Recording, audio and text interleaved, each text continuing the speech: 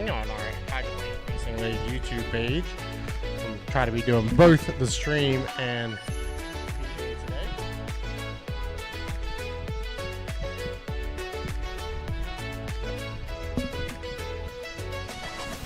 So fans along the shoreline, I may be kind of double talking as we are going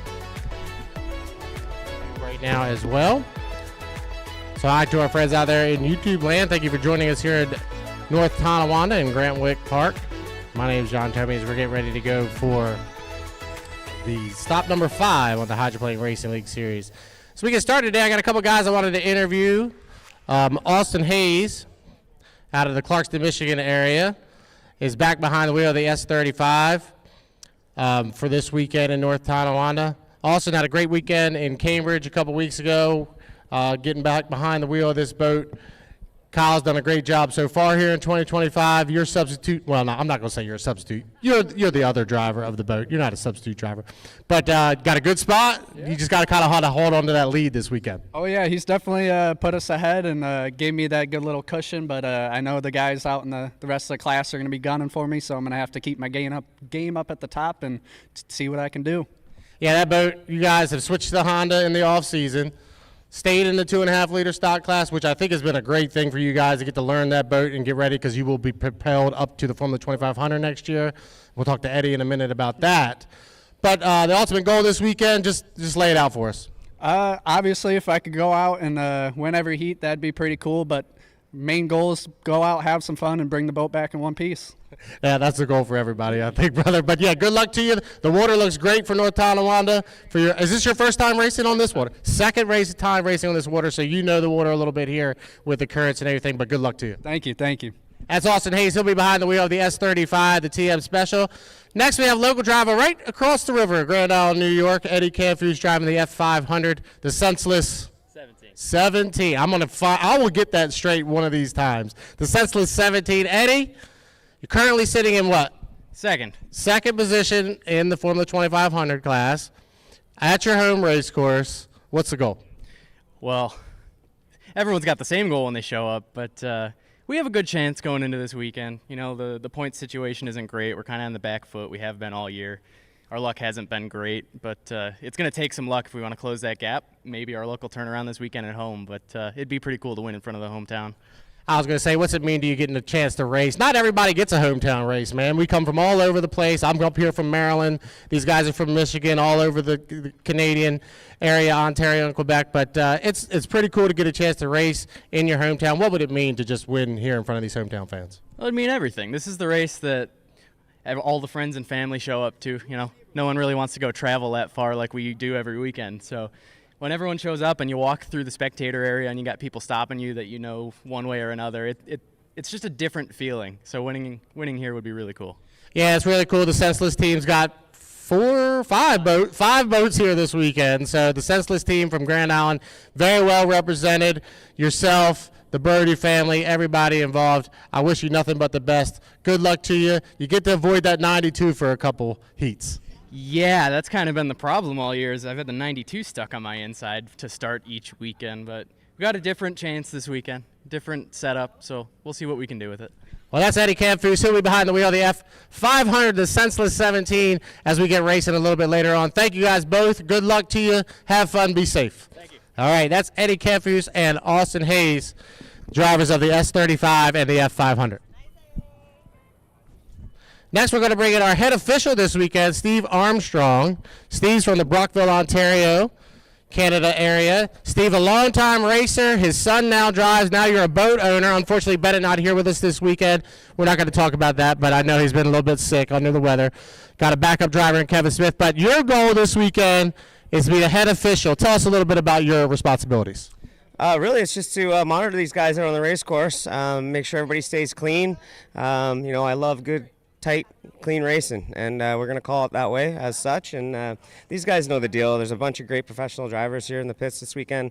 You can't ask for better conditions, so I'm hoping that everybody kind of minds their P's and Q's here and get through a great day of racing here with no calls. That would be perfect, wouldn't it? Yeah, no calls would be perfect. But let's talk a little bit about the technology that we use. We have drones, we have cameras, we have all sorts of footage that we can use to make the right call at the end of the day. Yeah, that's right. We've got pretty much the best technology that we've ever had in the sport. It makes our job as an official much easier. We have a drone in each corner this weekend. We can make calls from above, making sure that guys are staying in their lanes, and the technical crew we have here is just fantastic. They're so supportive. You can tell by the live stream. And again, the drone guys that are here, they know what they're doing, right? If they do their jobs well, it makes my job easy. So I'm really excited about that. It's going to be a fun day. All right, green flag on the race course, buddy. Go do your job. Have fun. That's Steve Armstrong, head official here for the 2025 Thunder on the Niagara. We're going to turn our camera around as our first boats are coming out on the race course for testing.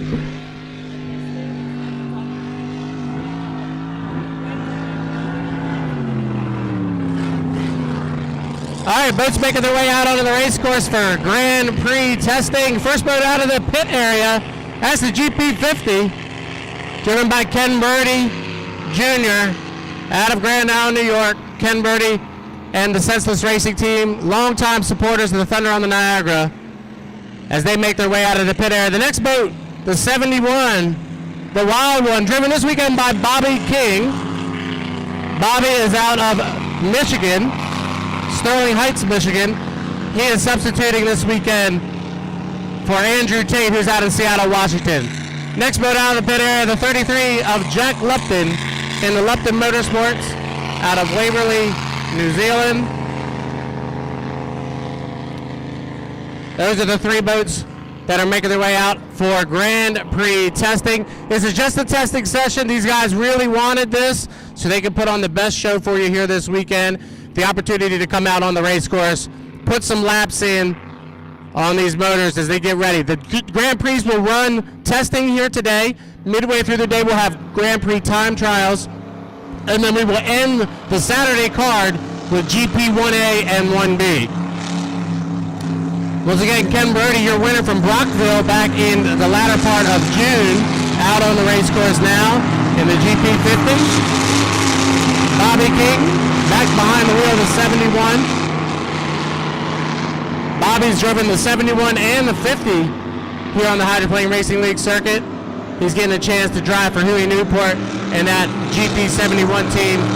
And of course, Jack Lupton from Waverley, New Zealand comes across in the Lupton Motorsports.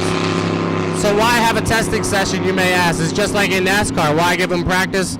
It's a good opportunity for them to come out, learn the race course, and learn the setup that they'll need to produce the best results here this morning and into the afternoon. As we said, Grand Prix will run testing now. They'll come out with Grand Prix time trials right around the 1 o'clock hour, and then we'll end the day right around 3:30 with GP 1A and 1B. What you'll also see boats do during the testing session is what we call timing runs. They will time themselves from the exit pin of turn number 2 down here to start-finish line. It's a very short run off of 2.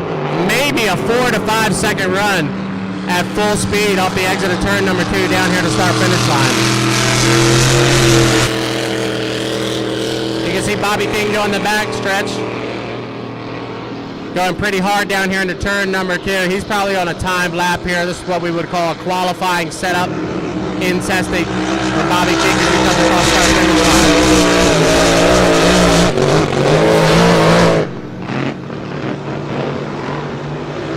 Here comes the 50 off of turn number 2 on the timing run as well. Line as Ken burps it across start-finish line. Picking up that right sponsor a little bit.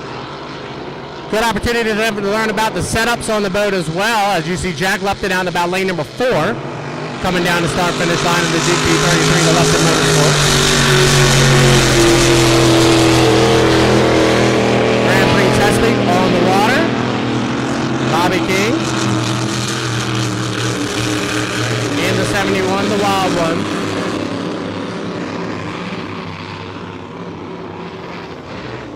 '50 of Ken Birdie coming across as well. Jack Lupton slowed down the backstretch. Not sure if he's having mechanical issues, so he's just off the pace a little bit, trying to save that motor here during the Grand Prix testing opportunity. These guys really wanted to test to get an opportunity to put on the best show for you here this weekend. And they'll come out and do a couple warm-up laps, couple runs around the race course during Grand Prix testing. Opportunity now to tell you a little bit about our race course. Right here at the end of the point is the start-finish line. You see the inside checkerboard buoy and the buoy to the outside. That is the start-finish line. As you go towards Niagara Falls to the right of us here at Grant Wick Park, that's turn number 1. We have 2 turns. Turn 1, we have the entrance of turn 1 and the exit of turn 1 towards the Niagara Falls side of the river. And then to the left, we have turn number 2. Then at the entrance of turn 2 and then the exit of turn number 2.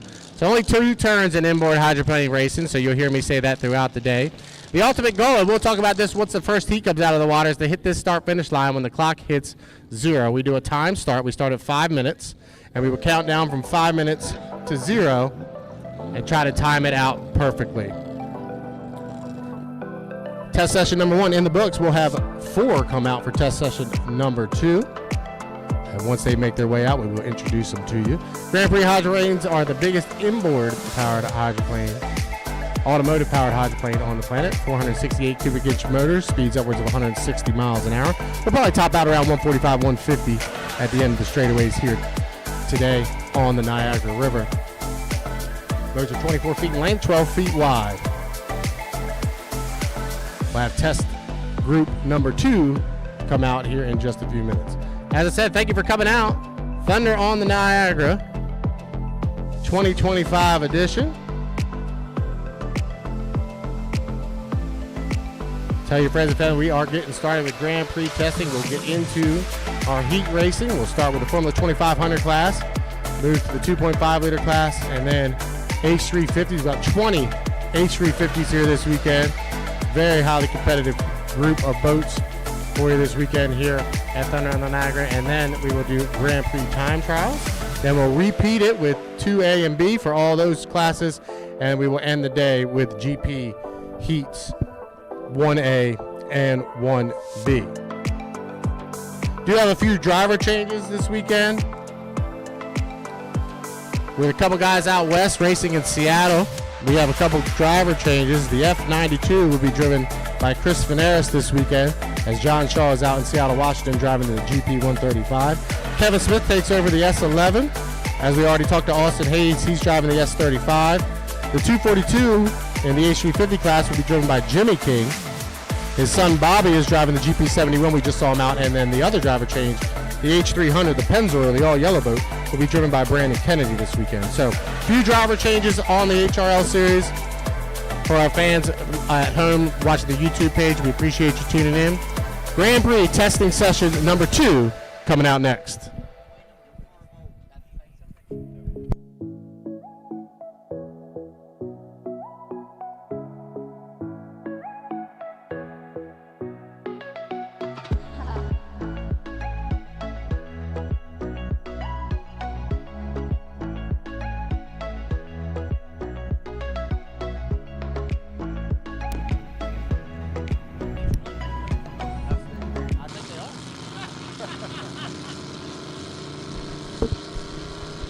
All right, GP test session number 2. Should have 4 of them make the call for test session number 2.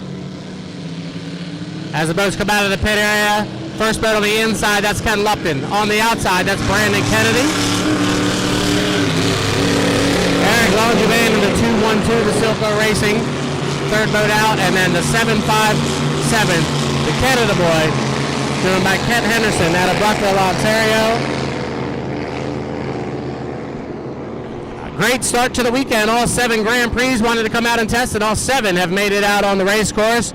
4 boats out here for test session number 2. And in this session, you actually have the point leader, Ken Lupton, and the second place, Brandon Kennedy, out here during this Grand Prix test session number 2. As we said, 468 cubic inch blown alcohol motors. They run on methanol. Brandon Kennedy on his warm-up lap coming off of turn number 2 down here to start-finish line. The GP35, the Thompson Automotive Group, presents the TM Special.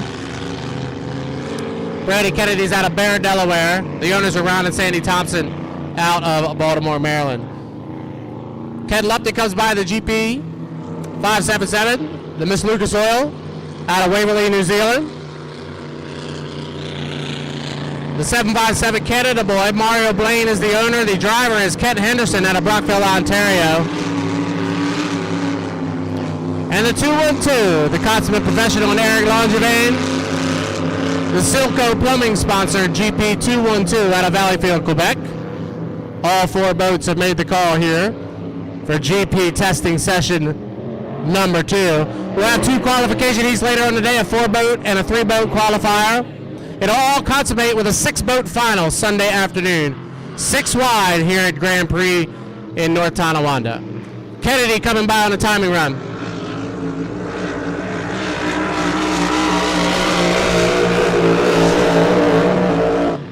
Brad really flew that right spots in as he heads down into turn number 2.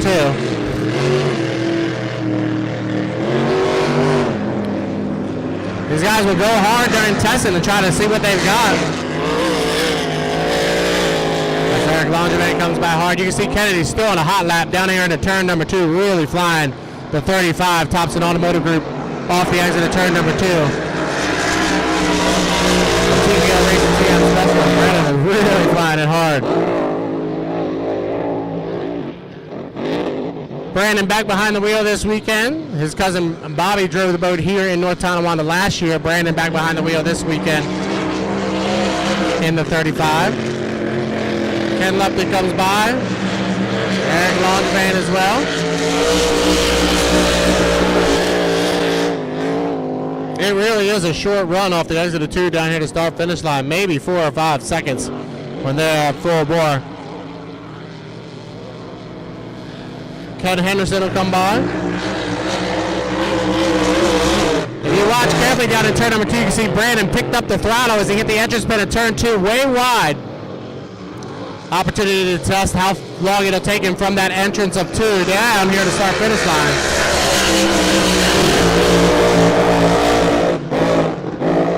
He really wants to pick up that right spot so that he gets across that finish line. Loves to doing the same thing. This is Grand Prix testing on the water here at the 2025 Thunder on the Niagara.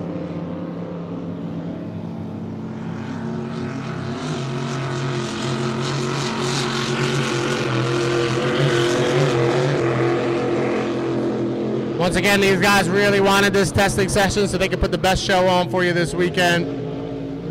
As we have 7 Grand Prix here, 6 of them will make the final Sunday afternoon. It all culminates with that Sunday afternoon winner-take-all final. Points will start with the time trials a little bit later on today. Right around 1 o'clock, we'll probably have the first of the Grand Prix time trials. They will come out and they do 4 laps, and they take their fastest lap for Grand Prix time trials, and that will set the field. And we will do that for you. We'll be here live for that. Langevin going to take another time around off the exit of 2. Down to start finish line. Black flag being displayed on the race course. That signifies to the drivers and the teams to return to the pit area. As you can see, our blinking black and yellow flag. We don't have flags anymore. We use the LED screen. You'll see it'll turn from green to white to checkered and black when we need it to. But GP testing is done. We are getting ready to go with our first heat of the day, which will be Formula 2500 Heat 1A and 1B. So our schedule for you today, as we said, we'll start with Formula 2500, then we'll move into 2.5 liter stock. I'll talk about the difference between those two once they come out on the race course. Then we have 4 qualification heats of H350, 5 boats in each. As I said, we have 20 H350s here for you this weekend. Then after that, we'll have Grand Prix time trial. We'll do our vintage, couple vintage boats will come out onto the race course after that. And then we'll restack the day and run it all again. The second round of qualifiers, Formula 2500, 2.5 liter stock, H350, and Grand Prix Heat 1A and 1B will round out the day. Once again, thank you for coming out today. Tell your friends and family we are getting started right on time. Our Formula 2500 boats are being lowered into the water. As soon as the 5 boats that are ready to go in Heat 1A are ready and the drivers are strapped in, we will go with Formula 2500 Heat 1A. Stand by.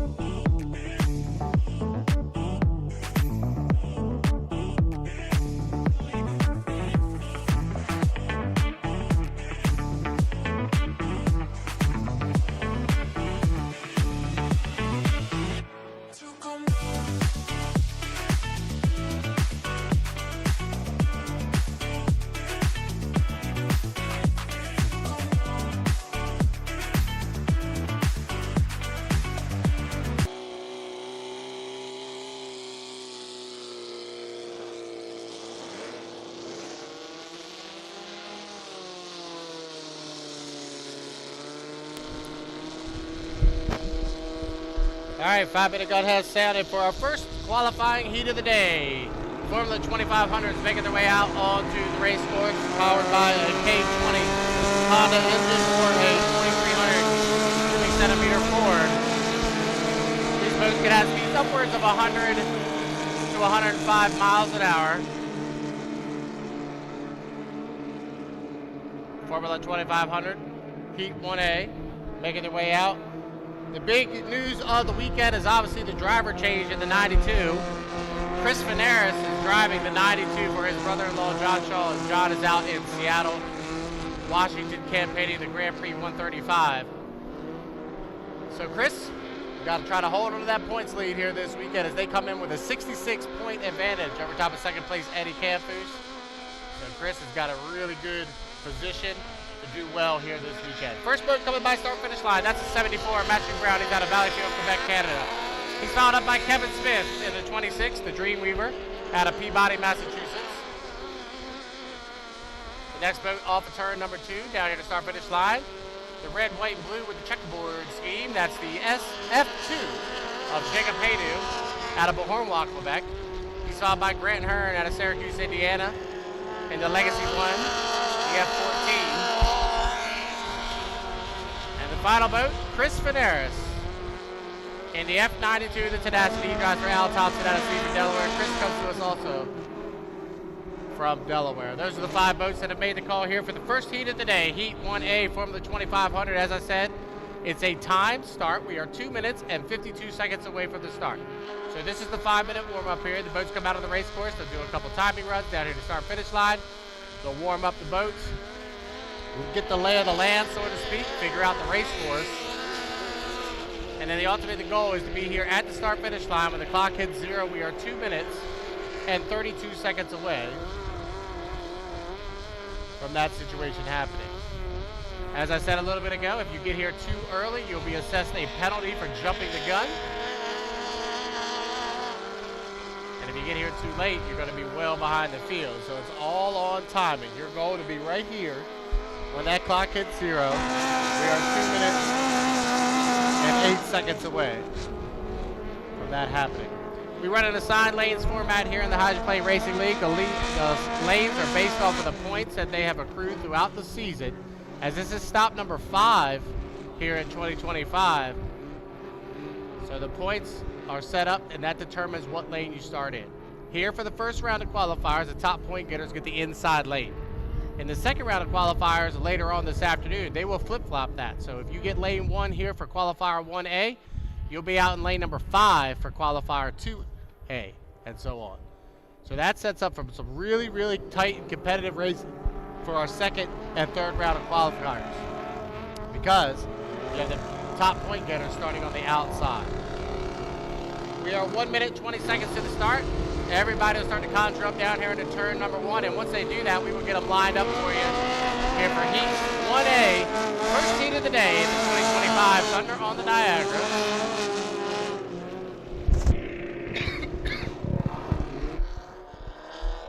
We've got 10 Formula 2500s here, 5 of them in Heat 1A, and 5 of them will come out in Heat 1B. As we are 52 seconds from the start, we'll get them lined up for you. In lane number 1 will be the 92, the Tenacity, driven this weekend by Chris Venaris. 2 is outside, and lane number 2 will be the 2 of Jacob Haydu out of Beauharnois, Quebec, Canada. Lane number 3 will be Kevin Smith of the 26, the Dreamweaver. That's the orange boat with the checkerboard blue scheme on the cowling. He'll be in lane number 3. Lane number 4 will be Matthew Brown, which is the purple boat with the chartreuse yellow cowling. And on the outside will be Grant Hearn in the Legacy 1, the F14, out in lane number 5. We're 18 seconds from the start. Up a little bit early. So I'll come flying down here to start finish line and try to hit this right at 0. 9, 8, 7, 6, 5, 4, 3, 2, 1. Start. Start here. That's the ground. Start finish line. Everybody's going to hold the lane all the way through the apex of turn number 1 as they head down here to turn number 1. We'll go 5 times around here in Formula 2500 Heat 1A, and Chris Venaris is going to use that inside lane to his advantage, and he'll take the lead off the exit of turn number 1. But right to his outside, he's got Jacob Haydu and Kevin Smith side by side for second. So So down the backstretch here on lap number 105, and Chris Veneris in the 92. He navigated turn number 1 successfully as he goes through turn number 2. Really nice wide 5-pin turns here on the Niagara River, giving everybody an equal opportunity to make up a little bit of ground, but Veneris will come off the exit 2, he'll come around and complete lap number 1. 1 down, 4 to go, and Chris Veneris got the lead in the 92. Nice battle between Matthew Brown and Jacob Hayden. 74 side by side for second, Grant Hurd back in fourth position, Kevin Smith back in fifth. Your leaders going through the apex of turn number 1 here on lap number 2, and Chris Veneris is still your leader. Jacob Hayden has moved up to second, but Brown is right there. Nice run for Matthew Brown. Where's this speed been all season long? That boat started in lane number 4, and he's all the way up to second position. A great run from the 74 team here as we're 1.5 in and 3.5 to go here in Formula 2500 Heat 1A. And Chris Veneris is still navigating turn number 2. He'll come up there and come around and complete lap number 2. 2 down, 3 to go. Nice battle shaking up between second position, Jacob Hayden and Matthew Brown. A great run for Matthew. And that's 74 on the outside. All season long here in Heat 1A. Fourth position is still Grant Hurd in fifth. Kevin Smith. Veneris comes off the exit of 1 with about a 2 Bruce tail advantage, but the battle is still for second here in Heat 1A with Jacob Hayden and Matthew Brown side by side. Blanket over up to second position as they're side by side down the backstretch. We're halfway through 1A, and Chris Veneris, he's opening it up. We'll call it 3 Rooster Tails. Over top of this second place position battle between Jacob Hayden and Matthew Brown. So 3 down, 2 to go here in Formula 2500 Heat 1A. And Chris Veneris has got the tenacity running really well. He's going to qualify. Jacob Hayden in second. Grant Hurd has gone to the buoy row. Grant's made up ground back in fourth position. Remember, every point matters, so if you're running back and forth, you want to try to get to third. You want to make it directly into that final. As you can see, Grant Hurd has moved up on the inside for third place with Matthew Brown. 3.5 in, 1.5 to go. Veneris is checked out. We'll call it half a straightaway advantage over top of Jacob Hayden. The battle now is for that third place position here in 1A with Brown on the outside and Hurd on the inside. As they go down the backstretch, we might have a battle for second between Hayden, Brown, and Hurd. White flag being displayed, signifying one more lap around for the tenacity and Chris Veneris. The leader on start finish line. Jacob Hayden comes off in second. Brown and Hurd battling it out. Third and fourth. Honda powered Formula 2500s. Really putting it to the test there, but here in third position between Hurd and Brown as Grant has taken over third place. Half a lap away from Chris Veneris, and if he can navigate turn number 2, I know this is going to feel good. He was very nervous stepping into the point leader position with John Shaw, but Chris has navigated this 1A very well. They'll go off the exit of turn number 2 to be the checker flag this time by. And your first winner of the weekend will go to the F92, the tenacity, Chris Veneris. Second position, Jacob Hayden will hold on to second in the F2. Novo Racing. Third, Grant Hurd, good try for Grant. 5 against Hurd. Matthew Brown now speeds in that 74. Both look really well. He ends up with a 4th place finish. And Kevin Smith rounds out the field in 5th. But congratulations, I know. I spent some time with Chris last night. He was very nervous getting in this 92. But a great drive for Chris. And that 92 team doesn't skip a beat. They get to 25 points. And they'll move on a little bit later on today when they see him for heats 2A and 2B. So congratulations to our first winner of the weekend, Chris Veneris in the 92 Tenacity. He is unofficially your winner. Second position was Jacob Hayden, third with Grant Hurd. Fourth, Matthew Brown, and fifth, Kevin Smith. If you're just coming out and joining us, welcome to the 2025 Thunder on the Niagara. My name is John Toby. I'm with you all weekend.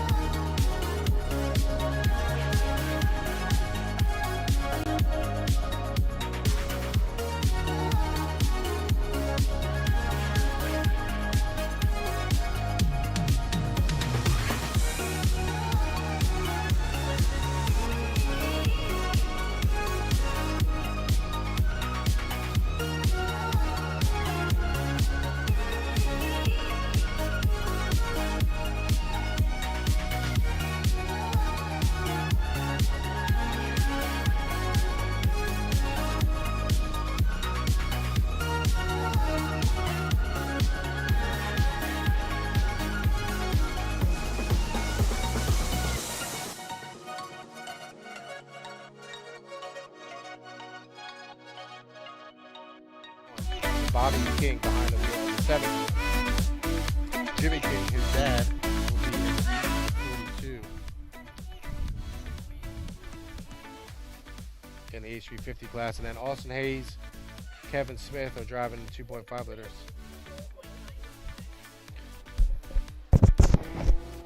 No, I was just doing something live stream. Oh, we're good.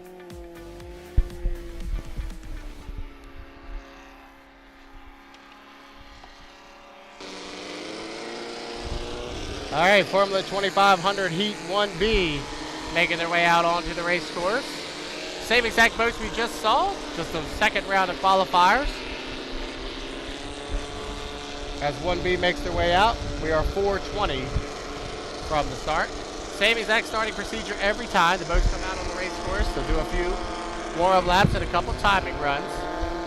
Once again, Formula 2500 are powered by a Ford 2300 cc motor or a Honda K20.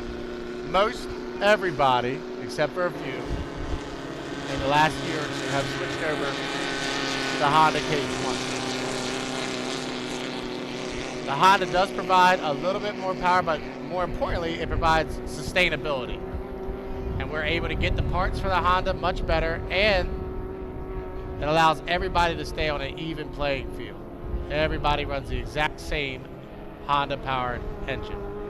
First boat coming off of turn number 2 down here to start finish line. That's one of the senseless boats in the 50, driven by Ken Murray III out of Grand Island, New York. He's followed up by Eddie Campouche in the 500.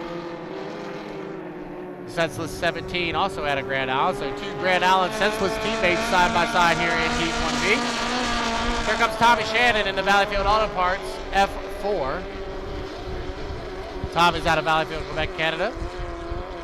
Derek Anderson drives the 77 Charette Racing for Guillaume Charette. Derek behind the wheel in the 77. He's also out of Valleyfield. And then the 555 Happy Sunny, driven by Michael Tremblay, also out of Valleyfield, Quebec. We are 2 minutes and 47 seconds to the start of Heat 1B. Once again, if you're just coming out, this is the 5-minute warm-up period. Boats come out on the race course. They'll do a couple warm-up laps, a couple timing runs. Time themselves from the exit pit at turn number 2 down here to start-finish line. The ultimate goal is to be here at start-finish line when the clock hits 0. If you get there early, you'll be assessed a penalty. If you get there too late, you'll be mired back in traffic for the entire heat. So you want to be here right when that clock hits 0, and we are 2 minutes and 11 seconds away from that.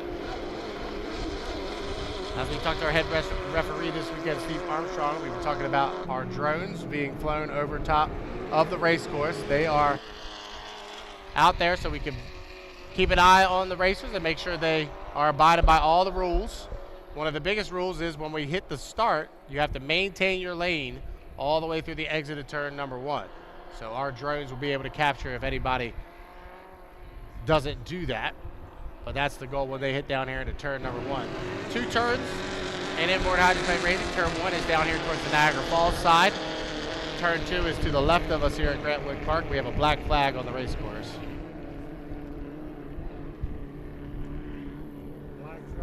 I can see black flag on the race course.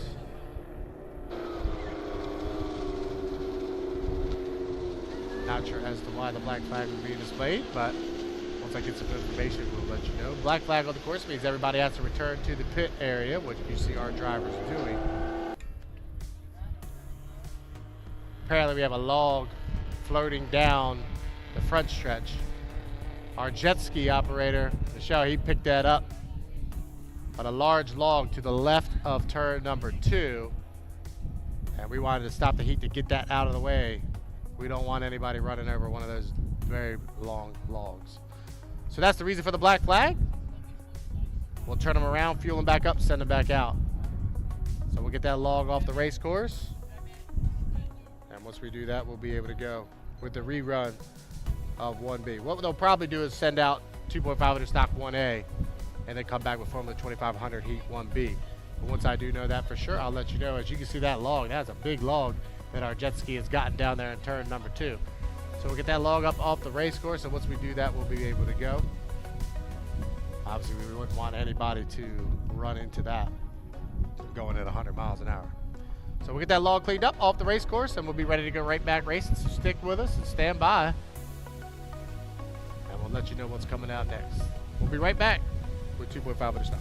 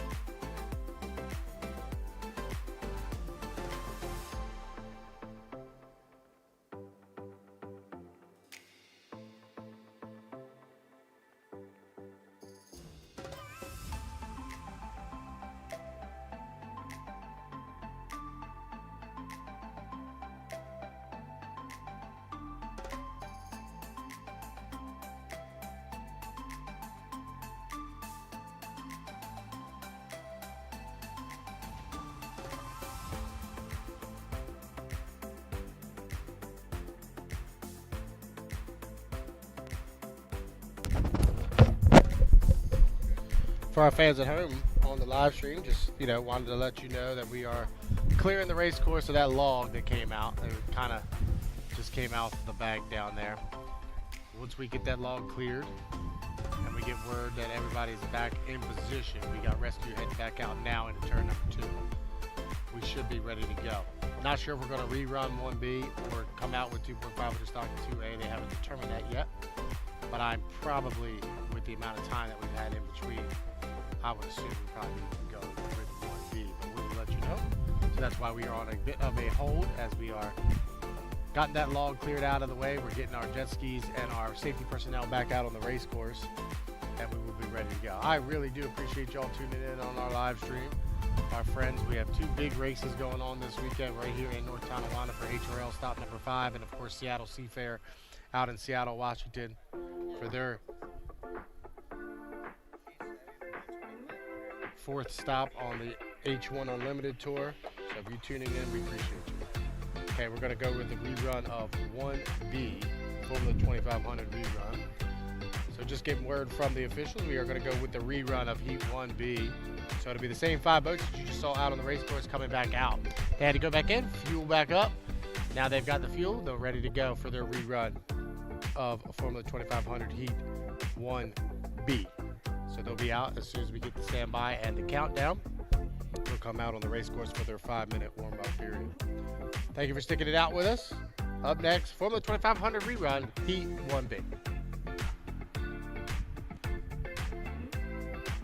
As I was saying to our friends on the live stream, it is probably the best day that I've ever experienced here in North Tonawanda as far as weather goes. I mean, there is a very small breeze, but it's perfect. It knocks the heat out, and the high temperature today is supposed to be 79 degrees Fahrenheit, which I would take that anywhere in the month of August. We are aligned right here on the start-finish line. We are working with a skeleton crew this weekend as a lot of our HRL friends are out in Seattle for the H1 Unlimited race. But myself on the mic, and then JP and Steven, and we have TJ helping us out with cameras this weekend as well, and our drone guys, of course. But we are working with a very, very small crew here this weekend at North Tonawanda, so bear with us on the live stream. We are working with a difficult Wi-Fi situation as well, but we are in the standby for the rerun of 1B.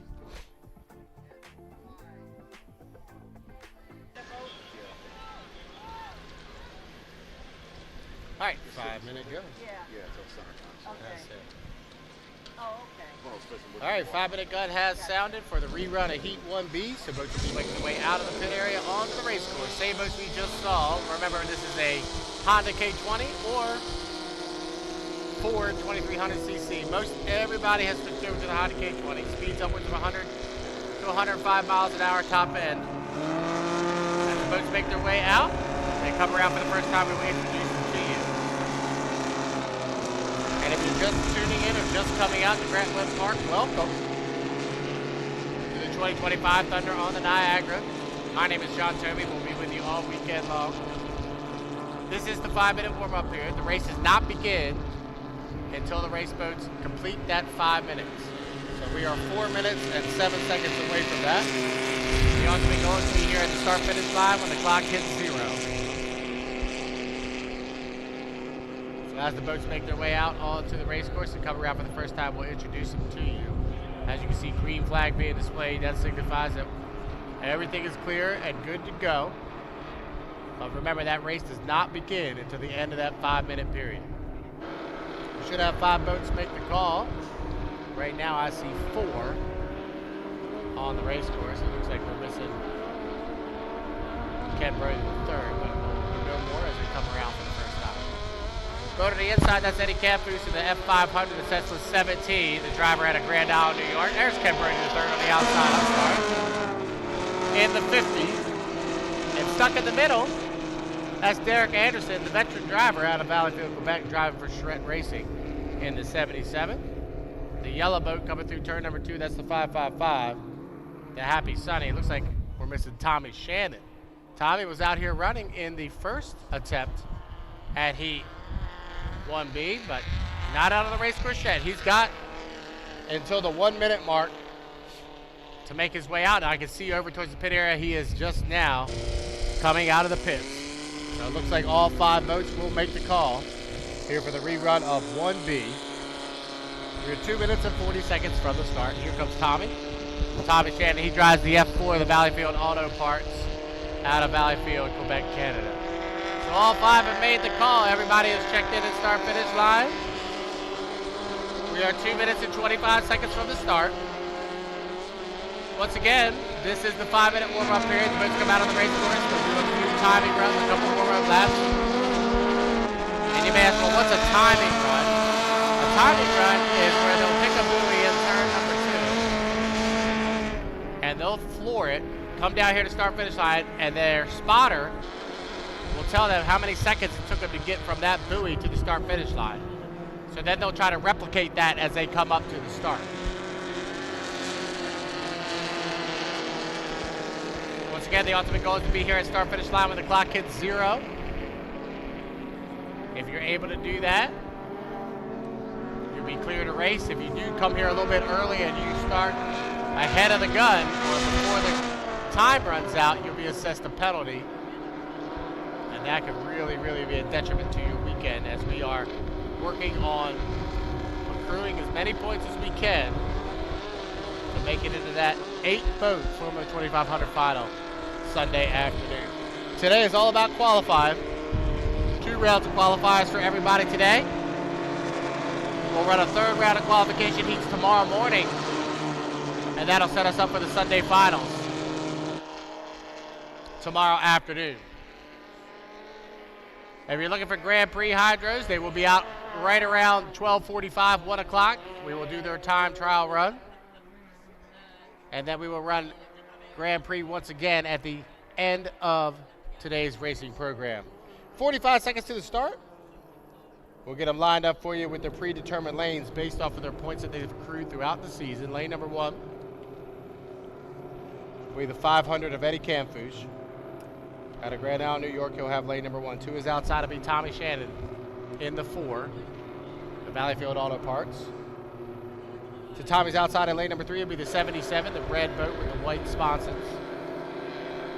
Derek Anderson, the all-yellow boat, the Happy Sunny, Michael Tremblay will be in lane number 4. Way up on the outside, Ken Brody the 3rd. Driving the F50 will be in lane number 5. We are 8, 7, 6, 5, 4, 3, 2, 1.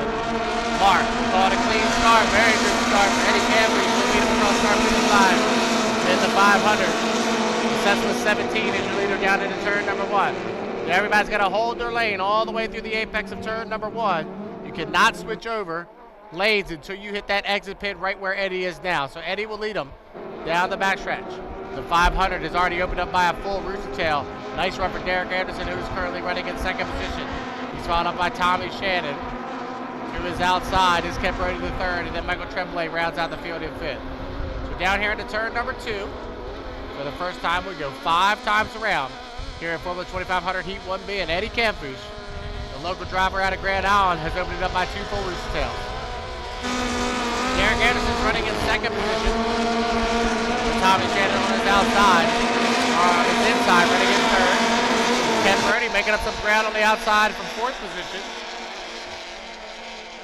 And then Michael Tremblay rounds out the field in 5th. The battle right now is for 2nd between Tommy Shannon on the inside and Derek Anderson on the outside.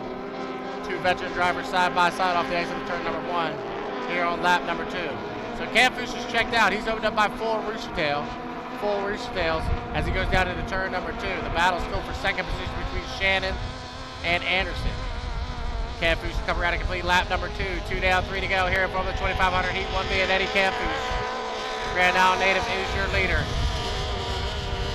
Tommy Shannon has moved up into 2nd position. The F4 of the Valleyfield Auto Parts is taking over 2nd. Derek Anderson is back to 3rd. 4th place is Ken Brody to 3rd. And 5th place is Michael Tremblay and the Happy Sunny.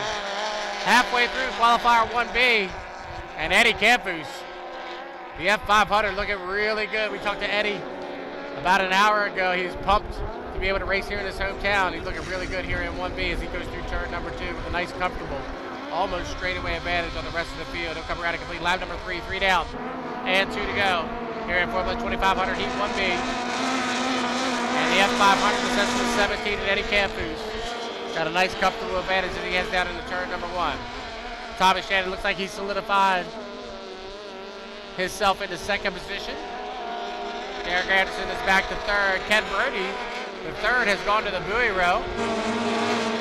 Trying to make up ground back here in fourth position in fifth place. We're 3.5 in and 1.5 to go here in Formula 2500 Heat 1B. And Eddie Campus has walked away from this field here in Heat 1B. As he's opened up by a full straightaway, as he comes off the exit at 2, his nearest competitor just coming off the exit of 1. White flag lap, 4 down and 1 to go. And the Cessna 17 looking really good here in Heat 1B. Tommy Shannon still running in second. Derek Anderson in third. Ken Brady the third in fourth. And Michael Tremblay running in fifth. Down the backstretch. That's your leader, Eddie Campus, half a lap away from a victory here in Heat 1B, and the 25 points to go along with it. And he's trying to make up ground on that F92 Tenacity team. He'll stay right with him as he comes through entrance of turn number 2, and off the exit pit, the checker flag flies this time by. And at a Grand Island, the F500, Eddie Campus, your winner in the Cessna 17. Second position, nice run for Tommy. Tommy Shannon will come around, he'll get second place points. In the Valleyfield Auto Parts, F4. Derek Anderson will get third in the 77. Fourth place for the Ken Brody. The third in the 50. And unfortunately, we've lost Michael Tremblay. He's down on power in turn number 1. He's sitting dead in the water midway through the apex of turn number 1, so unfortunately, if he's not able to get that fired up in the next minute, he's going to get a did not finish and 0 points. Well, congratulations to Eddie Campus, local driver from right here, right across the river from Grand Island, picking up the victory here in Formula 2500 Heat 1B. Just a reminder to everybody, it's all the points you can get. You want to get as many points as you possibly can, so you can set yourself up for a good spot in that Sunday final.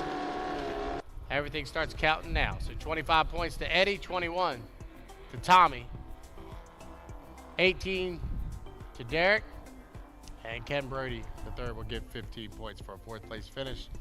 0 points, unfortunately, to the Happy Sunny team, as he's going to get a did not finish here in Heat 1B. Up next, we'll go to our starter class, our 2.5 liter stocks. They'll be on the water for Heats 1A and 1B.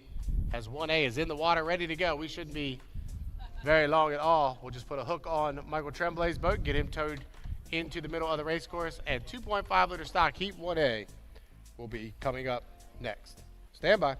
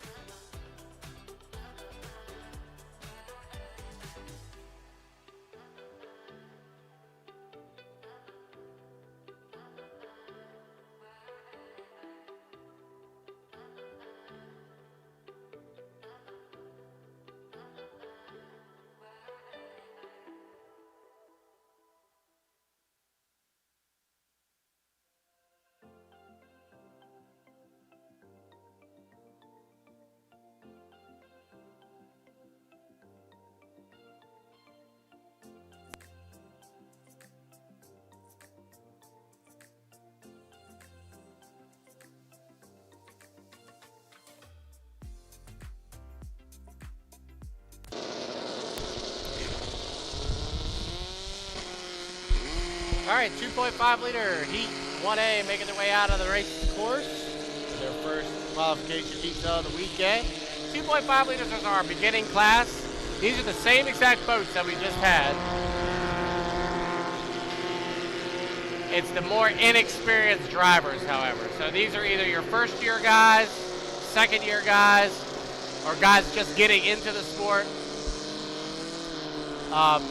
It's what we call our beginner class. So even though they run the same exact boat, same horsepower, same everything, it's just a little bit different in the fact that these guys haven't raced for as long a period of time. So the more inexperienced, we call the more inexperienced class.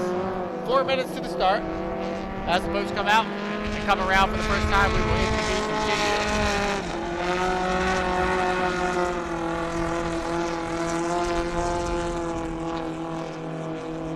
First boat coming off of turn number 2. That's the D-Rock Racing. He has 104 of Lucas has had all sorts of issues this year. He spun that boat out more than I can count. But hopefully he's gotten that fixed up and he's ready to go here today. The 910, the Hope Racing, Justin Lesperance. Coming by that white and blue boat. The all-white 4-Max Racing, driven this weekend by Francis Suave, the 817, making his way across our finish line. Here's your points leader, the 35, Austin Hayes. He gets to ride this weekend in the Thompson Automotive Group sponsored TM Special. Austin's out of Clarkston, Michigan, and they're having a great season with that S35. The 57, the Howe, Matisse Gabriel Chason, pink boat comes across our finish line. So all 5 boats have made the call here from Heat 1A, 2.5 liter stock speed, 2 minutes and 35 seconds to the start. Once again, we talked about Austin Hayes. He comes into the weekend with the points advantage in 2.5 liter stocks. He's got a 95 point advantage right now. That's almost a complete weekend of racing. The advantage that Austin Hayes. Kyle and Austin switch driving duties in this TM special. Good to see Austin getting his opportunity here at Thunder on the Niagara. And that S35, they've really got that thing dialed in here in 2025. Here comes Lucas Duchesne coming by in the 104, the D-Rock Racing. That is a fast hydro. And Lucas, a young guy out of Valleyfield, just starting in inboard hydroplane racing. Good to see Matisse Gabriel Chason. That's a brand new boat here for 2025. They didn't make it out to the regattas until Valleyfield, so great to see them out. They missed the first 3 rounds of the season, but good to see them out here in North Tonawanda with that brand new S57, the Hound. We are 1 minute and 17 seconds from the start. 2.5 liter stock 1A. First round of qualifiers. Once they get down here to turn number 1 and get lined up, we'll introduce them to you. As we've said, side lane format here in the Hydroplane Racing League. The boats get their side lanes based off of the points that they've accrued throughout the season. We are 45 seconds to the start, so we'll get them lined up for you. Austin Hayes will be in lane number 1. In the 35, the Thompson Automotive Group presents the TM Special. Lane number 2 will be the Hope Racing, the 910 of Justin LaPros. Lane number 3 will be the Howe, the 57, Matisse Gabriel Chason, who is outside the 817, the 4-Max Racing of Francis Sauve. And the D-Rock Racing, the S104, will be on the outside in lane number 5. We're 20 seconds from the start. 2.5 liter stock, Heat 1A. They're a little late. They're going to have to get on it, as they're all now just now entering turn number 2 at the 10-second mark. We're 8, 7, 6, 5, 4, 3, 2, 1. Mark. Clean start, everybody. A little bit tardy at the start, but Austin Hayes will be across in the 35 as they head down here to turn number 1. Everybody got to hold their lane all the way through the apex of turn number 1. And Austin, he'll get there first. He'll turn left first, and he'll be your leader through the apex of turn number 1. The 35 will set sail down the backstretch with a nice, comfortable advantage already. Look at this good run for the 9-10 team. He's got Matisse Gabriel Chase on right there on his outside, however, as the battle for second between the 57 on the outside and the 9-10 on the inside. We go down the backstretch here on lap number 1. Remember, we go 5 times around. And Austin Hayes doing a great job in that 35 is your leader. But look at that battle for second there, side by side through the apex. The 9-10 on the inside and the 57 on the outside. 1 down, 4 to go. Here at 2.5 for stock qualifier number 1. And Austin Hayes in the 35, the Thompson Automotive Group, TS Special News here. The Hope Racing is back in second. Gabriel runs in third. The D-Rock Racing running back in 4th position. And 5th is the Formac Racing of Francis Suave. As everybody's starting to get a little spread out here on lap number 2. So we're 1.5 in and 3.5 to go. And Austin Hayes having a great boat ride. And that 35 as he heads down the backstretch with a 2 Rooster Tail advantage. Over top of the 9-10 to Hope Racing and Francis LaFirst. Matisse Gabriel Chase on still runs in 3rd position. D-Rock Racing still runs in 4th. Off the exit of turn number 2 to complete lap number 2. 2 down, 3 to go for Austin. Having a great ride in that 35. Austin Lascaraz coming across the 9-10. They got his first ever heat victory back in Valleyfield 3 weeks ago. It's a brand new team. Having a nice second place run here in Heat 1A. That Thunder on the Niagara, great run for those guys. As I said, Matisse Gabriel Chase on, brand new boat. Oh, it just talked about Justin. He's down on power off the exit of turn number 1. Unfortunately, looks like we've lost the 9-10. Now, Matisse Gabriel Chase on has moved up into 2nd position. The D-Rock Racing up to 3rd. The 9-10 is still under power, but very slow off the exit of turn number 1. 3 down, 2 to go. And Austin Hayes taking it nice and easy across start-finish line. And he's got a nice, comfortable advantage on the rest of the field. Looking to maintain that 95-point advantage he has. He's Gabriel Chase on comes across in 2nd. Snowflake comes across in 3rd. The D-Rock Racing. Formax Racing comes across in 4th. 3.5 in, 1.5 to go. Here at 2.5 in stock qualifier 1A. And Austin Hayes out of Clarkston, Michigan is your leader through the apex of turn number 2. About a half a straightaway advantage over top of the rest of the field as he comes around for the white flag. So 4 down, 1 to go. Here at 2.5 in stock qualifier 1A. And Austin Hayes, you can hear him backing off the throttle, taking it nice and easy. Down into turn number 1. Matisse Gabriel Chase on comes across his 2nd. D-Rock Racing comes across in 3rd. And the Formax Racing comes across in 4th. But half a lap away for Austin Hayes. Looking to maintain that 95-point advantage he had to coming into the weekend as he goes down here into turn number 2. And he'll be looking for the checker flag this time by. And off the exit of turn number 2, down here to start finish line. Austin Hayes in the S35, the Thompson Automotive Group, the TM Special will be your unofficial winner of Heat 1A for the 2.5 liter stocks. 2nd position, Matisse Gabriel Chase on. He'll come off the exit of turn number 2 in the 57, the Howe. Once they get that boat dialed in, it'll be a fast one. Brand new boat, got to try to learn everything about that new boat. And he'll get 2nd place. 3rd, we'll go to the D-Rock Racing, the S104. And the 816 to Formax Racing come across in 4th. So congratulations to Austin Hayes and that team. The 35 picks up another win here at 2.5 liter stock qualifier 1A. Up next will be 2.5 liter stock qualifier 1B. Just a reminder here for the first round of qualifying heats, the top point getters get the inside, but later on today, when we run the 2nd round of qualifiers, we will flip-flop that. So the faster boats will be on the outside. And in my opinion, the 2nd round of qualification heats are the most competitive of the weekend. So they'll be coming up a little bit after that Grand Prix time trial. Up next, Heat 1B of 2.5 liter stock. And after that, we'll step it up and get the 20 H350s out here. There are 4 rounds of 5 boat qualifiers coming up after Heat 1B. So Austin Hayes picks up the victory in the 35. Congratulations to that team. Good job by them. Up next, Heat 1B.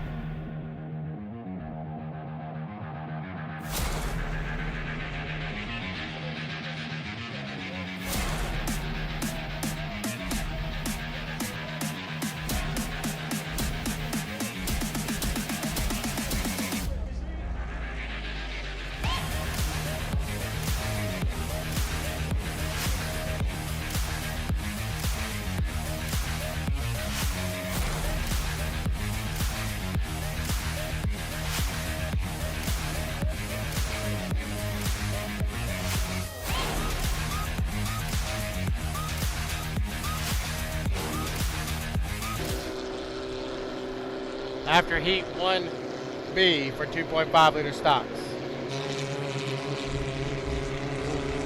We're looking for 5 boats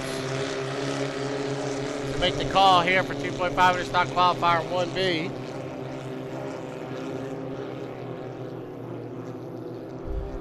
And once they all get out on the race course, we will introduce them to you when they come around for their second warm-up lap. Once again, welcome here to the 2025 Thunder on the Niagara. My name is John Tomey. I'll be with you all weekend long, calling all the action for you here from the banks of the Niagara River. This is the 5-minute warm-up period. Boats come out on the race course. They'll do 5 minutes of warm-up with the ultimate goal to be down here to the start-finish line when the clock hits 0. First boat, that's the 86. JP Gray is the driver out of Valleyfield, Quebec. Driving the S86.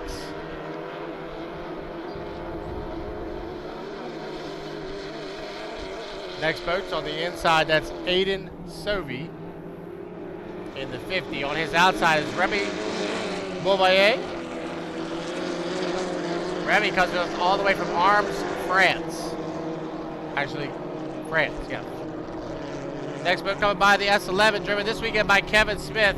He's substituting for Bennett Armstrong, who unfortunately is back home in Brockville under the weather this weekend, unable to make it down here to North Grantwick Park from Brockville. So Kevin Smith jumped in to take over the driving duties this weekend. We've already saw Kevin once today driving in the Formula 2500 class. So he's taking over the wheel for Bennett Armstrong this weekend. Aiden Sovey in the 50, the red, white, and blue boat. Another Senseless Racing Team entry, one of the 5 entries here this weekend for Senseless Racing. Aiden is out of Ogdensburg, New York. And he's currently sitting in that second place spot in 2.5 liter as he comes across in the S50. Remy Beauvoyer, he's a guy out of France, came to us last year, did the entire series and came back to try to run again with us here in 2025. Good to see a little bit more international flair in the Hydroplane Racing League, as Remy Beauvoyer is having a pretty good season here in 2025. Looking at the overall point standings coming into the weekend. As we said, the TM Special, Kyle and Austin Hayes are your runaway winners right now, runaway leaders right now. And the S50 at Aiden Sovey is that second place points. It was a 95-point difference coming into the weekend between those two.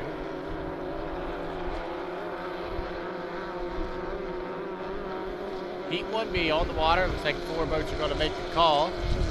120 from the start. Did have Alex Leduc listed to go as well, but he is not out of the pit area. Not sure what the issue is with the 88. 109 from the start. 109 away. Start of heat 1B for 2.5 liter stocks. As we hit the 1 minute mark, everybody will conjure up down here to turn number 1 and make their way down the backstretch and start to get lined up. White flag being displayed signifying we're inside 1 minute to the start of the race. Aiden Sovey, he'll have lane number 1. Kevin Smith will be to his outside in the Totally Chaotic in lane number 2. Remy Beauvoyer will be in lane number 3, and then up on the outside with JP Goyer will be outside in lane number 4. Inside 30 seconds, 29 to the start of heat 1B, 2.5 liter stocks. As I said, coming up after this 1B, go H350 Racing. 14 seconds to the start, heat 1B. 2.5 liters. So you're 8, 7, 6, 5, 4, 3, 2, 1. Mark. Great start for both Aiden and Kevin. They'll lead them across start finish line with the 50 on the inside and Kevin Smith in the 11 on the outside. Everybody got to hold their lane all the way through the apex. So Kevin's got to stay out in lane number 2, and Aiden Sovey will have to stay inside in lane number 1. Aiden will have a little bit of an advantage as they come up the exit pit, but Kevin Smith is right there on the outside. The Totally Chaotic, the S11, and the S50 are side by side down the backstretch here in the opening lap of Heat 1B for the 2.5 liter stocks. Kevin Smith will take a half a boat length lead as he heads down here into turn number 2. Remember, we go 5 times round. Here in 2.5 stock qualifier, 1B. Aiden Sobey will use that inside lane to his advantage. He'll scoot up on the inside. He'll take the advantage off of turn number 2 to come around and complete lap number 1. So 1 down, 4 to go. Nice boat race shaping up between the 50 and the 11s. They're side by side for the lead. Remy Bouvier back in 3rd position and JB Coulier back in 4th. But down into turn number 1 here on lap number 2 of 5. And it's Aiden Sobey on the inside with Kevin Smith on his outside. 2 boats look like one as they go down the backstretch here on lap number 2 of 5. Aiden Sobey at Ogdensburg, New York. He's got a slight, we'll call it 2 boat length advantage over top of Kevin Smith. Substituting for Bennett Armstrong back in 2nd position as they head down here into turn number 2. So Smith now will take a little bit of lead, but Aiden's going to power back up on that inside. You can see how important it is to get as many points as you can to get that inside lane. 2 down, 3 to go. Aiden Sobey, Senseless Racing, the S50. He's your leader across start finish line. Kevin Smith running back in 2nd position. 3rd place is Remy Bouvier, and 4th is JP Grier. Aiden's opening up now. We'll call it 4 boat lengths as they go to the apex of turn number 1 here on lap number 3.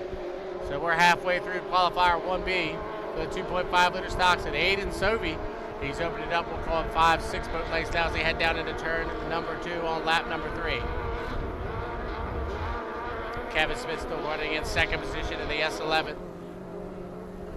Running in 2nd as they come to the apex of turn number 2. 3 down and 2 to go here in 1B for the 2.5 liter stocks. And Aiden Sobey having a nice boat ride in that S50. He comes across start finish line with a comfortable 2 Bruce tail advantage now. Over top of Kevin Smith running back in 2nd. Remy Bouvier running back in 3rd. JP Guyer still running in 4th. So Sobey to the top end of the race course. We'll call it a 4 or 5 boat length advantage off the exit of turn number 1. 3.5 in and 1.5 to go. Here in heat 1B for the 2.5 liter stocks. And Aiden Sobey still holds on that lead, but here comes Smith. Smith's within a rooster tail now as they go through the apex of turn number 2. Sobey is still your leader as we complete lap number 4. White flag being displayed. So 4 down and 1 to go. Here at 2.5 liter stock qualifier 1B. Sobey is your leader. The 11, driven by Kevin Smith, runs in 2nd. Remy Bouvier runs in 3rd. JP Guyer runs in 4th. Down the backstretch here on lap number 5. Aiden Sobey at Ogdensburg, New York is still your leader. 2 full rooster tail advantage. Every time of Kevin Smith running back in 2nd. Half a lap away for Aiden to pick up the 25 points. Trying to hold it to that 2nd place position in the overall point standings. They come through the apex of turn number 2 for the 5th and final time. And the S50, the Senseless Racing, and Aiden Sobey, your unofficial winners of Heat 1B for 2.5 liter stock. 2nd place, Kevin Smith, a good run for Kevin, getting behind the wheel of that 11. Substitute driving for Bennett Armstrong. 3rd, we'll go to Remy Bouvier in the 91. And 4th, we'll go to JP Gray in the S86. Up next, we'll go to H350 Racing. H350 coming up next. Send it down to Joan in the pit area. I think she's got Jacob Haynu for an interview.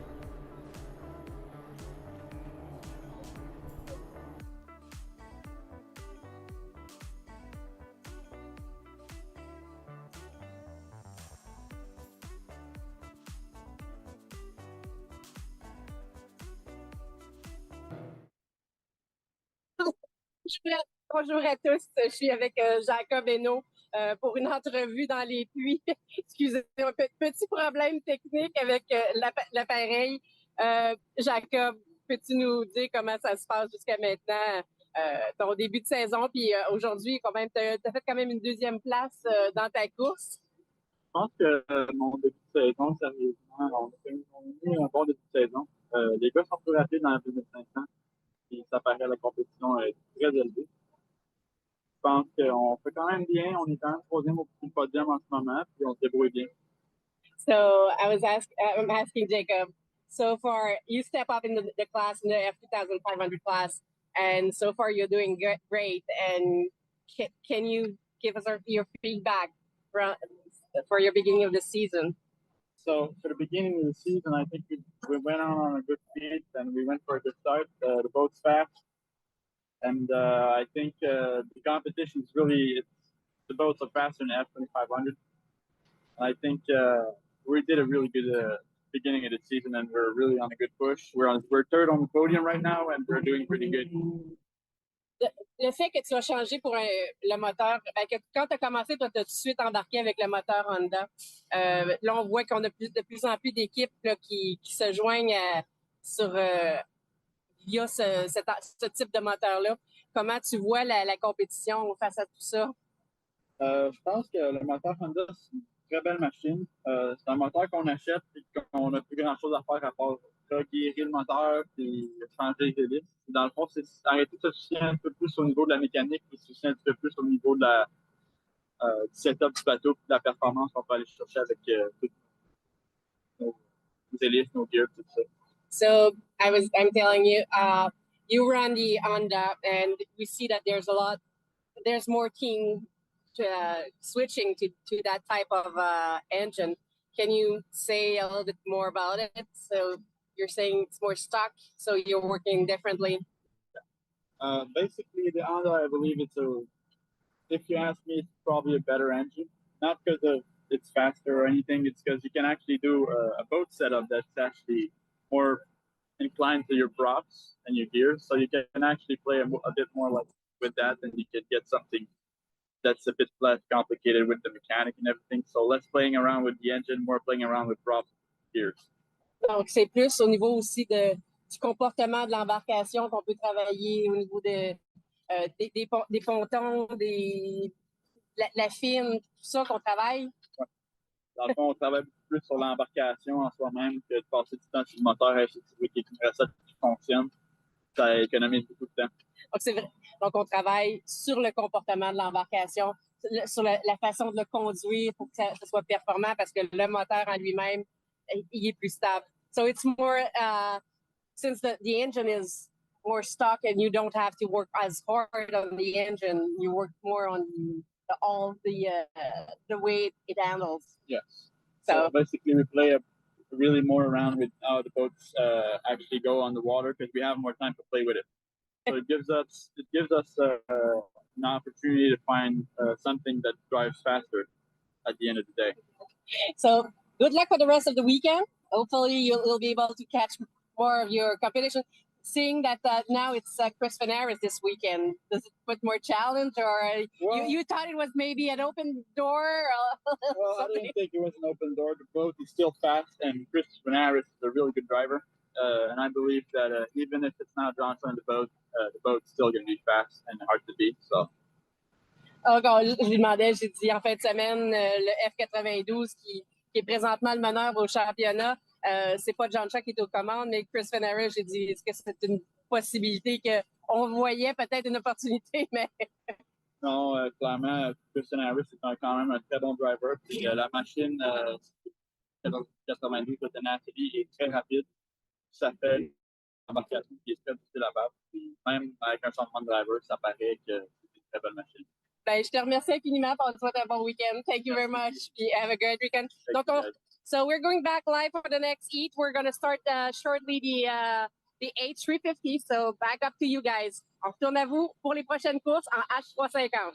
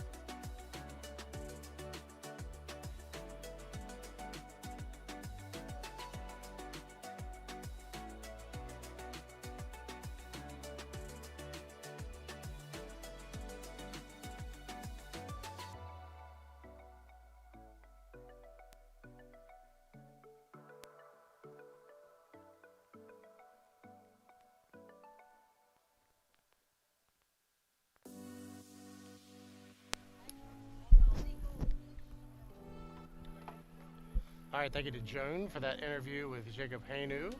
Coming up next, we'll go H350 racing here in just a few seconds. All right, coming up next, H350s. We have 4 rounds of qualifying heats for you here today. As we said, 20 H350s here vying for 7 spots in the final tomorrow afternoon. We'll start with Heat 1A, which will feature our points leader for the weekend, for the series, the 52, Paul Barber, who's having a great 2025 campaign. He'll be out here in the first round of qualifiers. Also, Eric McKenna will be with him.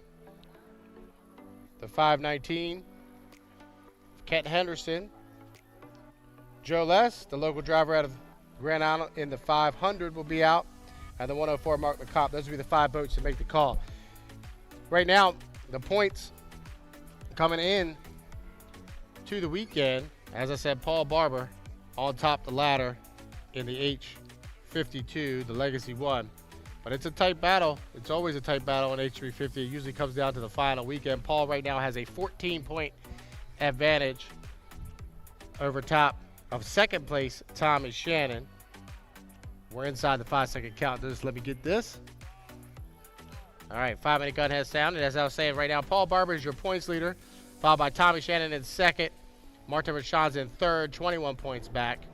And the game on in fourth of Patrick Hayward. So the top 4 are separated only by 27 points coming into the weekend in a highly competitive H350 class. As the boats start to make their way out onto the race course, they'll go around one time and then we'll introduce them to you. Once again, H350s powered by a 350 cubic inch Chevy motor, stock motor. You can do speeds upwards of 120 miles an hour. We'll probably top out around 115. But the cool thing about this class is it's so competitive. A lot of side-by-side racing, especially when we get into the second round of heats, which will happen later on this afternoon. Obviously, the first round of heats, the top point getters will have the inside lanes, but we flipped that for the second round of qualification heats later on today. And I always say my favorite qualification heats are the second round of qualifiers in the H350 class. That'll be a little bit later on this afternoon. 4 rounds of H350s. The first one's on the water, Heat 1A. The first boat off of turn number 2 down here to start finish line. That's the 999 of Eric McKenna out of Valleyfield, Quebec. He drives the Black Beast. He's followed up by the T Toban, 519, the bank on it, Kent Henderson out of Brockville, Ontario.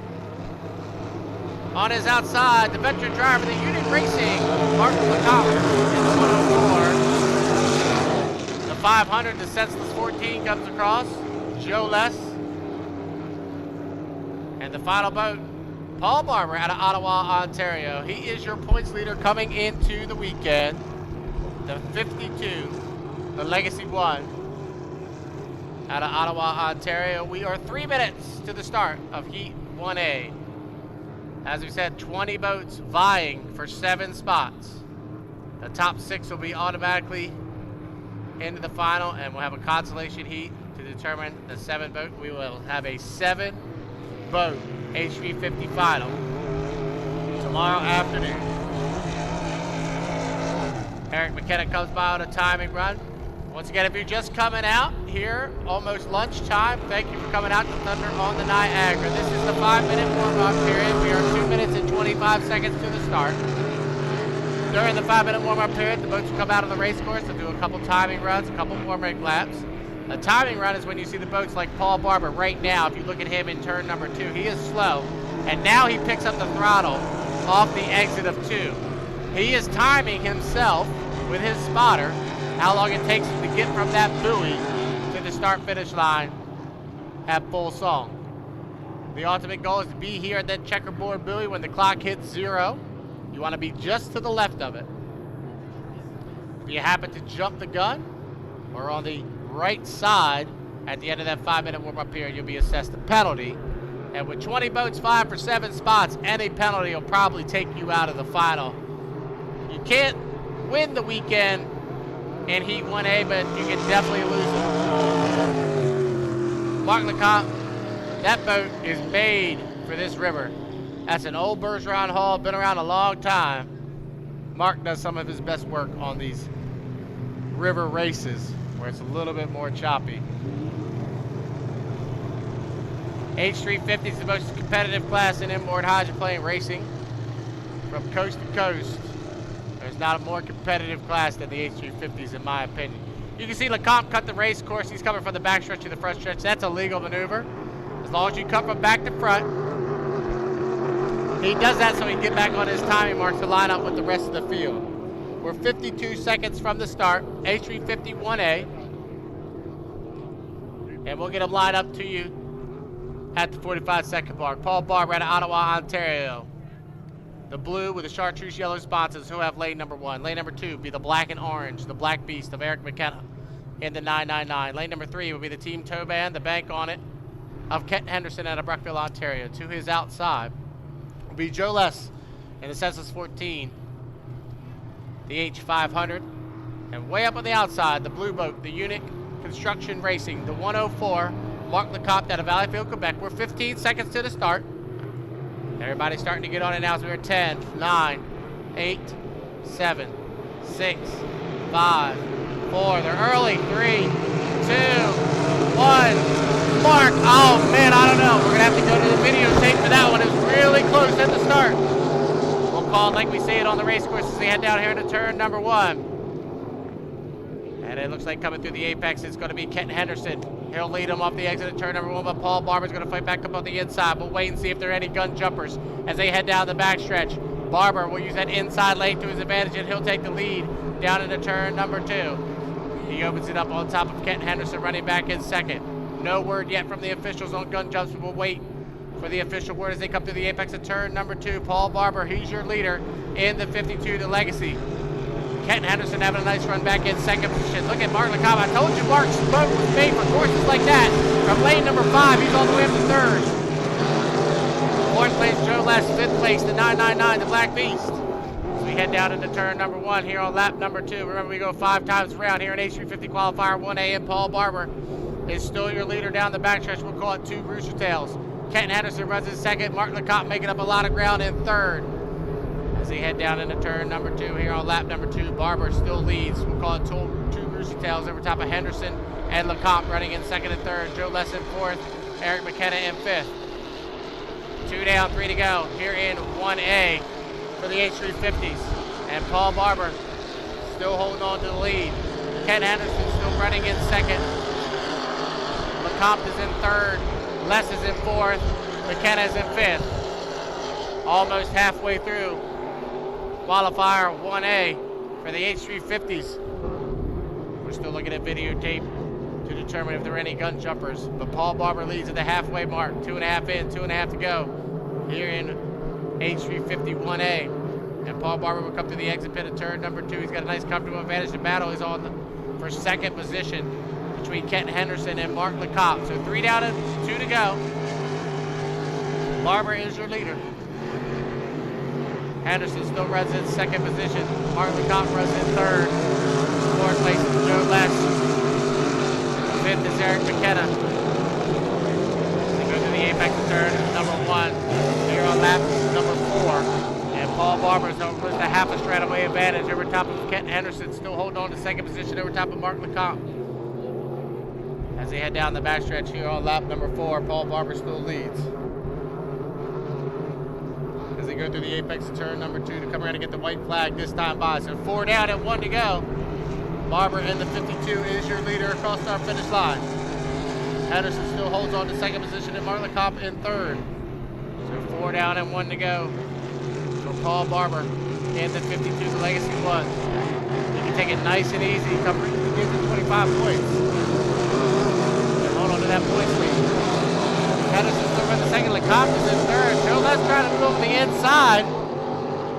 Trying to make up ground and take over third position here on the 5th and final lap. We'll see if Les has anything for him as he comes off the exit of turn number 1. But your leader through the apex of turn number 2, Paul Barber, the H52, unofficially your winner, Heat 1A, the 52, Paul Barber out of Ottawa, Ontario.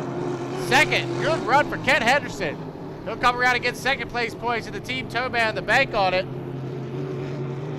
Third place will go to Mark Lecomte in the 104, the Unique Racing. Joe Less will get fourth, and Eric McKenna will get fifth. Unofficially on the water, that's how they ran. Barber picks up the 25 points. He'll maintain that point lead for now, as the 25 points go to Paul Barber in the 52. Just waiting to see if it was an official clean start, as it was really tight at the start. Once I have official word, we'll let you know. Up next, 1B.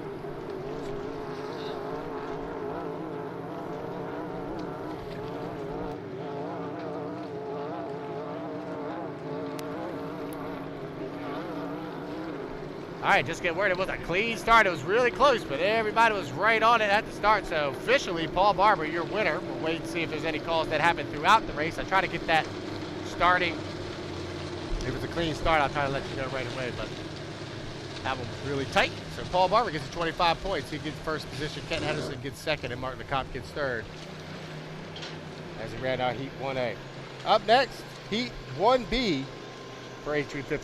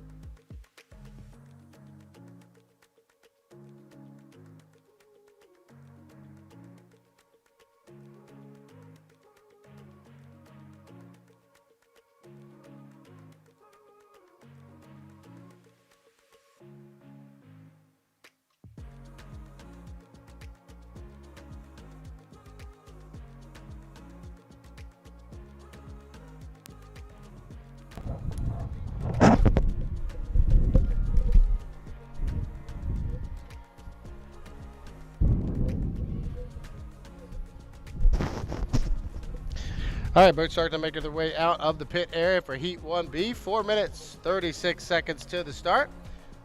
We've got our buoy in place.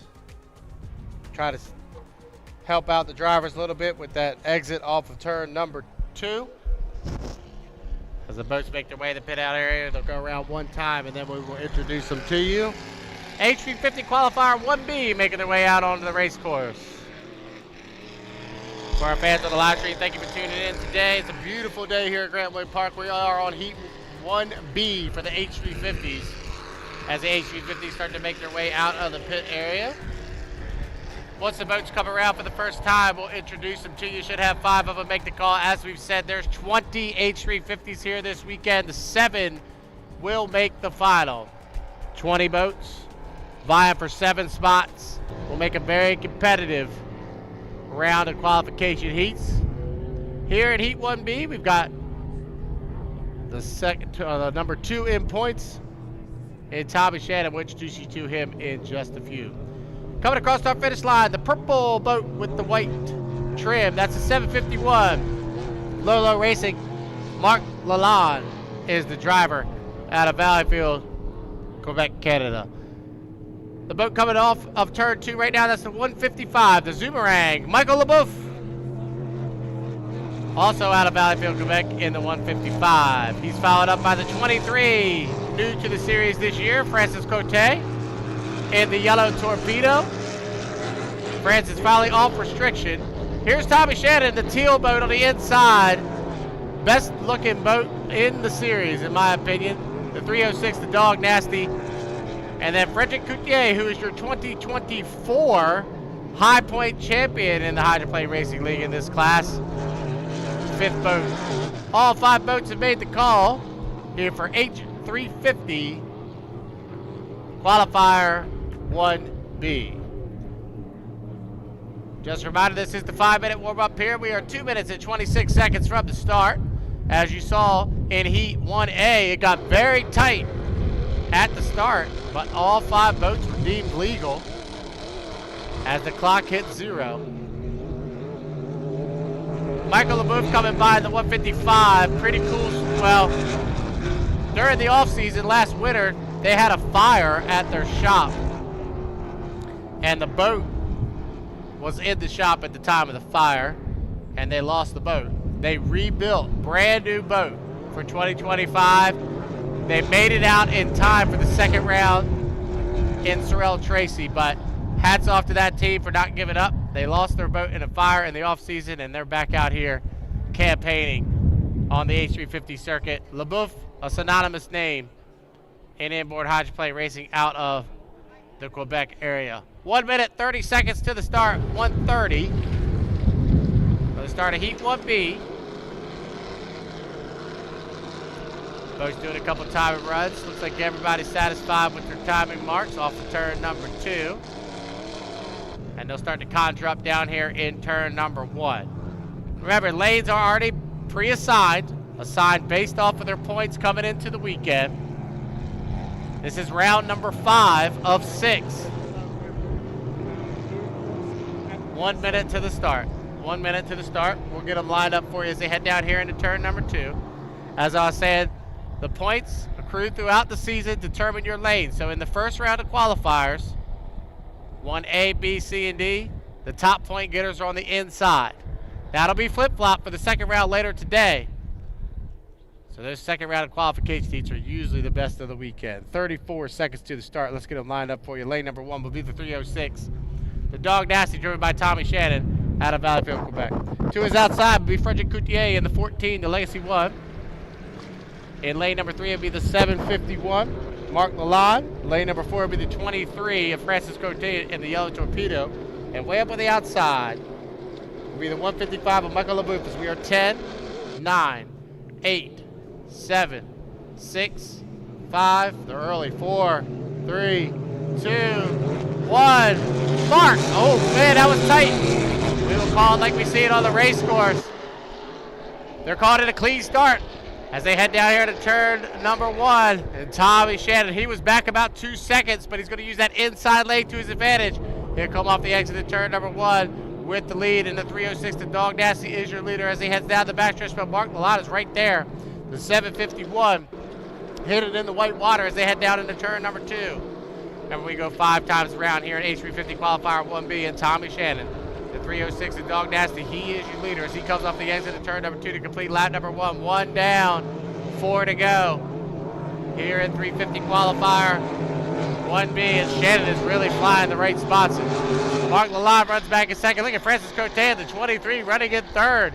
As I said, he just got off restriction not long ago. He's up in third position with Frederick Coutier back in fourth. Unfortunately, Michael LeBoeuf has pulled the 155 back to the pit area, so 4 boats remain here in Heat 1B, and it's pretty evenly spread out. About a rooster's tail and a half separates first and second, third and fourth, down into turn number 2. So Tommy Shannon, the 306, the Dog Nasty, looking to maintain that 14-point disadvantage he had coming into the weekend. As Paul Barber picked up a victory in 1A, Tommy's got to do the same. He's got to mimic that here in 1B. So 2 down, 3 to go. Shannon is your leader. Lalott runs in second in the Lolo Racing. Third, the Yellow Torpedo. Francis Cote in fourth is Frederick Coutier. So halfway through qualifier 1B, and Tommy Shannon has opened it up. We'll call it 2 full rooster tails now over top of Mark Lalott, who's still holding on to second position in the 751 through turn number 2 here on lap number 3.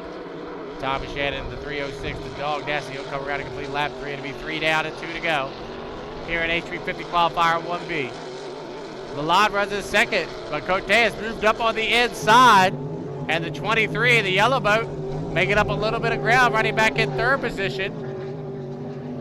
As Mark Lalott's running out in about lane 3. You can see the Yellow Torpedo has gone to the buoy row in that second place battle. So 3.5 in and 1.5 to go. And Tommy Shannon leads, but the battle on the race course is for second. Lalott probably got word from his spotter that Cote is within a rooster tail, and he's picked it up a little bit as he heads down here into turn number 2. White flag being displayed on the race course signifying 1 more lap around. So 4 down and 1 to go for Tommy Shannon. The Dog Nasty, he is your leader. We'll call it almost half a straightaway. Over top of Mark Lalott in the 751. Francis Cote running back in third. And Frederick Coutier runs in fourth. Fred was a little bit late at the start, and that's mired him back into fourth position. But half a lap away for Tommy Shannon. The 306 Dog Nasty looks really good here in the second qualification heat of the day for the H350s. He comes to the apex of turn number 2. He'll come off the exit pin. He'll be looking for the checker flag this time by. And your unofficial winner of Heat 1B will go to Tommy Shannon in the 306, the Dog Nasty. Second position will go to Mark Lalott, the 751, the Lolo Racing. Third, the Yellow Torpedo of Francis Cote in the 23. And fourth place will go to Frederick Coutier in the 14, the Legacy 1. Time of 3 minutes and 20 seconds. Pretty fast qualification heat there for Tommy Shannon. The reason we point that out is because if we unfortunately are not able to run the final or something along those lines, they'll go back to the fastest time of the weekend to determine the overall winner if there is a tie. All right, we'll get these boats back to the pit area. We'll get them lined up for Heat 1C, which will be the return of Martin Rochon to the waters of the Niagara River. If you were with us last year, Martin had a pretty scary accident here last year, but that boat is fixed up. He's running really well here in 2025, currently sitting in third place in points. He'll be out here in 1C, Heat 1C, coming up next. For our fans at home, thank you for tuning in to our live stream. I hope you are enjoying our coverage. We're doing our best. As we said, we have a reduced crew here this weekend with a lot of our crew out in Seattle, Washington, covering the H1 Unlimited race. But 50-50. But we will do our best. For our fans along the shoreline, 50-50 raffle being sold. 50-50 raffle. Check out, the guy's got a American flag tee, and he's walking around.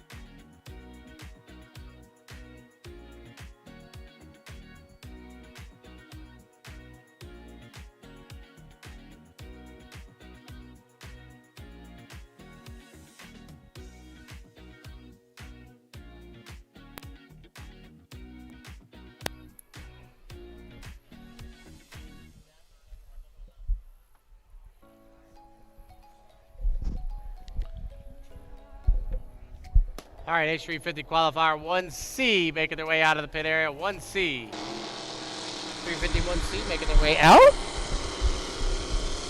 We'll introduce them to you once they come out onto the race course and do a lap around. There's one driver change that we'll talk about here in 1C as they come out for the first time. Boats making their way out for 1C. This should be a very competitive qualifier here. This is one of the lineups I was looking forward to seeing here in 1C in the first round. Once all 5 get out on the race course, we will introduce them to you.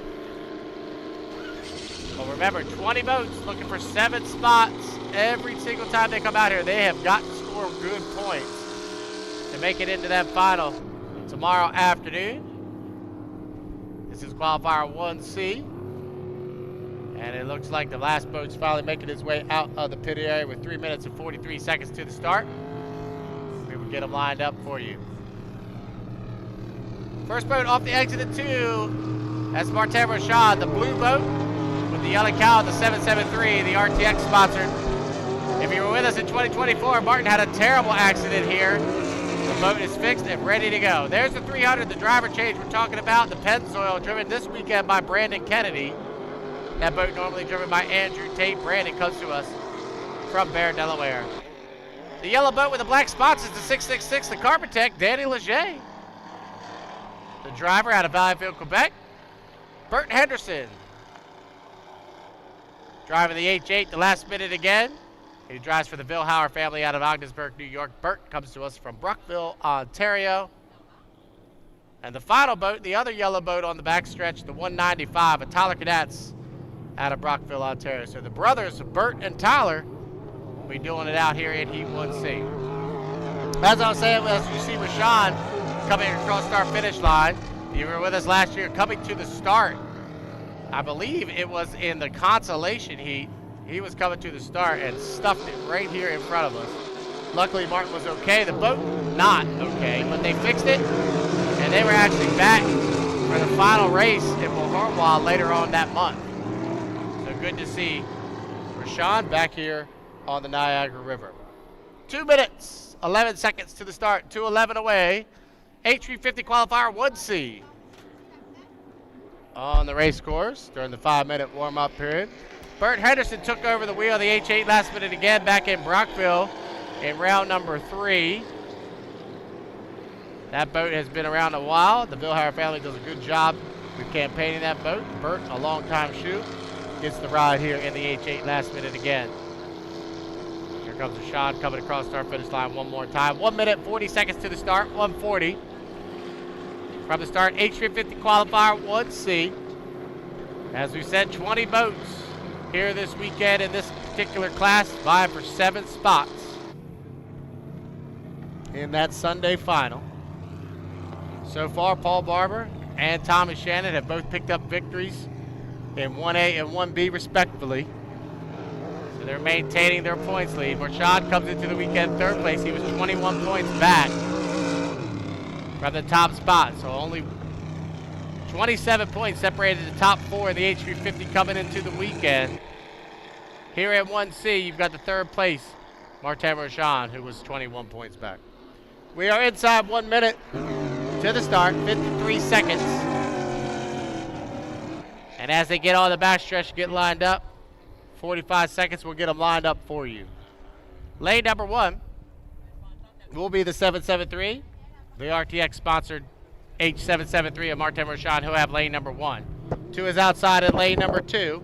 Will be Danny Leger in the 666, the Carpentech, out of Valleyfield, Quebec. Lane number 3 will be the 195, a Tyler Cadets out of Brockville, Ontario. His brother Bert Henderson will be to his outside, also out of Brockville in the H8 last minute again. And in lane number 5, in the 300, the Pennzoil will be Brandon Kennedy, driving for John Hugonier and the Budget Buster Racing Team, as we are 10, 9, 8, 7, 6, 5, 4, 3, 2, 1.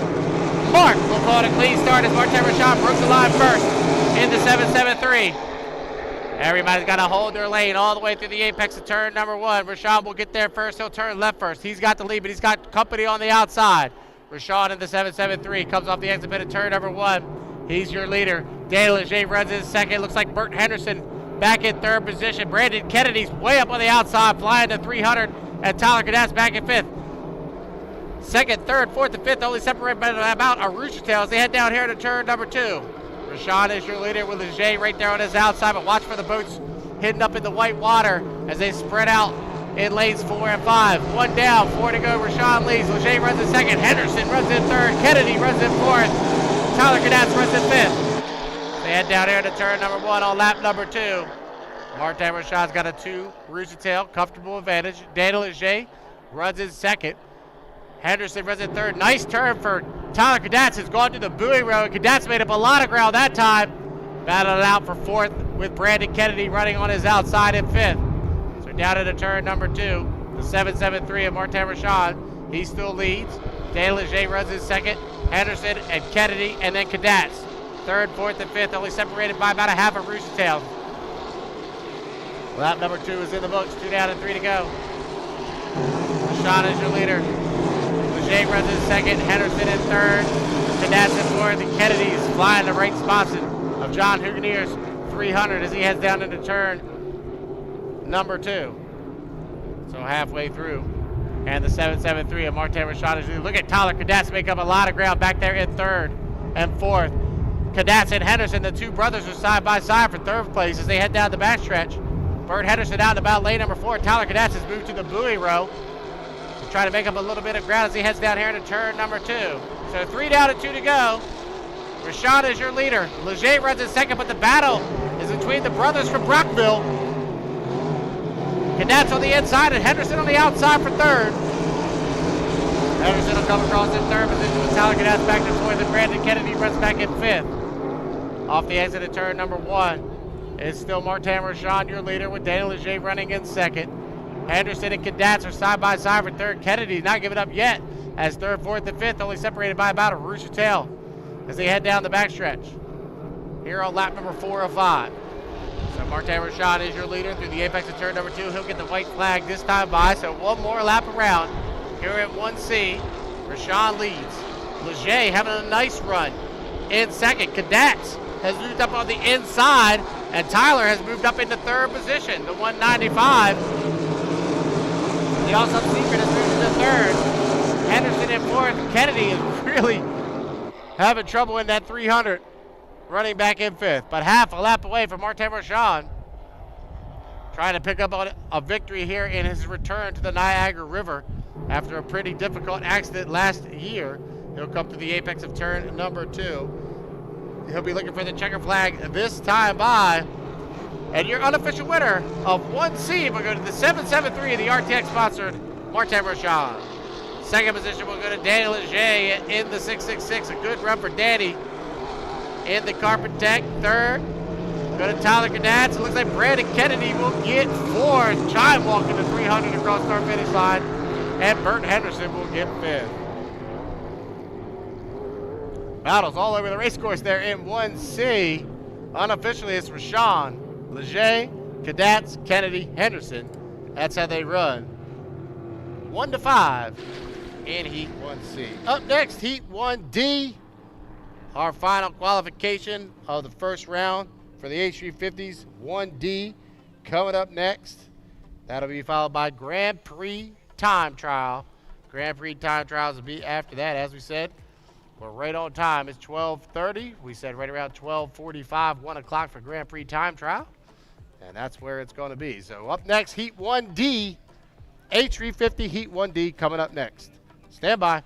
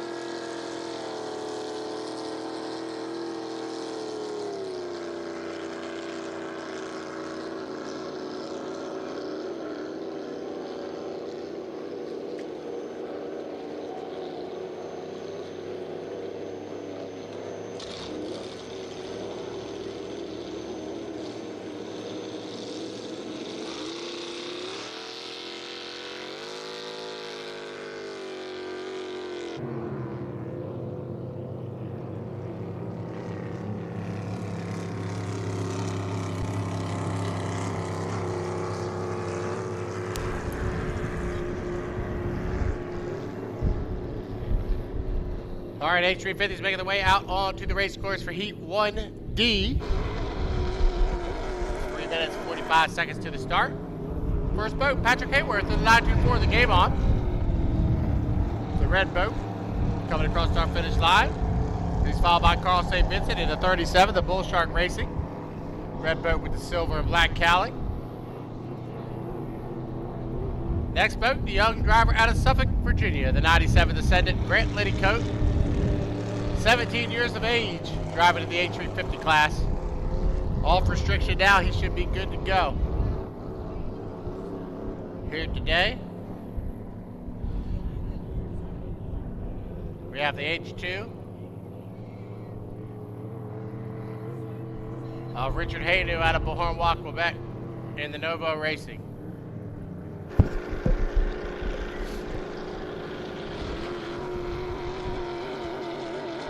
Waiting on one more boat, the 242, the LDC Construction, driven by Jimmy King. Come out of the pit area as well. 2 minutes, 40 seconds to the start, 240 away.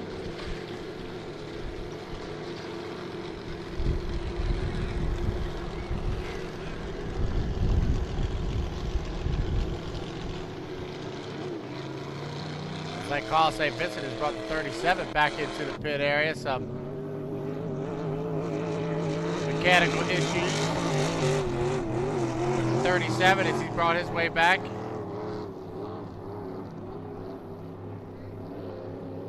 Looking over towards the pit area, looks like the 242 is also turned around to the pit area.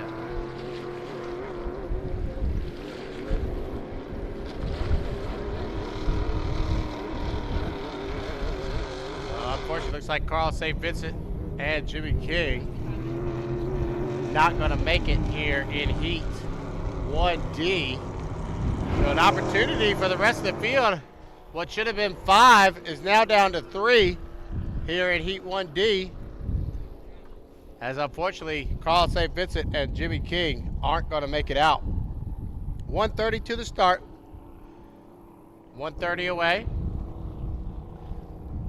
So we're down to 3 boats here in 1D. Just a reminder, don't forget to get your 50-50 tickets. 50-50s be walking around.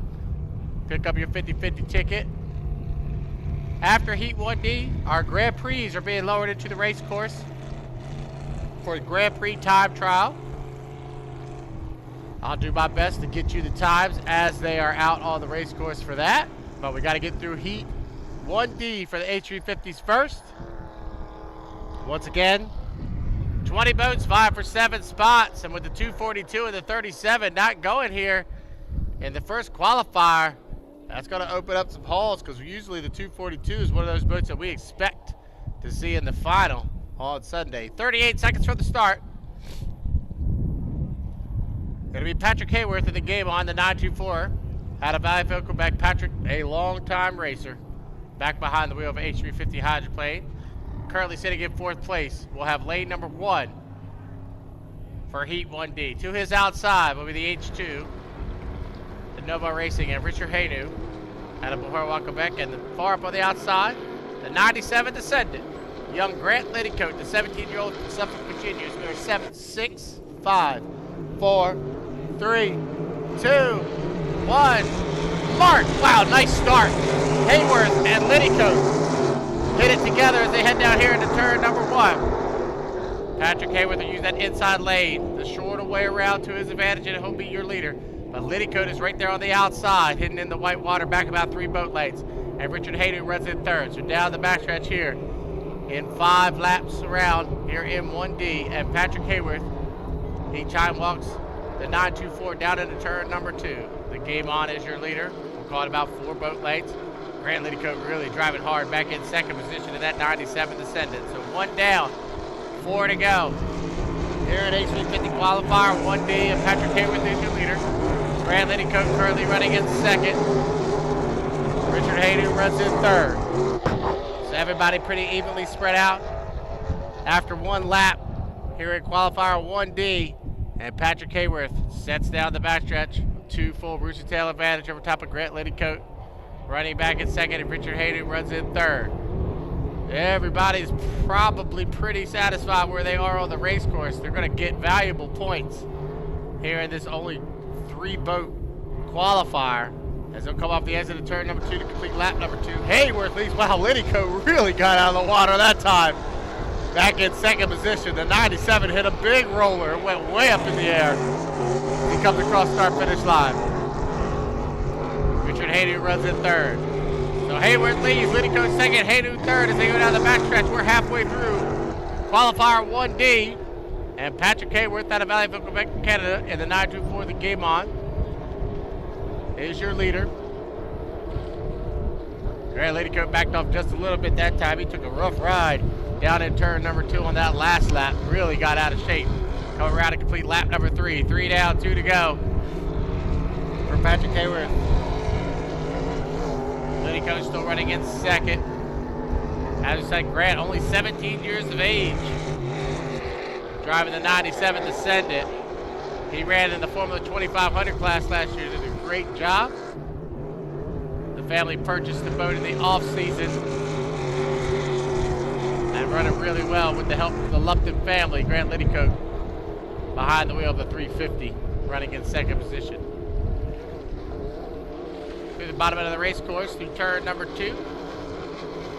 Coming around to complete lap number 4. 4 down, 1 to go here at 1D. And Patrick Hayworth, he tie walks the 924 across start finish line. As you see, about on lap 4 and 5, it does start to get a little bit rough out there. Even with only 3 boats on the race course. Lidico comes across in second. Richard Haydu in third. But down the backstretch here on lap number 5 of 5 is Patrick Hayworth, your leader in the 924 the game on. As he'll head nicely down here to turn number 2, take it nice and easy. He'll come around and get the 25 points. So Patrick will come off the exit pit of turn number 2. And the top 4 point getters will go 4 for 4 as checker flag flies. The 924, the game on. Patrick Hayworth, your unofficial winner on 1D. Second place, nice run for Grant. He'll tiptoe through turn number 2. He'll come around and get second place in the 97 to send it. Grant Lidico out of Suffolk, Virginia gets second, and Richard Haydu, the veteran driver out of Beauharnois, Quebec, Canada, will come around and get third place. So that'll do it for our first round of qualifying heats here at the 2025 Thunder on the Niagara. As soon as we get these boats back to the pit area, we'll be ready to go with Grand Prix time trial. We'll explain Grand Prix time trial for you once they clear the water here with the H350s. But coming up next, Grand Prix time trials. All right, for our friends on the YouTube stream, I believe we're going to have an interview. Ms. Joan down in the pit area has an interview. Let's send it down to the pits.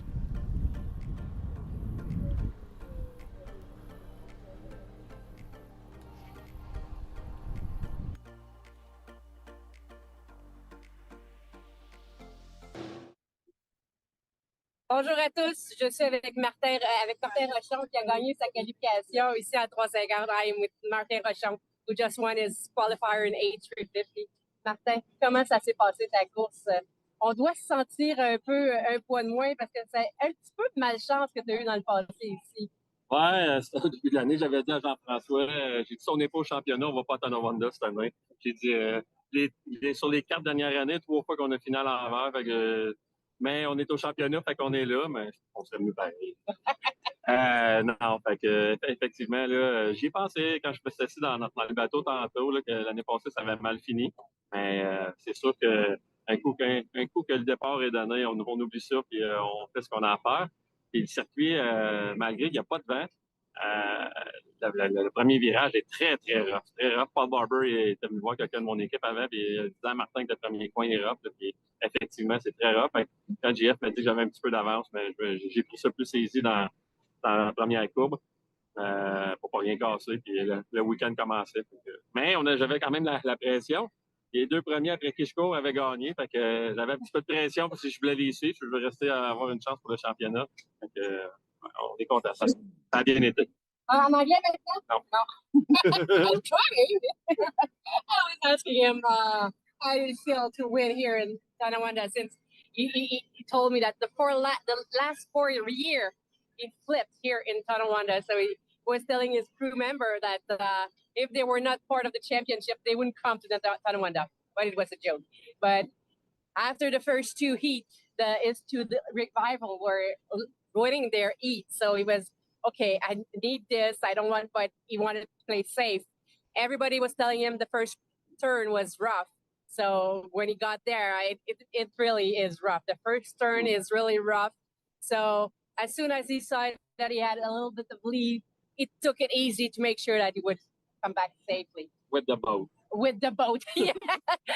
Vraiment vouloir, really wants to come back with the boat intact. Maintenant, comment tu entrevois la suite? On y va étape par étape, une course à la fois, comme on dit. Oui, exact. Quand on s'en est ici pour le week-end, c'est sûr qu'on s'en est ici pour faire le plus de points possible. Mais on voulait surtout venir avec un bateau intact pour être prêt pour Bornois puis se garder une chance pour Bornois. On va continuer comme ça. On sait que notre catégorie, c'est la catégorie la plus compétitive. Fait qu'on n'a pas beaucoup de place à l'erreur. Fait que le week-end a bien parti puis on va essayer de continuer. So they want to keep it safe because every heat counts. There are so many boats in the H350 class that any bad luck could ruin their chance for the championship. So they want to do it properly and to be safe. So good luck with the rest of the day and the weekend. And hopefully, no bad luck. 3 is enough. Yeah, on a donné. Merci beaucoup. Merci. Donc, on tourne en direct pour les prochaines qualifications. Je crois qu'on s'en va avec les Grands Prix. I think, we'll see shortly. Yeah, they're putting Grand Prix in the On a 7 bons Grands Prix, c'est le fun. Yeah, there's 7 Grand Prix and it's going to be a great show. Donc, faites vos mises. On verra qui va pouvoir aller compétitionner, rivaliser ici sur la rivière Niagara. Donc, continuez à les suivre sur les réseaux sociaux. Continuez à suivre la division en direct. Donc, we'll be back. You can continue watching on the live stream, so stay with us, and we'll be doing more interviews during the day and the weekend. Thank you very much. À plus tard. Merci.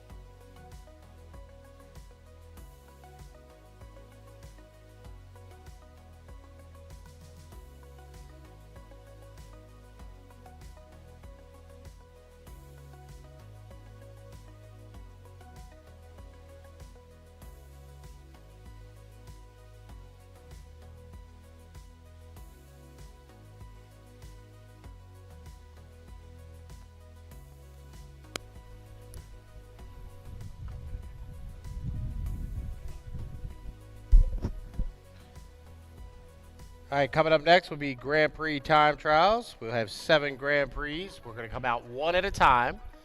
They will set their fastest lap, so they'll go around for the first time and warm up the motors, warm up the engines. They'll get 2 greens, a white, and a checkered. So basically the green flag will come out on the race course, signify that they'll go around one time. Usually they'll come around on the second time for their fast lap. And then we'll put the white flag out and they'll go back in after that. The lineup for the Grand Prix time trials is as follows. The first boat out of the pit area will be the 33. Jack Lupton. He'll be followed by Kent Henderson in the 757. Then Ken Brody, the junior, will be out in the GP50. The 212 Eric Langevin will be the 4th boat out. Bobby King will be out in the 71. Then Brandon Kennedy in the final boat will be Ken Lupton in the 577. It looks like Jack Lupton is in the water. As soon as we get word from the officials that we're ready to go, we'll go with Grand Prix time trials. Reminder, Grand Prix time trials set the lanes for the qualification heats later on this afternoon. So we'll do Grand Prix time trials. We'll have the vintage come out for a couple laps, and then we'll get back into our second half of the program with Formula 2500 2.5 liter stocks, H350s, and then the 2 GP heats that we will run today. GP were out earlier today at 10 o'clock for testing. All 7 boats were able to come out and go back in under their own power, which is a great thing. So all 7 boats did make the call for GP testing. It'll be Grand Prix time trials coming up here in just a few minutes. Just a reminder, by those 50/50s, they benefit the dive team, the dive and rescue team here at Thunder on the Niagara. Obviously, we can't run a race without our dive and rescue team, so that 50/50 will help them get the equipment they need. We're going to do 2 drawings today. The first drawing right around in between 2 and 2:30, but do not throw your tickets away if you don't win that first drawing. We'll do a second drawing after that, around 4 o'clock. For the second drawing, and we're going to pull 2 people at that time. So you got basically 3 chances to win today. So if you buy a 50/50 ticket, you don't win the first time, don't throw it away. You could win the second time. Up next, Grand Prix time trials. Jack Lupton should be the first boat.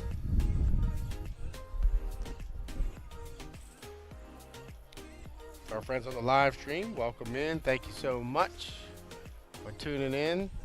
Grand Prix time trial is coming up next. As soon as we get a course is clear, we should be ready to go with Jack Lupton, the first boat out. I will try my best to give you that time as soon as I can for Grand Prix time trials. But they'll be coming up next. Stick around.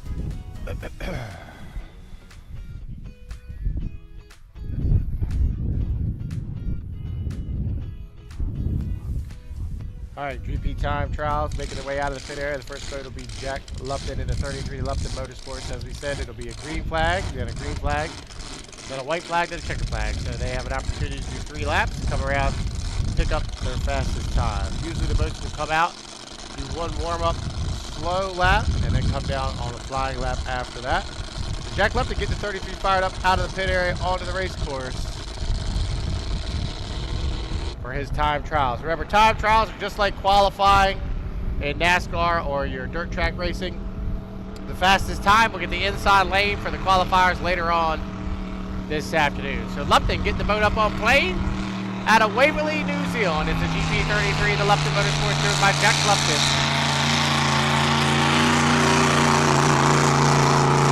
Just across our finish line, so he'll go around and get that boat warmed up. Do our best to give you the time as soon as we can from right here on the start finish line. So Jack coming out of the pit area. He'll probably do a nice slow warm-up lap here and do another one the next time by, and then it'll be his hard lap the 3rd time by. So these Grand Prix hydroplanes, 24 feet in length, 12 feet wide. They run 468 cubic inch blown alcohol motors. They run on methanol. Speeds upwards of 150 to 160 miles an hour. We probably top out right around 145 here on the Niagara as we head down the straightaways. So Jack will get into it a little bit here.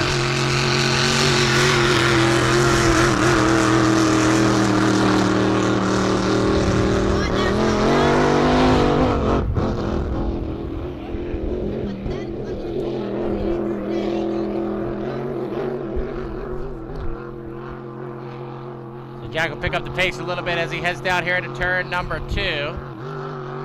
And he'll get on it. We will put him on the clock officially for that 2nd lap. Now this lap is being timed. However, this will not be his hot lap. It'll be this time by unofficial timer will be on the race course as well. And Jack Lupton takes the green flag. trial lap. Lupton will send it hard down into turn number 1. Watch him throw that wall of white water up here in the Grand Prix 35. The Lupton Motorsports heads down the backstretch as Jack's trying to pick up the pace as he hits that current down into turn number 2. Lupton will come through the apex of turn number 2. Come off the exit pin. And we'll put him on a clock. On a race line at 30 seconds. And we'll get the time for you. 30.93. 30.93 for Jack Lupton. Jack's first lap was a 39.68. That hard lap he ran a 30.93. 30.93. So that's the top of the board right now. Jack Lupton unofficially, or officially, sits at the top of the ladder with a 30.93 second. Lap up next will be the 757 of Kent Henderson. He drives the Canada boy from Mario Blaine. Kent's out of Brockville, Ontario. The boat comes to us from Valleyfield, Quebec. Kent will bring the 757 out of the pit area. So now that you see one boat, you see how it'll work. The boats will come around to 2 nice, slow, warm-up laps, and then hit 1 hard lap. Even though they're timed for 2, they'll take the fastest of the 2, and that's usually the second. So Jack Lupton with a 30.93.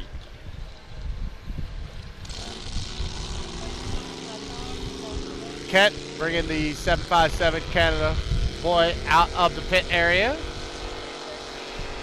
Kent had a great weekend here last year. If you were with us for Thunder on the Niagara in 2024, Kent was battling out all weekend long in that GP 757. Had a great run.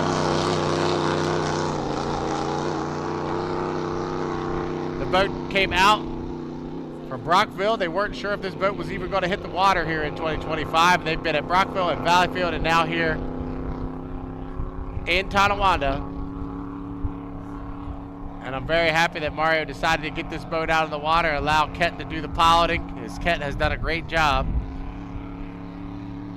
in that 757 Canada boy. Time to beat 30.93. 30.93 is the time to beat. Jack Lupton set in the GP 33. Kent on his warm-up lap.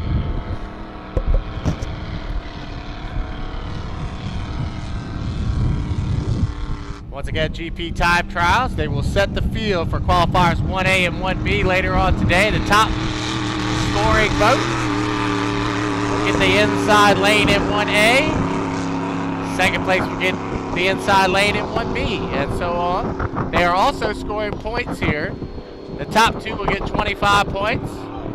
The next 2 will get 21. The next 2 will get 18, and the 7th place boat will get 15 points. So points being scored here for Grand Prix time trial as well.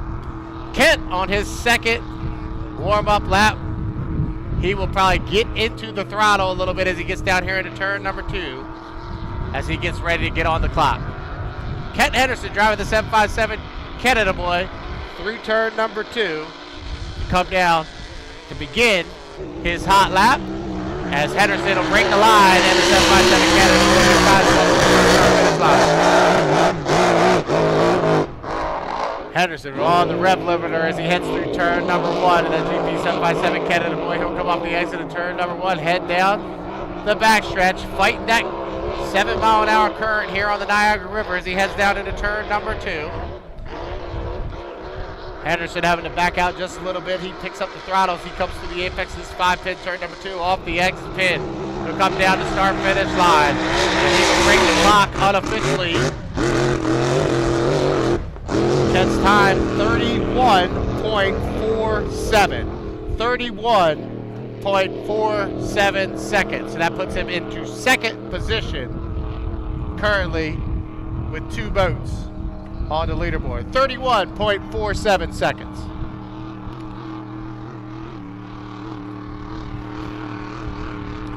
Up next will be the local boat, the 50. Ken Brody Jr. The GP 50, the Freedom, will be the next boat on the race course for Grand Prix time trial. So far, Jack Lupton with a 30.93 30.93. Kent Henderson a 31.47. Time to beat. Jack Lupton with a 30.93. Up next, Ken Brody in the GP50, the Freedom. So Ken Brody getting ready to make his way out of the pit area for GP time trials. 2 boats so far. Hey, we get some wings tonight, right? Yeah. Yeah.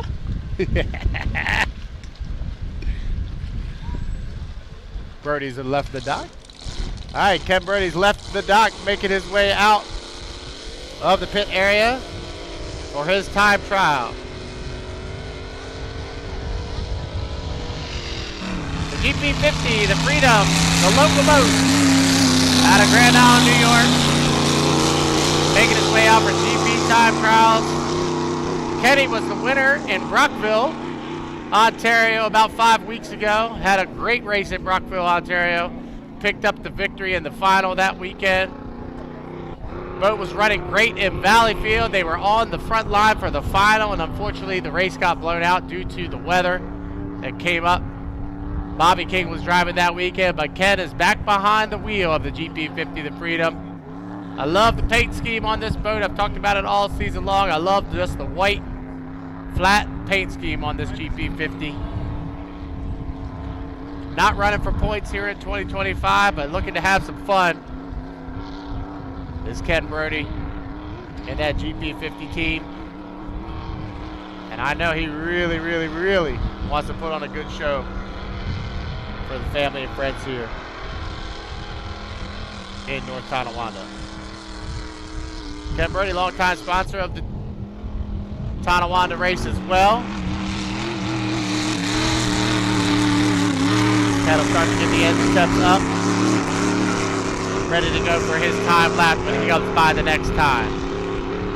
Currently, Jack Lupton sits atop the leaderboard with a 30.93. He's followed by Kent Henderson with a 31.47. Those are the 2 boats that have gone so far.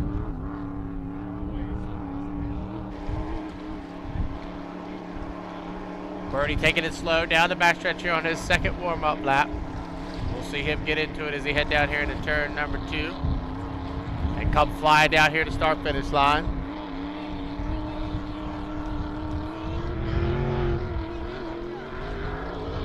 All right, Brody picks up the throttle. He comes to the apex of turn number 2. And we will put him on the clock this time by as Brody really throws hard off the turn number 2. And he'll go to start-finish line with the clock. He had to get out of him, really hitting the rev limiter as he heads down here into turn number 1. Flying as hard as he can through the apex of turn number 1. Brody trying to stay on the throttle as he comes off the exit pit of turn number 1 and heads down the backstretch. Hill climbing down this long backstretch here in North Tonawanda. He heads down into turn number 2. Backfired a lot as he comes to the apex. Turn 2, Brody trying to stay on the throttle. He'll come off the exit pin. We'll put him on the clock. Time up.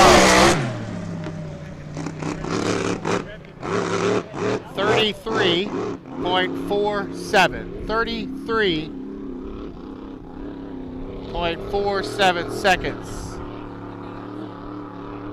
So Jack Lupton still holding to the top of the ladder with a 30.93 second lap. Ken Henderson currently in second position, and Ken Brody with a 33.47 second lap. Currently in third. Up next, Eric Langevin in the 212, the Silco Plumbing. He'll be out on the race course next, the 212 Silco Racing of Eric Langevin out of Valleyfield, Quebec. He'll be the next boat out. So top 3 currently, the 33 of Jack Lupton with a 30.93 second lap. Kent Henderson in the 757 Canada Boy with a 31.47 second lap. And then Ken Brody just set a lap in the GP50, the Freedom, 33.47 seconds. Those are the top boats so far. Up next, Eric Langevin will get pushed off the dock and will make his way out of the pit area. I just saw the 71 getting lowered into the water. And Bobby King getting strapped into that GP71, the wild one, but pushing off the dock right now, the 212 Silco Racing and Eric Langevin. He'll make his way out off the dock onto the race course. Reminder, GP time trials will set the field for the qualifiers later on today. Launchman was one of the older boats on the series, but very reliable boat. Launchman knows he's not the fastest, but he is reliable and he finishes his heats. So that currently has him sitting in 4th place in the GP point standings coming into this weekend. So Eric will come out and do his couple warm-up laps as we're getting the other boats placed into the water. 71 coming up next after Eric will be Bobby King driving the Wild One. He'll be followed up by Brandon Kennedy driving the TM Special, and then the final boat for GP time trials will be Ken Lupton. Your winner of the 2024 Thunder on Niagara will be the final boat out of the pit area for Grand Prix time trials. Eric Launchman on the race course for his warm-up laps for the GP time trials here. As we said, boats during time trials, this will determine the lane positioning for the qualifiers later today and tomorrow. Just so you know, today we will run GP time trials and then we'll come back with heats 1A, 1B to round out the day. Tomorrow we will start at 10 a.m. with Grand Prix heats 2A and 2B. So tomorrow morning, the first heats of the day will be 2A and 2B for Grand Prix. Then they'll run 3A and 3B about middle of the day, and then of course the 6-boat final Sunday afternoon. So you'll see the GPs 3 times tomorrow. Launchman getting on it down the backstretch is Eric on his second warm-up lap here in the Grand Prix time trials. He'll come off the exit of 2 and come down to begin his hot lap. As Eric Launchman, the 212 Silco Racing is on the clock. Eric went down into turn number 1. On a nice wall of white water. You can hear him on that rev limiter as he comes up the exit pin of turn number 1. He'll climb down the backstretch, going right into that current as he heads down into turn number 2. And Eric will tighten up to the blue road just a little bit. He'll come around to complete his fast lap and off the exit pin. Put Eric Launchman on the clock for a time of 32.45 seconds. 32.45. That'll slot him in currently 3rd position. So 32.45 seconds for Eric Launchman and the 212 Silco Racing. Up next will be Bobby King piloting the 71, the Wild One. He'll be the next boat out onto the race course for GP time trials.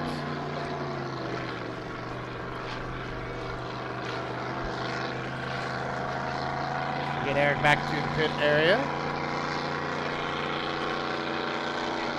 So let's get the top 4 that have gone so far. Jack Lepton still holds on to the top spot with a 30.93 second lap. He's followed by the 757 of Kenton Henderson with a 31.47 second lap. Then the 212, Eric Launchman, who just set down a 32.45 second lap. And then Ken Brody, currently in 4th position with a 33.47 second lap. Up next, the 71, the Wild One, and Bobby King.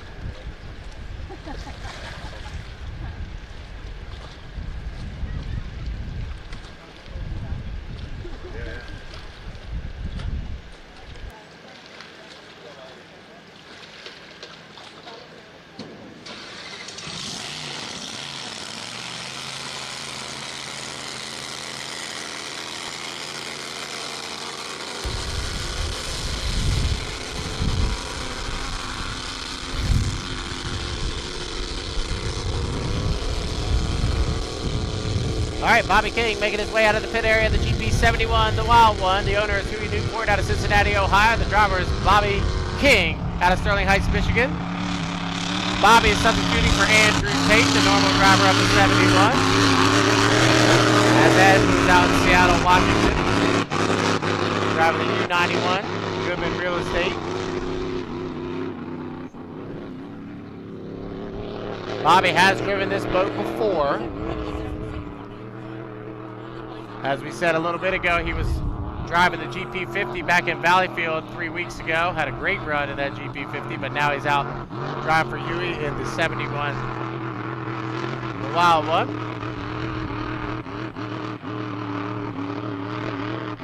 Bobby will take it down into turn number 2 on his first of 2 warm-up laps.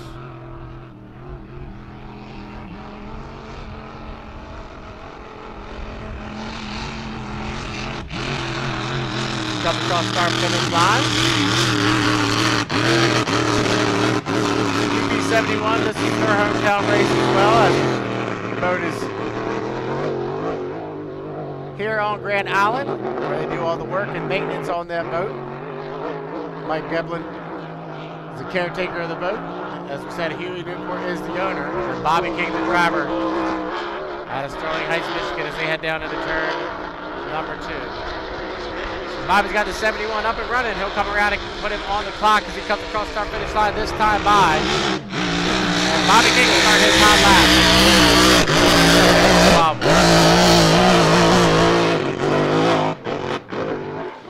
Now that Bobby's having a hard time keeping the throttle into that 71 as it's backfiring a lot as he comes off the exit pit at turn number 1 and heads down the backstretch here on the Niagara River. Good looking boat ride though, as Bobby sits it down into turn number 2. Flies the GP71 hard down into turn number 2. He'll come off the exit pit and he will put his time on the board. GP71 time of 32.38. 32.38 seconds. So that puts him into second position with a 32.38. Very close between himself and Eric Langevin, but currently that's good for number 2 on the ladder, or I'm sorry, number 3 on the ladder behind Kent Henderson. So the top 3, Jack Lupton, Kent Henderson, Bobby King. Those are the top 3 right now. Time of 32.38 seconds. Good enough for 3rd for Bobby King in the 71.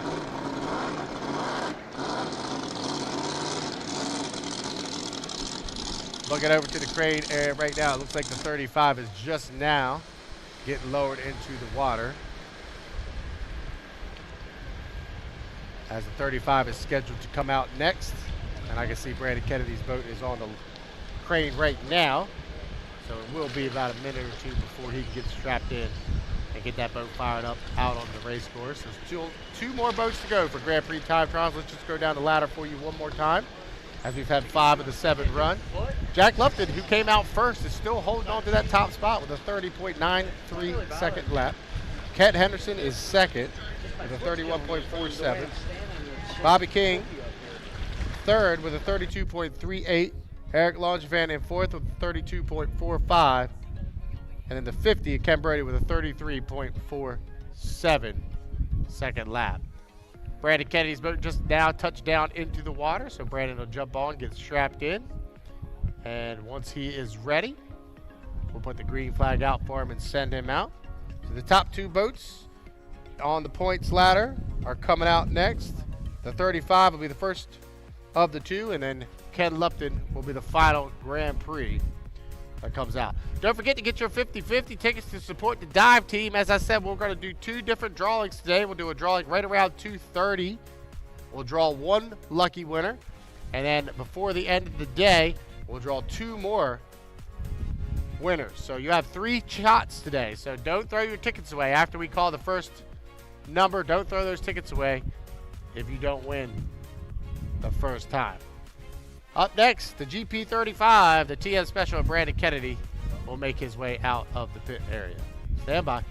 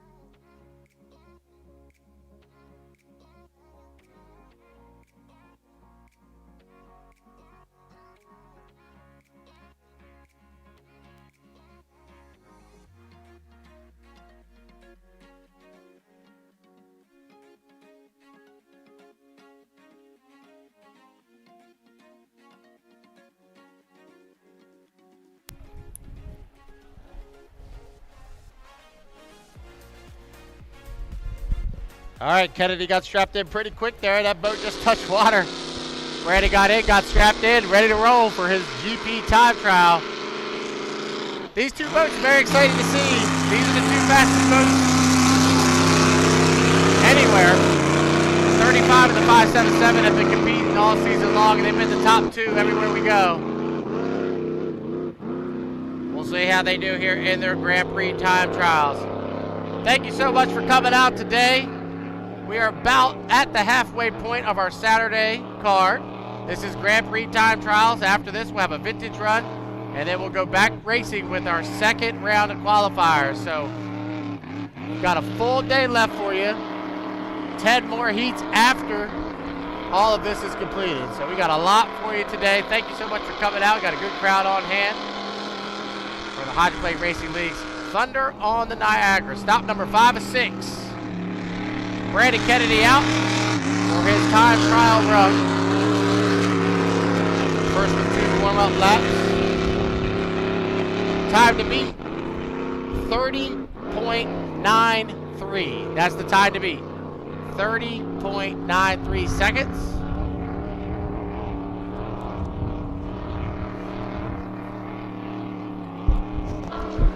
Let's see if Brandon decides to go wide and come down here in about lane number 4 or 5 and then diamond off turn. Yep, that's what he's going to do. As you see, Kennedy really threw it hard down into turn number 2. Look how wide he comes. Very different from everybody else. He'll come off the exit finish turn number 2, come down here to start finish line. Slide the left top. Kennedy throws it really hard down into turn number 1. Tries to get that thing to bite as he comes through the apex of turn number 1. He'll come off the exit pin, really trying to pick up that right sponsor as he flies it down the back stretch. Chime looks just a little bit, settles it back down. He'll get it settled as he heads down here into turn number 3 here and burp the throttle just a little bit to settle down that left sponsor. He'll come through the apex of turn number 2, really flying hard. 24 seconds to the end of the exit of turn number 2. He'll come across turn number 5. Time 29.18. 29.18 seconds put him to the top of the board. Your new leader, Grand Prix time trials. 29.18 seconds.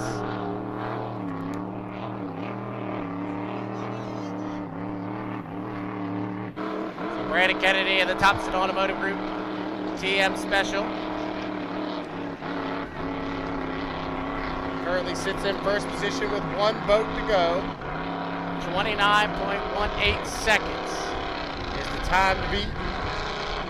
And your 2024 Thunder on the Niagara River champion will be coming out out of Waverly, New Zealand. It'll be Ken Lupton driving the Mississippi Soil. The final boat Grand Prix time trials. We're making his way out. Time to beat 29.18 seconds.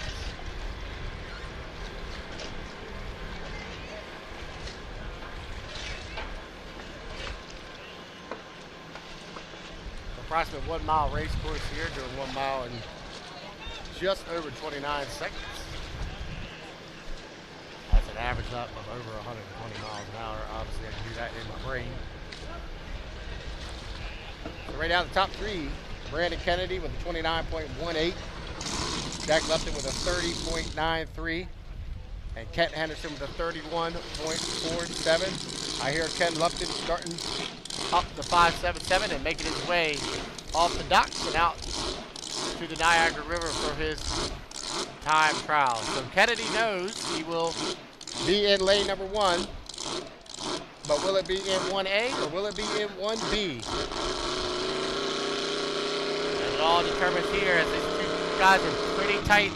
I think it's 16 points separating the top 2 coming into the weekend with Lupton your leader and Kennedy in second. So Ken's going to have to sit down a fast lap to stay on top of the points championship as we are in stop number 5 of 6. Beautiful Kiwi Hall. Coming out on the race course. Kiwi paint scheme. Our fans that are watching live on YouTube from New Zealand, welcome. Your driver Ken Lupton makes his way out of the pit area for his GP time trials. Once again, time to beat 29.18 29.18 seconds. And Brandon Kennedy just laid down.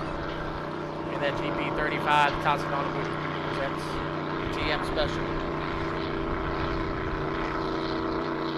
So once Kenny comes around and starts his hot lap after the next warm-up lap, that will set the field for the Grand Prix Hydros, qualifiers 1A and 1B.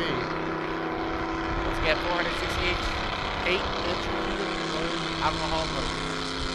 They run on methanol, speeds upwards of 160. We'll probably see about 145 at the end of the straightaways here today. 24 feet in length, 12 feet wide. The largest automotive powered hydroplanes on the planet.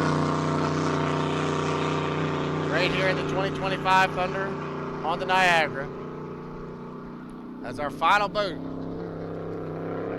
is getting ready to go for his time trial lap, and we will set the field after this next lap by Ken Lupton.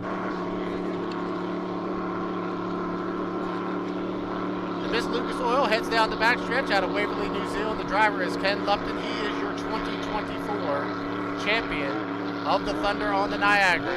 And he will head down into turn number 2, and he now puts his foot on the throttle, so he'll come up the exit of 2 and come down here to start his hot lap. And the Miss Lucas Oil slides down into turn number 1. Let's see how close he gets to the buoy row. He'll run at about lane 2 or 3 sequence. He'll come off the exit pin of turn number 1. He'll climb down the backstretch, really holding his throttle to the floor as he heads down the backstretch, chides up just a little bit across the midway point, picks up that left sponsor, he's having to grip the throttle just a little bit as he tightens it up to the buoy row, trying to make up a little bit of ground. He'll come off the exit pin of turn number 2. Hitting the 29.8. Lupton with a time of 29.55. 29.55. 4/10 of a second. Brandon Kennedy takes the top spot. 29.55 for Ken Lupton.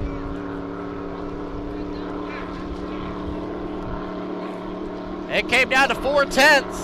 Kennedy with a 29.18 wins the Grand Prix time trials. He's followed up by Ken Lupton with a 29.55. And Jack Lupton will take third with a 30.93 second lap. So it's Kennedy, Lupton, your top 3 in Grand Prix time trials. That'll set the field for today's 1A and 1B. That'll put Kennedy in lane 1 for 1A and Lupton in lane 1 for 1B. But 4/10 of a second separate the top 2 fastest, 29.18 to 29.55. Up next, we'll have a couple vintage hydroplanes come out. The Miss Gangway and the Radical will make their way out onto the race course. Lyra Densmore and Daryl Robinson will be out with their 2 vintage hauls. And after the vintage run, we will restart our day and go back for the second round of qualifiers. And that'll start with the Formula 2500 second round. Up next, vintage hydros.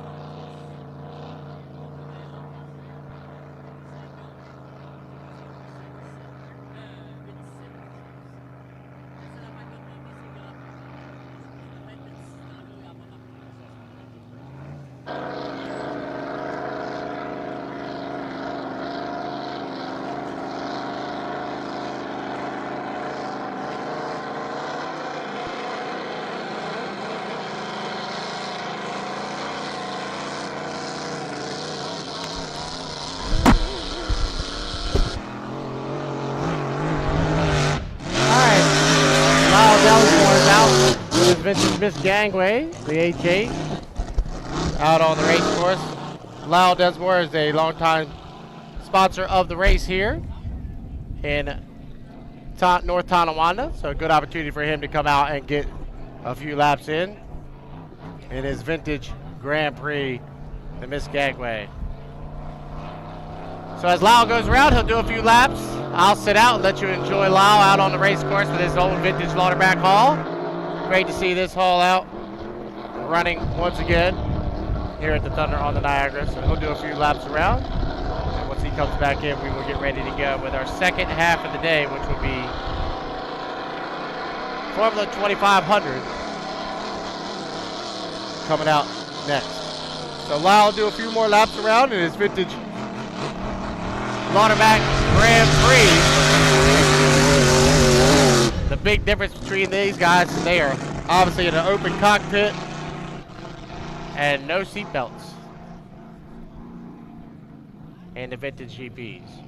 Once again, don't forget to buy your 50/50s. 50/50 support the dive team. We will do 2 drawings today, one around 2:30 and one around 4 o'clock. You got 3 opportunities to win, so don't forget to buy your 50/50s.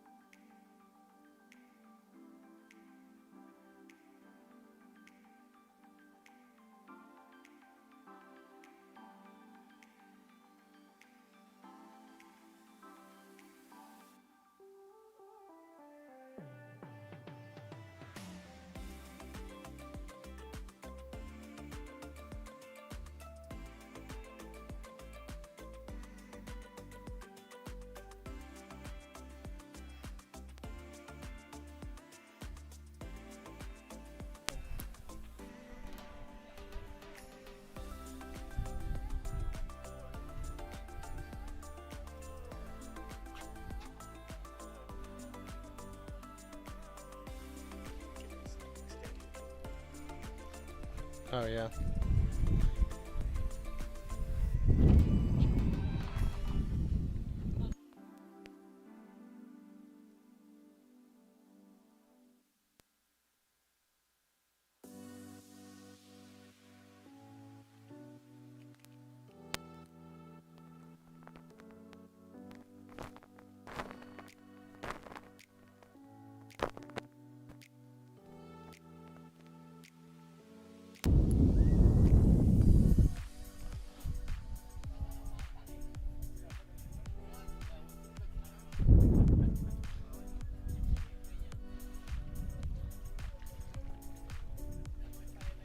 All right, go ahead.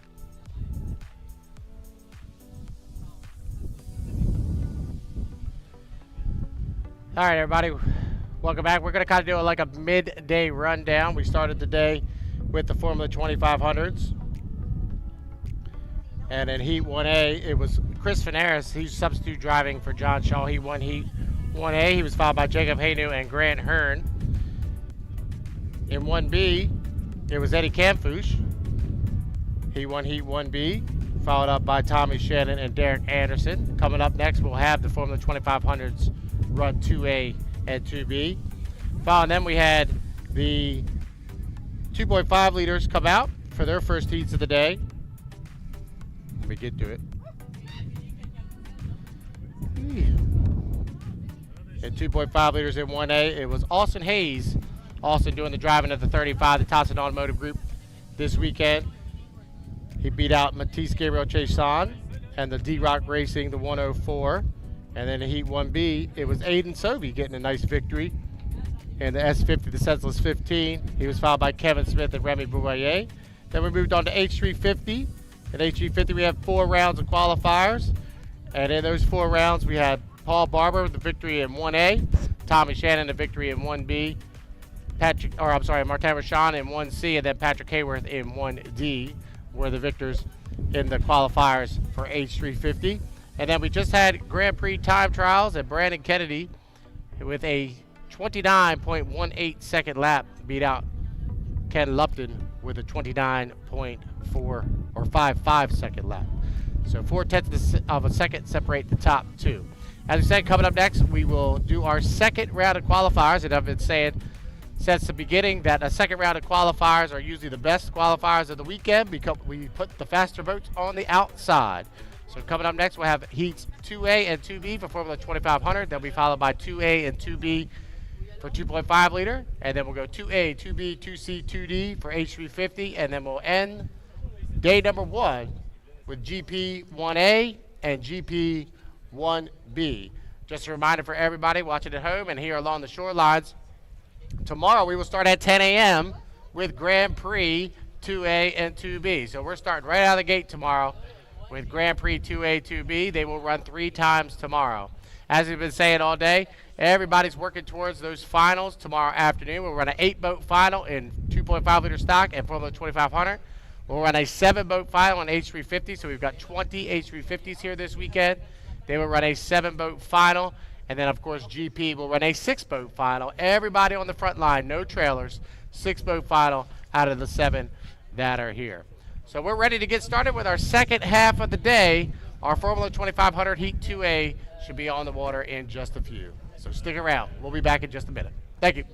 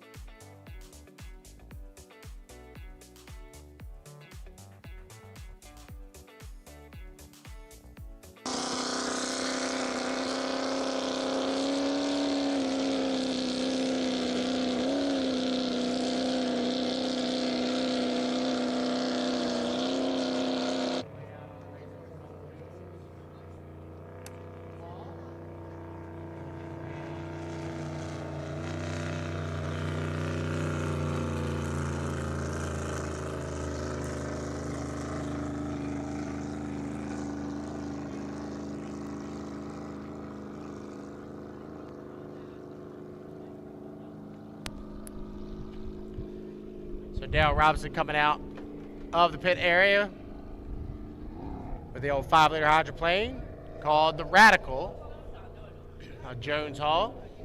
And he'll come around, he'll do a few laps around the race course in his vintage 5-liter hydro. After he has completed his laps around the race course, it looks like our Formula 2500s are in the water ready to go for their second round of qualification heats today. Remember, with the second round of qualifiers, the faster boats are on the outside, makes for much more competitive racing. And as soon as we get everybody in the water ready to go, we will be ready to go with our second round of qualification heats. So I'll sit out, let Daryl do a couple laps around the race course. We'll sit out and enjoy this old 5-liter hydro as he goes around and does a couple laps around. Up next, we'll have our Formula 2500 heat 2A. Don't forget to visit all of our tents along the shoreline. Get yourself something good to eat and drink. Enjoy a beautiful day. I want to thank you for coming out here to the 2025 Thunder on the Niagara. I mean, I've been here a few times, and this is the best weather that I've experienced for a boat race here in North Tonawanda. Thank you for coming out. It's going to be a great second half of the day, and we will do all of this again tomorrow starting at 10 a.m. with Grand Prix Heat 2A and 2B. So far it's been a great battle with the Grand Prix. Time trial is only separated by 0.4 of a second between Kennedy and Lupton. But up next, Formula 2500 heats 2A, 2B. Stand by.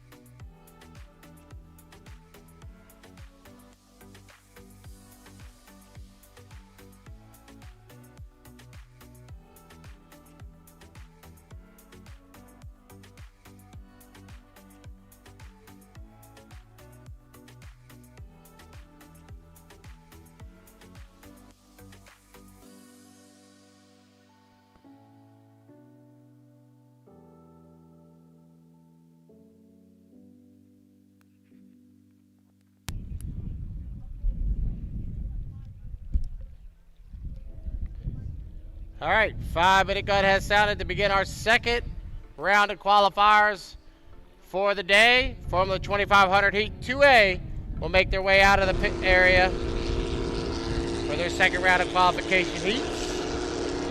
Once they all come out, make their way around, we'll introduce them to you. Heat 2A out on the race course.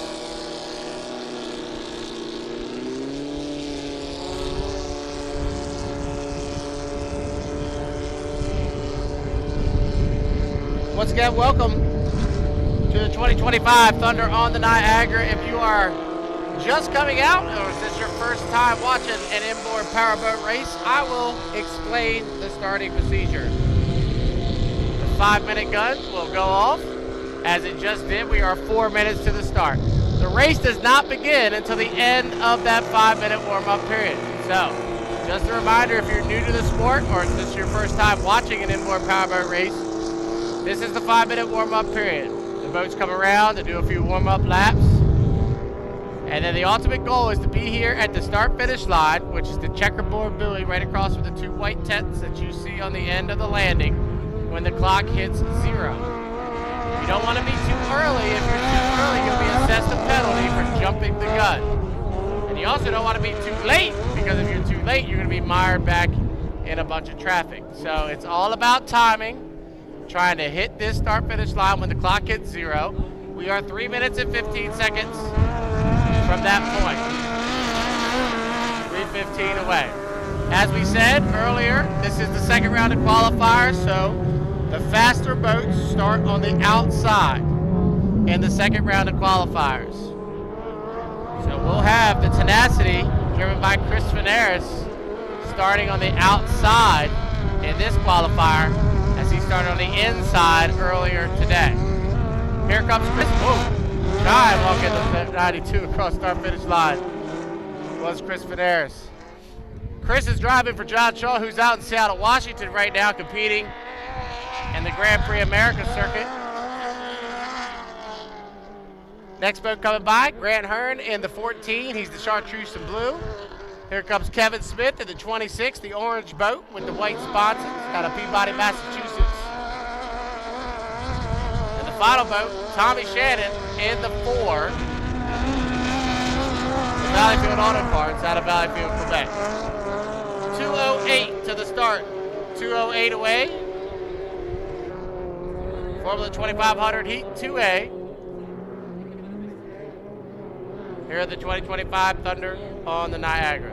As we've been saying, all the points get thrown into a bucket. They're accumulated up. The top 8 point getters will be in the final tomorrow afternoon, Sunday afternoon, when we have that 8-boat Formula 2500 final. There's 10 boats here running in this class. 8 will make the final. The other guys will be on the trailer. The Tenacity, driven by Chris Venaris, comes across start finish line. The all orange, burnt orange colored boat with the black lid. He is your points leader coming into the weekend. He had a 66 point advantage, which is a lot. That's 2.5 heat races in the HRL. As you get 25 points for a victory, 21 for second, 18 for third, 15 for fourth, and so on. So 66 point advantage is pretty big. So Chris is here substituted for John Shaw this weekend. And Chris's goal is just to maintain the points lead once he leaves Tonawanda. 53 seconds to the start, and we'll get them lined up for you here for Formula 2500 Heat 2A. Inside, out of Syracuse, Indiana, will be Grant Hearn in the F14, the Legacy 1. To his outside will be the 26, the Dreamweaver of Kevin Smith. In lane number 3 will be Tommy Shannon. In the F4, the Valleyfield Auto Parts. And on the outside will be Chris Venaris. In the 92, the Tenacity. We're 19 seconds from the start. Formula 2500 Heat 2A. As they'll come through turn number 2 with 10 seconds on the clock. We are 8, 7, 6, 5. They're early. 4, 3, 2, 1. Mark, cool, clean start. Grant Hearn played him across the start-finish line in the 14 as we head down here to turn number 1. Now watch for the boats on the outside. Finaris was late at the start, and so was Tommy Shannon as they head down here into turn number 1. So Grant Hearn in the 14, the Legacy 1. He'll be your leader off the exit of turn number 1. We go 5 times around here in Formula 2500 qualifier 2A at Grant Hearn. He's got about a rooster tail advantage over top of Kevin Smith. And watch that burnt orange boat on the outside. The 92, the Tenacity. Chris Finaris making up a lot of ground as they head down here into turn number 2. So Hearn is your leader. The battle's going to be for second between Smith and Finaris. He'll come off the exit pit at turn number 2 to complete lap number 1 down. 4 to go. Grant Hearn is your leader. Kevin Smith is in second, but here comes Chris Finaris. Driving hard on the outside. The 92. The Tenacity started out in lane number 4, all the way up to third position, looking to get up to second by the end of lap number 2, and he's already into second position. So Hearn leads, Finaris runs in second, Kevin Smith back to third, Tommy Shannon in fourth. Down the backstretch, 1.5 in, 3.5 to go here in Formula 2500 Heat 2A. Now the question is, can Chris Finaris track down Grant Hearn as he comes to the apex of turn number 2? Come around and complete lap number 2. So 2 down, 3 to go. Formula 2500 Heat 2A. Hearn is your leader. Finaris has got the boat up to second. Chris won his qualifier from lane 1 earlier today. He's looking to try to do it here in qualifier number 2 from lane number 4. Finaris in second, Smith in third, Shannon in fourth. Halfway through qualifier 2A. Grant Hearn goes down the backstretch. We'll call it a rooster tail and a half advantage over top of Chris Finaris. He's jumping into that lead just a little bit each and every time they go down into the turns. So Hearn's your leader, but Finaris riding hard out in lane number 3, trying to make up some ground. They'll go up the exit pit at turn number 2 to complete lap number 3. 3 down and 2 to go. Now the question is, how hard does Chris push it? Does Chris push it hard and try to get the victory here into A, or does he hold on to second position? As Grant Hearn still leads, but Finaris, you can see he's really driving hard in second position, trying to make up ground. He lost a little bit that time as they come up the exit of turn number 1 here on lap number 4. So Hearn's opened it up. We'll call it a rooster tail. Full rooster tail advantage over top of Chris Finaris, but Finaris running back in second in that 92 Tenacity. Within a rooster tail now, as it'll be the white flag this time by, as Grant Hearn will come off the exit of turn number 2. 4 down, 1 to go. How hard does Finaris push it to try to catch up to Grant Hearn? Or is he just going to be okay with the second place finish? Hearn leads, but Finaris is chomping into it every little bit as they go down here into turn number 1 on the 5th and final lap. Hearn still holding on. We'll call it a 6 or 7 boat lane advantage. You can tell Finaris is within a rooster tail now as he goes down the backstretch here into A. Hearn leads. Finaris is in second. Smith is in third. Shannon in fourth. Call it about 6 boat lanes separate first and second here on the final lap. So through the apex of turn number 2, final turn and final lap. And off the exit pin, the checker flag flies. And your unofficial winner of Heat 2A will go to Grant Hearn in the 14th Legacy 1. Second place, good run for Chris Finaris in the 92, the Tenacity. He did what he needed to do here today. Gets a first and a second. Smith will get third in the Dreamweaver. And fourth, we go to Tommy Shannon in the F4, the Valleyfield Auto Parts. So you can see if you were with us earlier today, it's a lot different in the second round of qualifiers with the faster boats trying to make up ground on the outside and having the slow boats on the inside. Up next in Heat 2B, we should have 5 of them make the call. The senseless boats will bookend with Ken Brody III on the inside and Fast Eddie Campouche on the outside. Up next, Heat 2B, Formula 2500.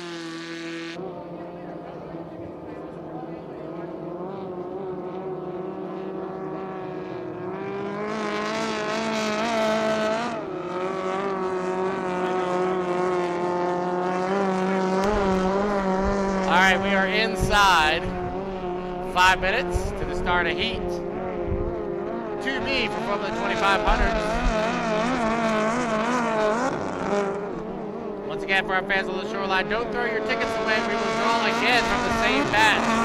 Don't throw your tickets away. 3 minutes and 12 seconds to the start. Heat 2B for Formula 2500s. Here the 2025 Thunder on the Niagara. Great crowd on hand today. Thank you all so much for coming out. Stick around with us today. We've got Heat 2B here for the 2500. Then we'll have 2A, 2B of 2.5 liter stock. 4 more rounds of H350 qualifiers. And then we'll end the day with GP 1A and 1B. So plenty of racing left for you today.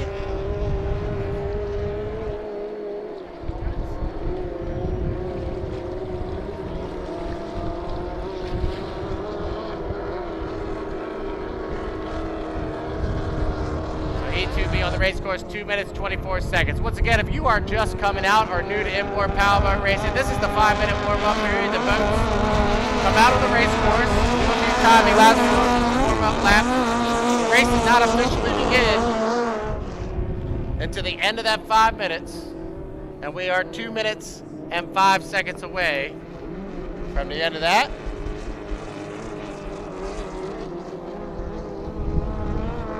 As we said earlier, this is Heat 2B, so the faster boats have to start on the outside.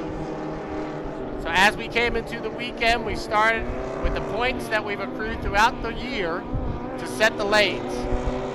After we run the first round of qualifiers, we flip it and we put the faster boats on the outside for the second round of qualification heats. That makes for much more competitive racing, and that's what you're going to see here in the second round of qualifiers here this afternoon. With 1 minute, 25 seconds to the start, everybody's starting to get lined up down here in turn number 1, excuse me.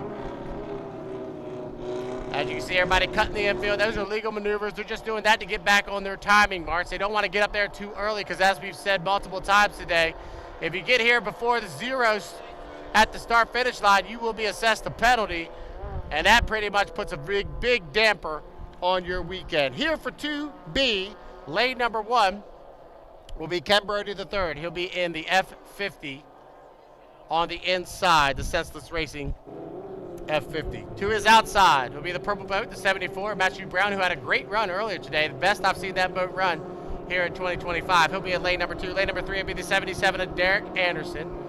Lane 4 will be Jacob Haynu. And on the outside, out of Grand Island, New York, will be Fast Eddie Campus in the 500. The Senseless 17, 28 seconds from the start.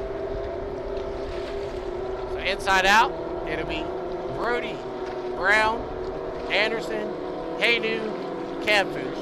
So we're 16 seconds from the start. Formula 2500, Heat 2B. 10, 9, 8, 7, 6, 5, 4, 3, 2, 1. Mark, we'll take a good start from here. Watch the boat from the outside. Everybody's got to hold their lane all the way through the apex of turn number 1, but watch for Campus and Haynu as they're out in lanes 4 and 5 respectively. Everybody got to hold their lane all the way through the apex of turn number 1. Haynu will get there first, but he's got Campus right there on the outside. And Eddie Campus from lane number 5 will stick his nose out in front, and he will take the advantage down the backstretch. Eddie Campus with a great turn through turn number 1 extends the lead down the backstretch by 3 or 4 boat lengths. Over top of Jacob Haynu back in second position. So from lane number 5, Eddie had a dynamite start, and he picked off everybody through the apex of turn number 1. He'll come around and complete lap number 1. It'll be 1 down, 4 to go here in Formula 2500. Heat 2B and Eddie Campus is your leader. The Senseless 17 out of Grand Island is running really well in the lead down race. Jacob Haynu running back in second position. Third place, Ken Brody the third. Fourth is Matthew Brown, and fifth is Derek Anderson. Let's go down into turn number 1 here on lap number 2. Remember, we go 5 times around here in qualifier 2B for the Formula 2500s. And we're 1.5 in and 3.5 to go. And Eddie Campus, he's opened it up by 2 rooster tails. They've been working all season long on that F500. The boat running really well here in 2025, especially this weekend. Started from lane number 5, and he's all the way up to the lead after 2 laps. So 2 down, 3 to go. And Eddie Campers using a little bit of front canard wing comes up the edge of the turn number 2 with a nice cover. 2.5 versus tail advantage. Jacob Hayden. And then old Jones Hall running back in second position, third place. Ken Brody the third, also out of Grand Island, New York. Running in third. Matthew Brown out of Valleyfield runs in fourth. Derek Anderson also out of Valleyfield runs in fifth. So halfway through qualifier 2B, and Eddie Campus is your leader. Almost 3 full Rooster Tails here on lap number 3 as he's backed up and taking it easy. Oh, Haynu is slow. Jacob Haynu is broken down on the backstretch, and Haynu is out of it. So Campus comes around to complete lap number 3, so 3 down, 2 to go for Eddie Campus. Ken Brady the third moves up into second position. Third place is Matthew Brown, and fourth is Derek Anderson. Unfortunately, we've lost Jacob Hayden on the backstretch. You can see he's thrown the lid up on that F2 as he's broken down on the backstretch. It could be a top 2 finish here for the Senseless Racing team if they're able to hold on for another couple laps, as Campus has about a straightaway and a half advantage as he heads down into turn number 2 here on lap number 4. So Campus through the apex of turn number 2 to come around and get the white flag this time by. So one more lap around for Eddie Campus and the F500. 4 down and 1 to go. Ken Brady the third still holding on to second position. Matthew Brown is in third, and Derek Anderson in fourth as they come around and complete lap number 4. And down the backstretch is Eddie Campus off the exit of turn number 1. Here on the 5th and final lap. Campus is half a lap away of a victory here in the Formula 2500 heat. 2B will head down into turn number 2 for the 5th and final time. And it'll come up the end of turn number 2 and the checker flag will wave. And your unofficial winner of heat 2B will go to Eddie Campus in the F500, the Senseless 17. Ken Brody the third will come around and get second place. As long as he can keep it on the water through turn number 2, he'll come around and get second place points. And it'll be a 1-2 finish for the Senseless Racing team here in Heat 2B. With the 50 coming across in second, Ken Brody the third gets second place points. Matthew Brown will get fourth. And Derek Anderson will round out the field in fifth. Up next, we'll go back to 2.5 liter stock racing. 2.5 liter stocks will be out next.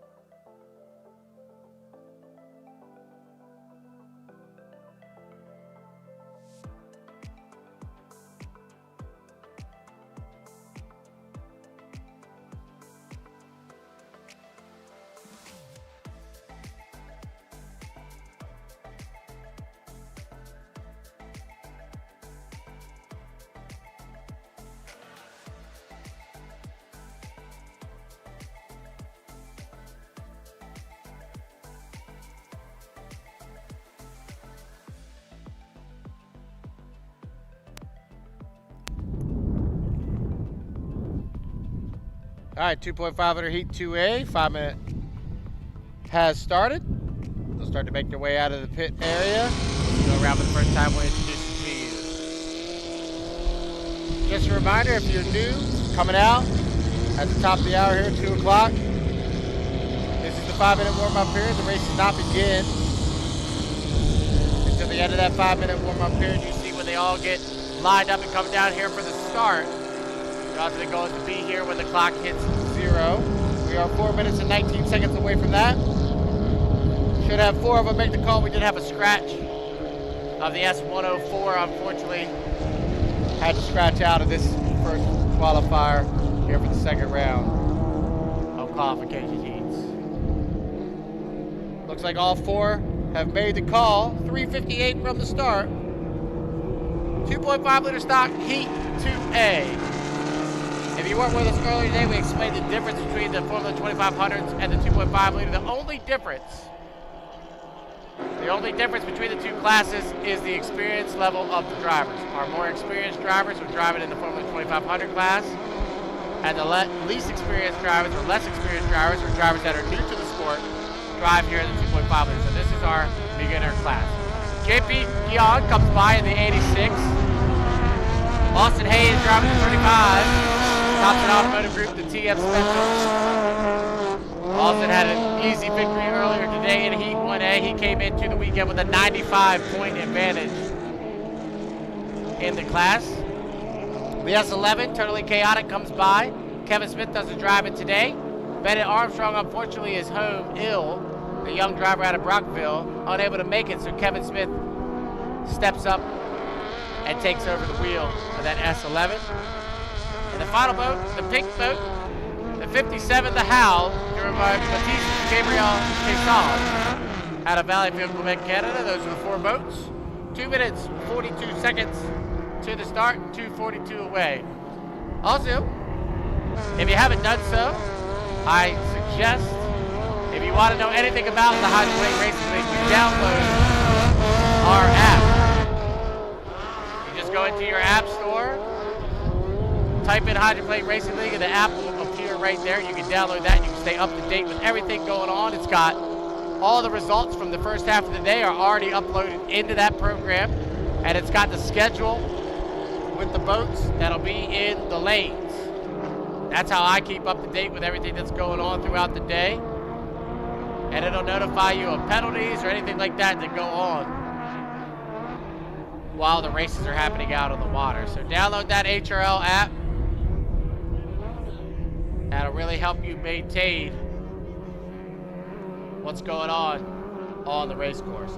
1 minute, 43 seconds to the start, 1:43 away. Another thing you can do for us to help us out is go on to YouTube, right on your phone. Just go on to YouTube, type in Hydroplane Racing League. You can like and subscribe to our YouTube page. Right now, that's where our live stream is being produced, so if you do have to leave the event for any reason, you can stay up to date with what's going on our HRL live stream. We'll have our final race of the season in Beauharnois, Quebec, Canada, which is the last weekend in August.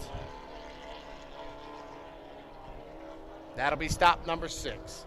You can see the boat starting to gather up down here into turn number 1. We're 103 from the start. And as they do that, we'll get ready to get them lined up for you here for qualifier 2A in the 2.5 liter stock class.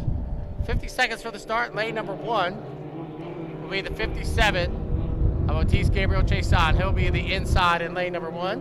Lane number 2 will be the 86 of JP Guillet on his outside. And lane number 3 will be the 11 of Kevin Smith. And then the 35 of Austin Hayes will be the outside in lane number 4. We are 23 seconds to the start. 2.5 liter qualifier 2A. 15 seconds. And everybody is lined up off the turn. Number 2 is we are 7, 6, 5, 4, 3, 2, 1. Mark on a pace starter here. Gabriel Chason and Austin Hayes hitting the start together as they head down here to turn number 1. Everybody got to hold their lane all the way through the apex of turn number 1. And Chase On will turn left first. The 57, the Howard leader, but watch for that white boat on the outside. The 35, the Thompson Automotive Group. And Austin Hayes will stick his nose in front as he comes up the exit of turn number 1. That 35 boat's been the fastest all season long. You can see he's starting down in lane number 4. He's already made up a lot of ground. And he's pulling Chase On down into turn number 2 here on lap number 1. So Austin Hayes out of Clarkston, Michigan is your leader through the apex of turn number 2. We're at a complete lap number 1, so it'll be 1 down and 4 to go. Here at 2.5 minute stop, qualifier 2A, and Austin Hayes is your leader. He's Gabriel Chase On was back in second. Third is Kevin Smith, and fourth is JPA as they head down into turn number 1 on lap number 2. Hayes is your leader, going 3 to 4 boat lanes every time, and Chase On running back in second. So Hayes down the backstretch here with a comfortable 3 to 4 boat lanes. Now we'll make it 6 as he heads down the backstretch here on lap number 2. So we're 1.5 in, 3.5 to go. Here at 2.5 liter stock qualifier 2A. And Austin Hayes is your leader down into turn number 2 on lap number 2. So Hayes leads, Chase On runs in second. Kevin Smith runs in third, and JP Gray runs in fourth. He'll come up the exit of turn number 2 to complete lap number 2. 2 down. 3 to go. Here in qualifier 2A. A little bit choppy out there on the mighty Niagara. Hayes leads by 2 forwards tails. Chase On runs in second. Smith's in third. Fourth, JP Gray. You can see Batiste Gabriel Chase On trying to make up ground, hug that buoy row, running back in second position, but Austin is able to come off the exit of turn number 1 and set sail down the backstretch and open it up once again. So Chase On is able to make up ground through the apexes of the turns, but Austin is able to walk away as they head down the backstretch. Wow, Chase On hit a big roller down there into turn number 2. So come off the exit pit of turn 2 to complete lap number 3. 3 down, 2 to go. Here at 2.5 liter stock qualifier 2A. Austin Hayes is the leader. Gabriel Chase On runs in second. Kevin Smith runs in third. And JP Game runs in fourth. So everybody pretty evenly spread out here in 2A. And Austin Hayes, the young driver out of Clarkston, Michigan. He's 3.5 in and 1.5 to go. Here at 2.5 liter stock qualifier 2A. And Hayes leads him down into turn number 2. So Chase On still runs in second. Smith in third. And Guillaume runs in fourth. So white flag being displayed on the race course, signifying 1 more lap around. So 4 down and 1 to go. Austin Hayes remain perfect on the weekend, only go 2 for 2. So we are here at Thunder on the Niagara. We head down to turn number 1 on lap number 5. So Hayes leads, Chase On runs in second, Smith runs in third, and JP Gang runs in fourth. These smaller boats, as they go down the back, you can see really climbing hard as they hit that hard current coming right into their face as he heads down the backstretch. Austin Hayes in the 35. The Thompson Automotive Group presents the TM Special. Will come through the apex of turn number 2 here on lap number 5 for the final time. He'll come off the exit pin. He'll be looking for the checker flag this time by. And off the exit of turn number 2, he'll go a perfect 2 for 2 on the weekend. And your winner of Heat 2A will go to Austin Hayes in the 35, the Thompson Automotive Group, the TM Special. Second will go to the 57, the Howe, Batiste Gabriel Chase On. Third position will go to Kevin Smith in the totally chaotic S11. And fourth will go to JP again in the 86, 6 Sense Racing. Coming up next, 2.5 liter stock qualifier 2B, followed by 4 qualification heats of H350, and then 2 rounds of Grand Prix Hydros. We do have the Grand Prix Hydro field set for you based off of their time trials from earlier today. In GP Heat 1A, it'll be the 35.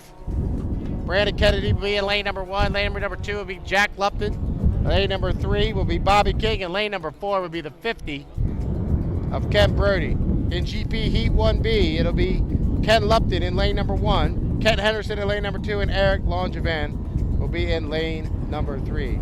That's how they line up for GP Heats 1A and 1B.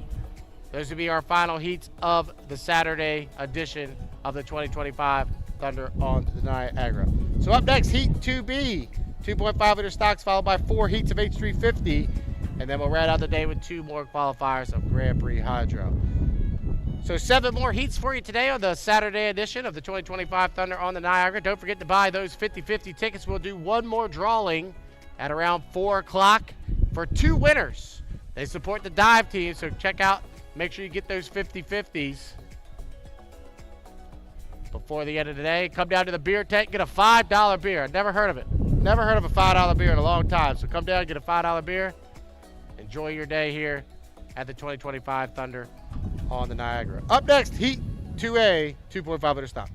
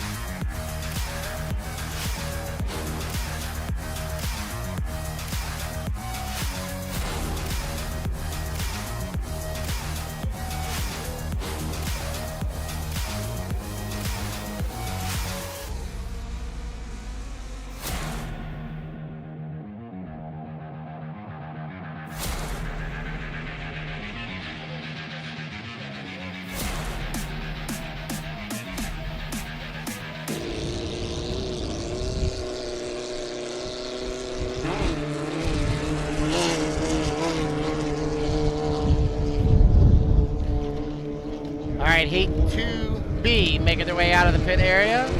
2.5 liter stock Heat 2B. Should have 5 of them make the call with 4 minutes and 12 seconds to the start.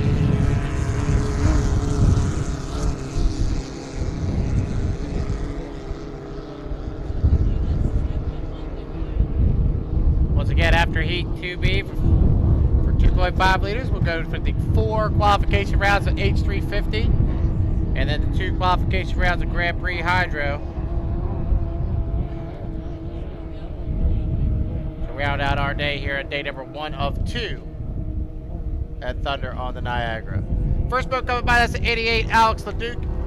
He wasn't able to make it out earlier today. Good to see that 88 out on the race course. The 910 of Justin LaBrosse and the Hope Racing. The 50 of Aiden Sobey. Aiden had a victory earlier today. And the S50, Senseless Racing. The 910 of Remy Boyer. And the 816 is coming through turn number 2 right now. The all-white boat, driven by Francis Suave. And the 4MAX Racing. Those are the 5 boats to make the call here for qualifier 2B for the 2.5 liter stocks. Just a reminder, the only difference between 2.5 liter stocks and Formula 2500 is the fact the experience level of the drivers. Our more experienced drivers running the Formula 2500 class. Our least experienced drivers running the 2.5 liter stock class. They still run the same motors and power plants, same boat specifications and everything. And that's the big difference. We are 2 minutes and 24 seconds to the start.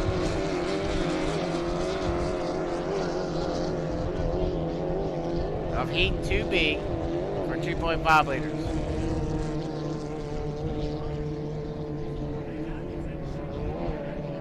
Starting to see our H350s being lowered into the water for their second round of qualifying heats today. Always interesting when the H350s come out for their second round of qualifiers. With the faster boats being on the outside earlier today, it went as it should. The top 4 M points had the inside lane and they all won the first round of qualifier. But we'll put the faster boats on the outside for the second round of qualifiers. And we'll see if they can run around the outside of the field.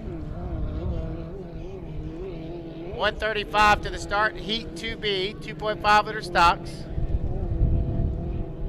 The river is starting to turn up, what we call turn up just a little bit. There's been a wind out of the northwest at approximately anywhere between 5 and 10 mile an hour. Hopefully it stays just like this, because a little bit of chop is not bad. But really nice racing conditions right now. We want to maintain that through the rest of our day. And don't forget, tomorrow we'll do it all again, 10 a.m. And the Grand Prix will start the Sunday card tomorrow at 10.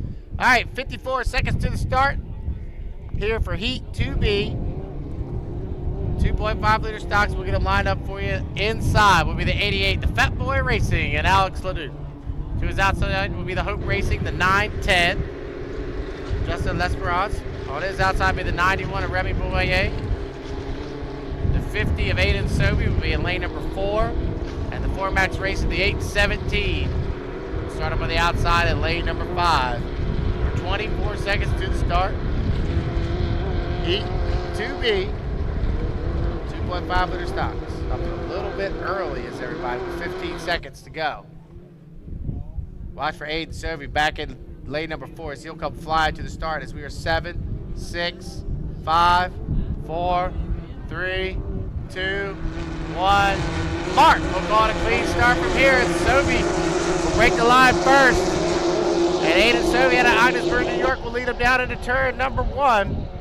Everybody got to hold their lane all the way through the apex of the turn, so Aiden's got to stay out in lane number 4. That's going to allow the boats to his inside to move up with that shorter way around the race course. You can see the Hope Racing, the 910, has moved up into second position with the Fat Boy Racing back in third, but it's Sobey on the outside, and Aiden will lead him down the backstretch. Justin Las Perez is having a nice run back in second, and Justin will move up on the inside And the 910, the Hope Racing, will take the lead down here into turn number 2. The 910 is your leader with Aiden Serby right there on his outside. The S910 on the inside, the S50 on the outside, side by side off the exit pit of turn number 2 to come around and complete lap number 1. 1 down, 4 to go here in Heat 2B for the 2.5 liter stocks. They got their first victory in Valleyfield about 3 weeks ago. Looking to pick up another one here in Thunder on the Niagara as the Hope Racing team, their first year competing in the Hydroplane Racing League. They have the lead on lap number 2, but Aiden Serby is right there on the inside. Serby trying to make up ground as they head down the backstretch. The 910 is your leader. Serby runs in second. Remy Boyer runs in third. The 88 of Alex Duke runs in fourth. And the 4MAX Racing runs in fifth. As we head down into turn number 2 here on lap number 2. Justin Lasperez has still got the advantage. Wow, it's getting really rough down here into turn number 2. You can see Aiden really trying to make up ground, searching for some clean water back there in second position. But 2 down and 3 to go. And the Hope Racing in the 910 is your leader across start finish line. Second position still Aiden Serby. Remy Boyer having a nice run back in third. Fourth is Alex Duke. And fifth is the 4MAX Racing of Francis Sauvé. They go through the apex of turn number 1 here on lap number 3. The Hope Racing 910 looking to pick up a victory here in Heat 2B for the 2.5 liter stocks. It would be his second victory of the season in a heat race as he heads down into turn number 2. We call it about a rooster tail advantage. As you can see Aiden Serby trying to hold that white water line. Out and about lane number 3. Wow, the 910 really got light as he comes off the exit of turn number 2 to complete lap number 3. So 3 down and 2 to go. Justin got the 910 way out of the water that time through the apex of turn number 2. Aiden Serby still holding on to second. It's getting a little bit choppy here on Thunder on the Niagara as we expect. It usually does get choppy here in the latter part of the afternoon. But Justin still leads, but Serby's not giving up yet. 3.5 in and 1.5 to go. And the S910 leads, we'll call it 4 boat lengths over top of Aiden Serby. The Ogdensburg, New York native trying to cut into that lead as they head down here into turn number 2. One of the better heat races of the weekend. The top 2 separated by 2 boat lengths as they come through the apex of turn number 2 will be the white flag this time by. So 1 more lap around for the Hope Racing, trying to hold off Aiden Serby and the Senseless Racing. So 4 down and 1 to go here in a competitive Heat 2B for the 2.5 liter stock. So Justin Lasperez is your leader with Aiden Serby running back in second as they head down here into turn number 1. Remy Boyer still holds on to third. Alex Duke still, oh, and look, the 910 slows, and the 910 is off the pace as he's pulled it off the race course, and the same thing happened to him earlier today, and now he's got to pick back up. So Aiden Serby will use that to his advantage and take the lead down the backstretch. Something unfortunately went amiss in the 910. As you can see, he's back up and running in third position. But through turn number 2, here on the 5th and final lap and off the exit pin, it'll be the checker flag this time by, and Aiden Serby will take that. He'll get the victory here in the Senseless Racing, the S50. Second position, Remy Bouvier kept driving hard. He'll get second. Tough third place to the 910. The Hope Racing will pick up third. Unfortunately, it looked like Justin was going to pick up another heat victory. Ends up third. 4 will go to Alex. The Duke would just hold on to fourth. Over top of the 4MAX Racing back to fifth. So Aiden Serby and Austin Hayes, both a perfect 2 for 2 in the 2.5 liter stock class here today.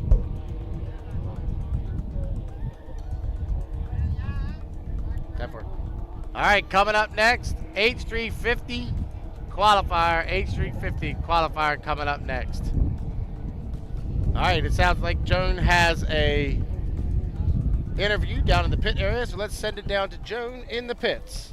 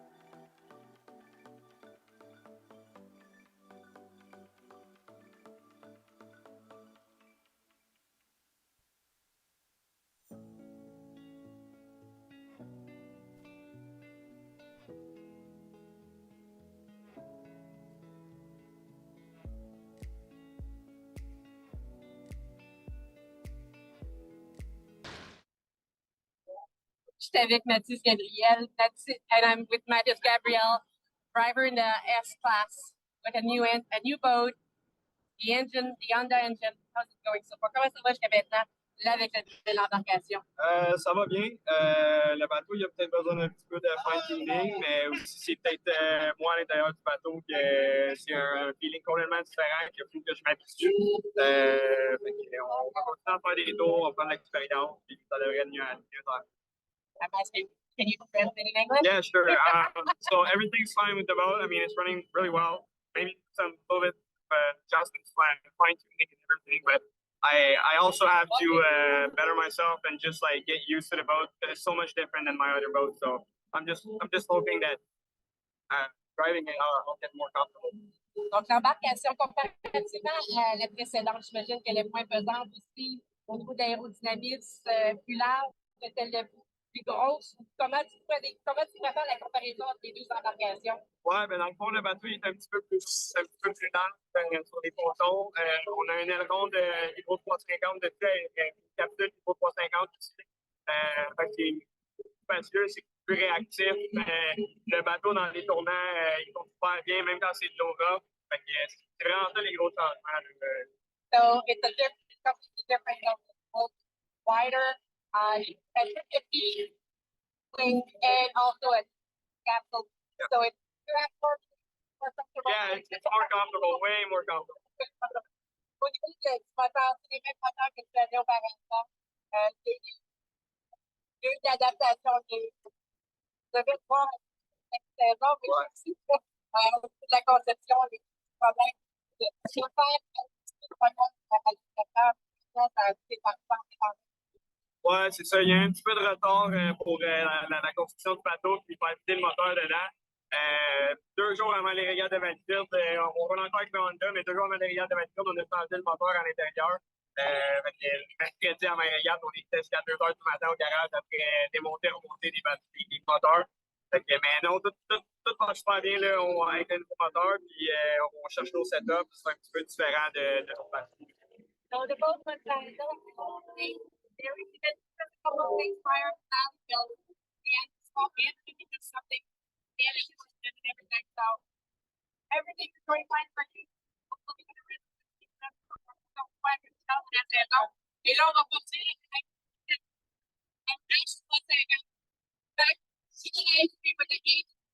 thank you very much. Merci.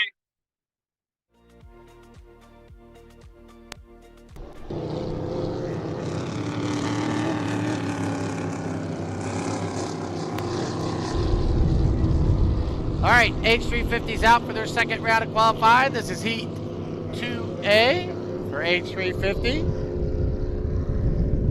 Just a reminder, as we said, this will be a flip from earlier today with the faster boats on the outside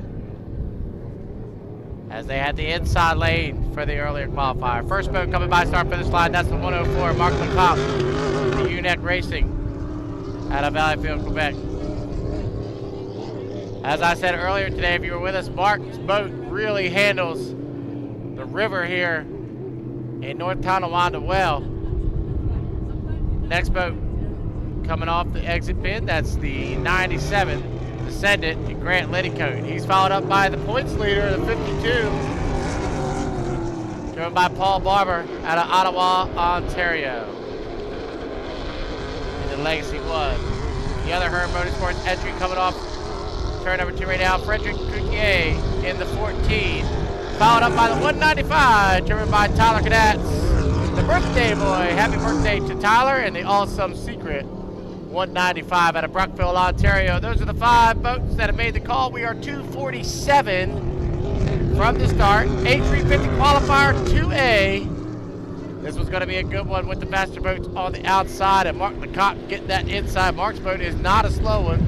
It's been around for a few years. It's an old Bergeron Hall. It's been around a long time. And Mark Lecoq, the veteran pilot, pilots the 104.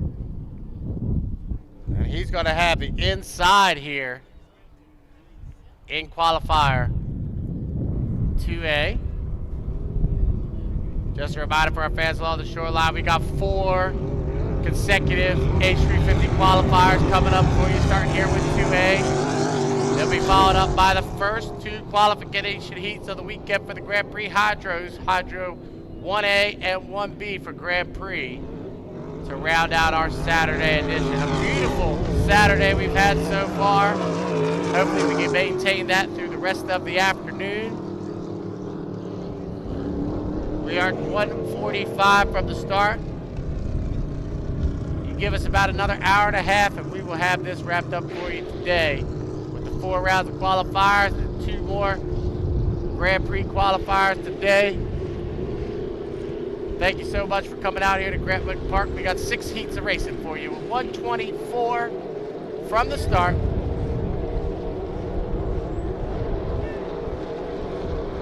By this point, everybody's got their time and marks. The reason they come out here and do that in the second round of qualifiers is because they're starting from a different position. So, for example, Paul Barber coming by right now in the 52. He had lane number 1 earlier today. So he'll be in lane number 5 here this afternoon in the second round. So, the boats with the most points, which normally correlate to the faster ones, will be on the outside. We are 44 seconds to the start. Let's get them lined up for you. Lane number 1 here in Heat 2A will be Mark Lecomte in the Unit Racing, the blue boat, the 104. Lane number 2 will be the 97. Grant Liddycote, the 17-year-old driver out of Suffolk, Virginia, will be in lane number 2. Lane number 3 will be the 195, the birthday boy, Tyler Cadets, in the also secret, the all-yellow boat. To his outside will be Frederick Coutier in the 14, and up on the outside of lane number 5 will be Paul Barber in the 52. The 2 Hearn Motorsports entries will be side by side in lane 4 and 5 respectively. So we are 9, 8, 7, 6, 5, 4, 3, 2, 1. Mark! Wow, that's tight. We'll have to wait and see. Fred led him across the line from lane number 4. We'll have to wait and see if there's any calls as they head down here to turn number 1. Remember, everybody got to maintain their lead through turn number 1. And it's Grant Liddycote, the young driver out of Suffolk, with the lead down the backstretch. He's got 3 fast hydros right to his outside, however. So Liddycote leads down the backstretch here on lap number 1 with Paul Barber to his outside. Wow, it's getting rough back there in 3rd and 4th as Mark Lecomte hit a hole. So down into turn number 2. We'll wait for the official word from the starters as they come up the exit of turn number 2 to complete lap number 1. 1 down, 4 to go here in 2A. Look at this battle for second. Barber way up on the outside. Tyler Cadets running in 3rd. 4th is Mark Lecomte. And 5th is Frederick Coutier. But it's Grant Liddycote through turn number 1 here on lap number 2. He's your leader down the backstretch. So Liddycote with about a rooster tail and a half advantage over top of Paul Barber running in 2nd and Tyler Cadets running in 3rd. So 1.5 in, 3.5 to go here in H350 qualifier 2A.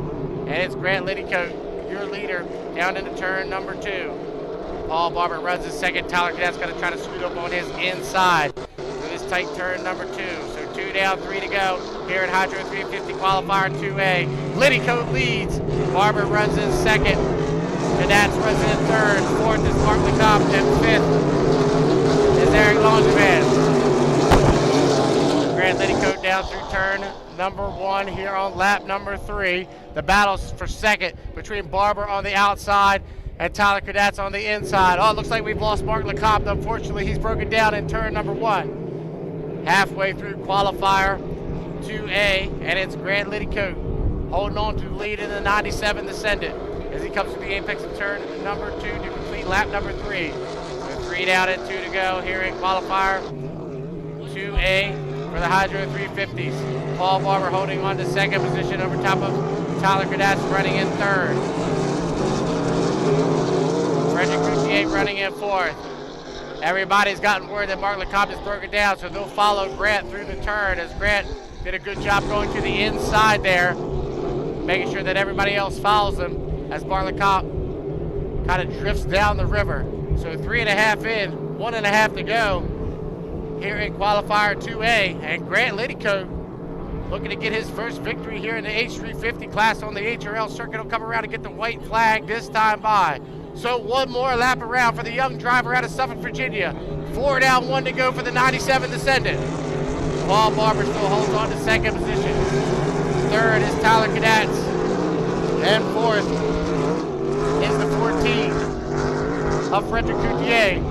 They come through the apex of turn number 1 here on lap the number 5. And Grant Liddicoat's holding on to the advantage. Paul Barber trying to catch up as they head down the backstretch. One Rooster Tail separates first and second, but Liddicoat half a lap away from his first HRL victory as they head down here into turn number 2. So Grant Liddicoat through the apex of turn number 2. It'll be the checkered flag this time by, and off the apex of turn number 2, the young driver out of Suffolk, Virginia will get his first ever HRL victory here in Heat 2A, Grant Liddicoat. Second will go to the 52, Paul Barber. Third will go to the 195 of Tyler Cadets. And fourth will go to the 14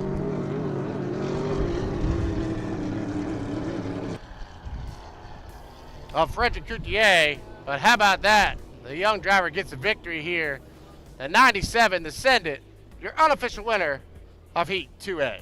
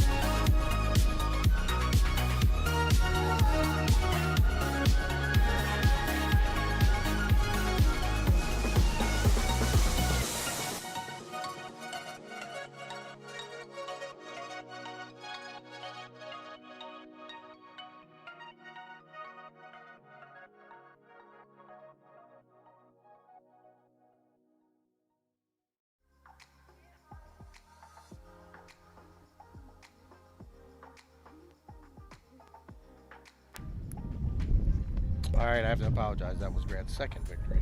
My bad. All right, coming up next, Heat 2B. I have to apologize to Grant. That was Grant's second victory. He won a heat in Valleyfield. He won 3D in Valleyfield on Sunday. I apologize. So much going on in Valleyfield, I forgot that. But Grant's second heat victory here in the HRL in the 97 to set it. Up next, 2B.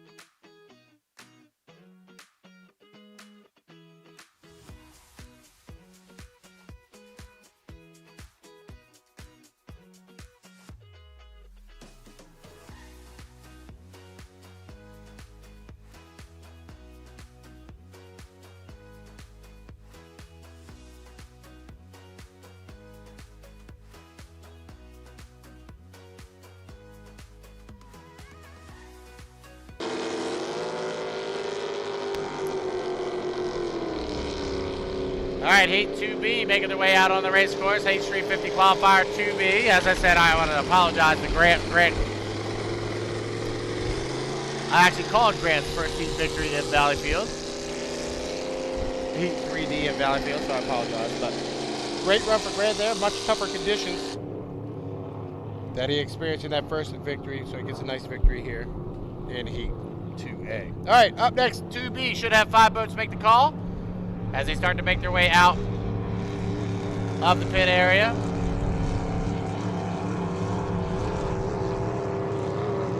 And it looks like we've got all 5 on the race course. 3 minutes and 50 seconds to the start. 350 away. H350 qualifier 2B.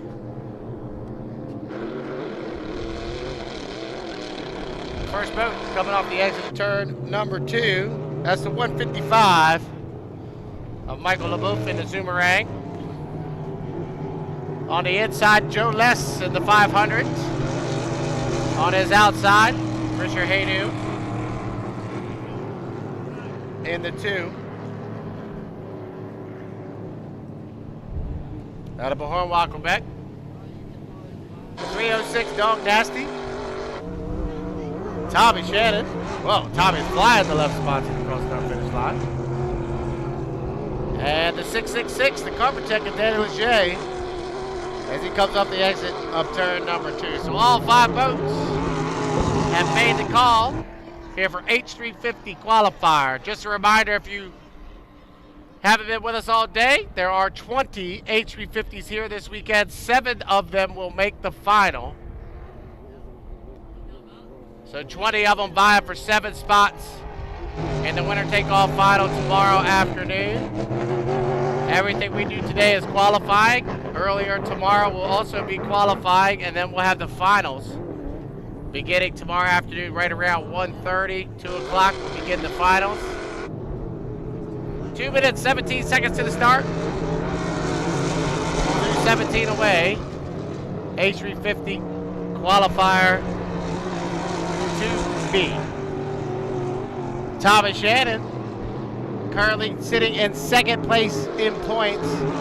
I think it was 14 points separating first and second coming into the weekend. It's still 14 points, but Paul Barber taking the second place in 2A gives Tommy an opportunity here to make up some ground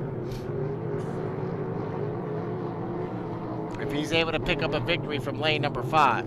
Gonna be tough. He's got some fast boats to his inside here in Heat 2B. 1:33 from the start.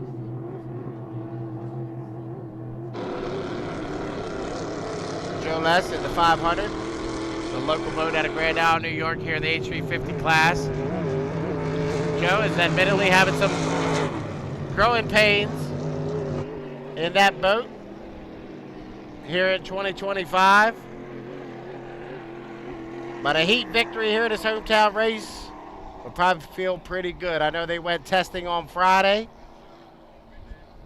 right down the river here. Talked to him a little bit yesterday. He said he's ready to go. 52 seconds to the start. We'll get them lined up for you. Lane number 1 will be the 155.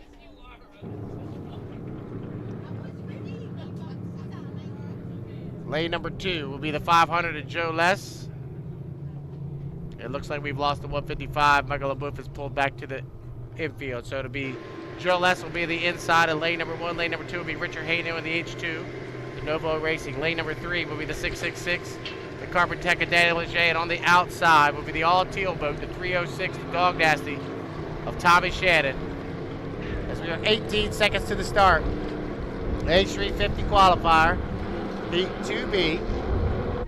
10, 9, 8, 7, 6, 5, 4, 3, 2, 1. Mark. Wow, nice start for Danny Leger as he breaks the line first in the 666, the Carpet Tech. Watch the boat to his outside as Tommy Shannon will have to run out in lane number 4.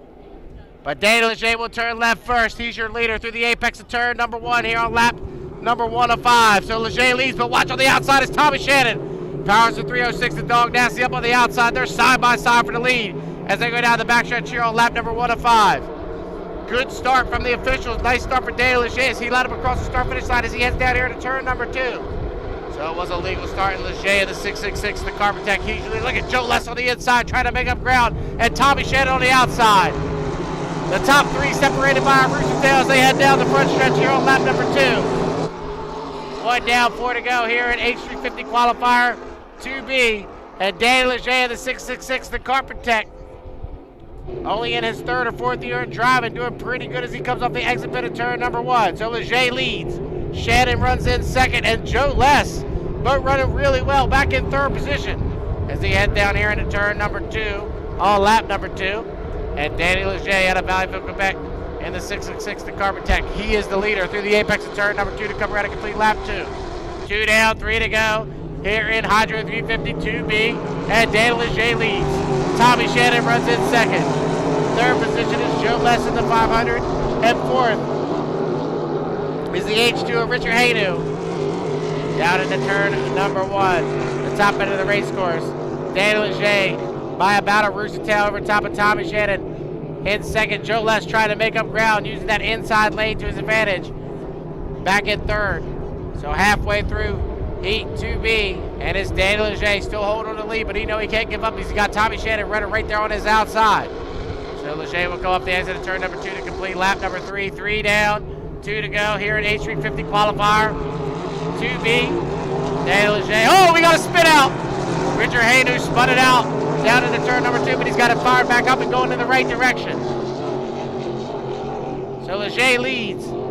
Shannon runs in 2nd. Joe Less runs in 3rd. Looks like the 2 is back up and running as he spun it out as he head down into turn number 2. And Richard Haynu, he's okay. He'll come across our finish line and complete his 3rd lap.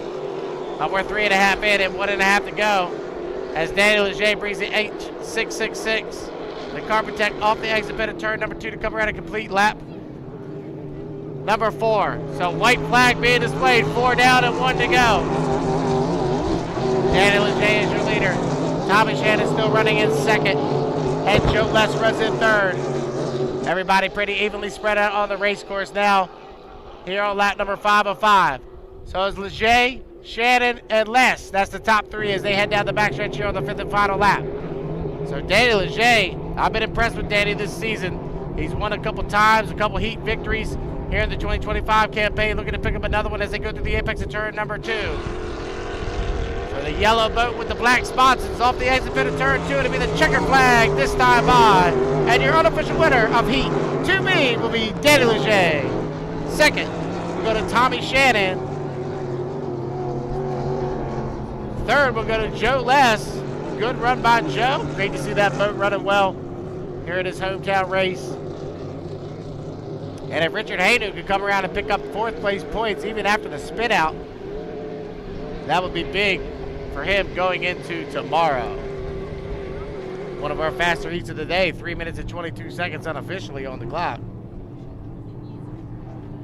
So Haynu will bring the H2, Nova Racing, off the exit of turn number 2. He'll come around and get 4th place points.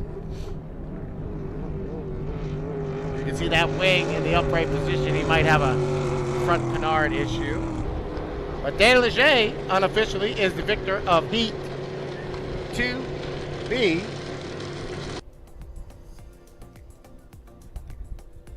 Coming up next, Heat 2C for the H350s.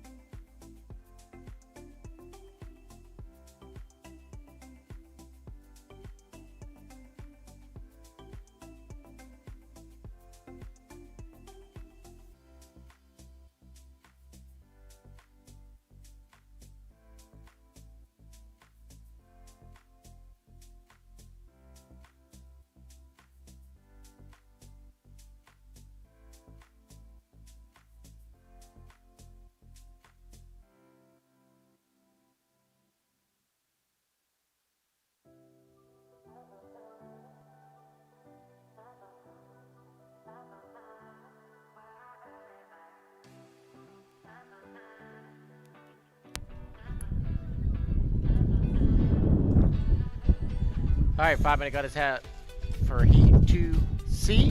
H350 Heat 2C. They'll be making their way out onto the race course. Thank you to the Lions Club. I appreciate that. Please don't forget to visit all of the vendors up and down the shoreline. Get yourself a Thunder on the Niagara t-shirt.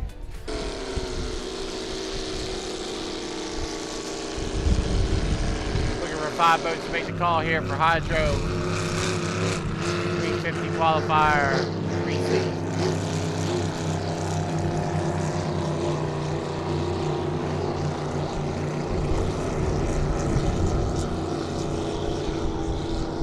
Once again, this is the 5-minute warm-up period. The boats come out of the race course, do a few timing runs, a few warm-up laps. The ultimate goal is to be here at the start-finish line when the clock hits 0. We are 4 minutes away from that. Once the boats come around one more time, we'll introduce them to you.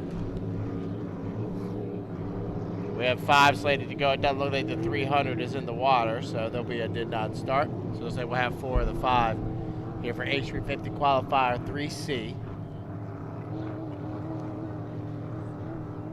Remember, we started with 20 of them, 20 H350s, vying for 7 spots later on tomorrow afternoon. 3:32 to start. First boat coming by, the 23. Francisco Day in the yellow Torpedo. He is off restrictions, so he'll get to start on the inside. Here's the 519, the Team Towman, the bank on it, Kenton Henderson out of Brookville, Ontario. On the outside, the 773, the black boat with the yellow trim. That's the RTX sponsored Martin Rochon. And the final boat, the Bull Shark Racing of Carl St. Vincent. Carl didn't make it out in his first round of qualifiers back in Heat 1D. He didn't make it out, so good to see Carl. Whatever the problem was in that 37 Bull Shark Racing, he's out on the race course. So those are the 4 boats that made the call. Unfortunate scratch to the 300 to Pennzoil team,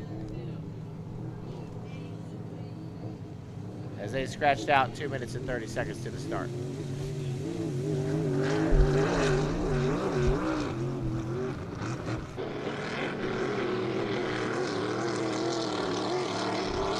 Everybody coming by on a couple timing runs, although a couple warm-up laps here in H350 qualifier 2C.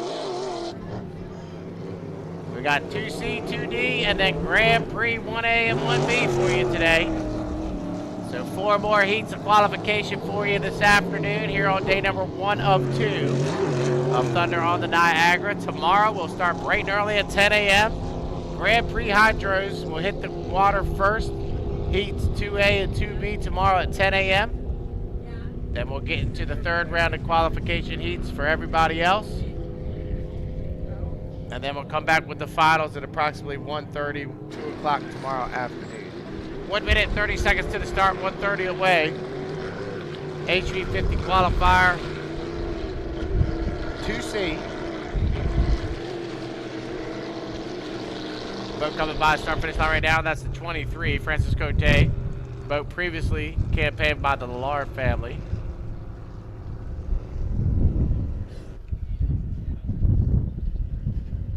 See the 37 cutting the race course. Carl St. Vincent, the Bull Shark Racing.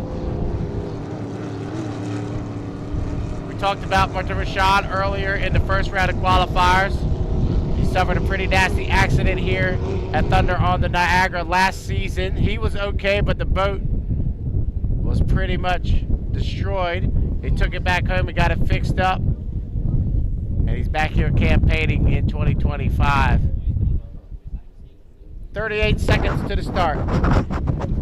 H350 qualifier 2C. On the inside will be Francisco Day at the 23, the yellow Torpedo. He'll have lane number 1, lane number 2. Kenton Henderson in the 519, the Team Towman, the bank on it. Lane number 3 will be the 37, the Bull Shark Racing across St. Vincent on the outside.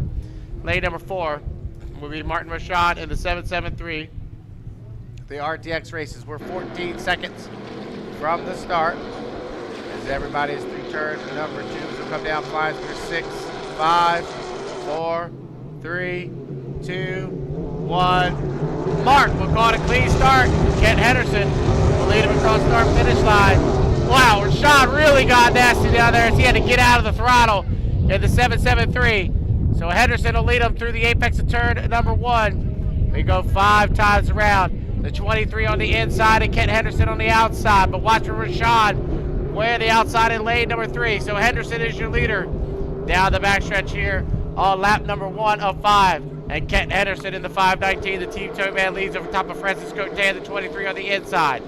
Cote's got an inside and short way around, but Henderson will use lane number 2 to his advantage and come off the exit and complete lap number 1. So 1 down, 4 to go, and watch out for Martin Rashad on the outside. Rashad is really flying the 773 across start finish line. He almost dumped it right here in front of us. Down into turn number 1 on lap number 2. Francis Cote gets a great turn that time. And the yellow torpedo for the first time leads off the exit of turn number 1 here on lap number 2.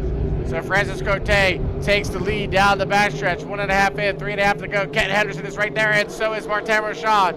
Best hit of the weekend so far. 3 of them covered by 1 rooster tail down here into turn number 2. Cote on the inside, Henderson in the middle, Rashad on the outside. All 3 of them fan out as they come up the exit of turn number 2. 2 down, 3 to go. Here to scintillating heat. 2C for the H350s. And Francis Cote looking to pick up his first ever victory in the H350 class as he heads down here into turn number 1. Heat 2C shaping up to be a good one. Cote leads. Henderson is back to second, and Rashad now is on the outside, taking over second position from Kent Henderson. As he heads down the backstretch, we're halfway through. Hydro 350 qualifier 2C, and Francis Cote in the 23, the yellow torpedo. He's your leader from the inside through the apex of turn number 2 to come around and complete lap number 3. It'll be 3 down and 2 to go.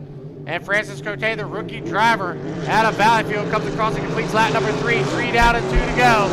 Cote leads. Rashad runs in second. Henderson runs in third. And Rashad is really getting loose as he comes across start finish line. And that 773 trying to find ground out at about lane number 4. We're on lap number 4 of 5. And Francis Cote leads, but it's 3 boat lengths back to Martin Rashad. Cote and Rashad will call it half of a rooster tail advantage for Cote as they head down here into turn number 2. Cote still leads here on lap number 4. He'll come around and see the white flag this time by. So 1 more lap around for the rookie driver here in the H350 class. Francis Cote and the 23, the yellow torpedo leads over top of Martin Rashad running back in second. Every time Rashad really gets on it, he has to get out of the throttle as he comes across start finish line. As that right spot really wants to fly on him. Third position is still Kent Henderson, and fourth is Carl St. Vincent. But down the backstretch, and what a story this would be if Francis Cote can hold on to this advantage. He heads down the backstretch, and here comes Rashad. Rashad's within 3 boat lengths as they head down here in the final lap and final turn of the race. Cote on the inside and Rashad on the outside. Side by side for the lead as they come up the exit pit of turn number 2. It's going to get close. It'll be a drag race down here to start finish line. Rashad Cote! Rashad Cote! Wow! I think Francis Cote just held on. Rashad flew it off the exit of 2.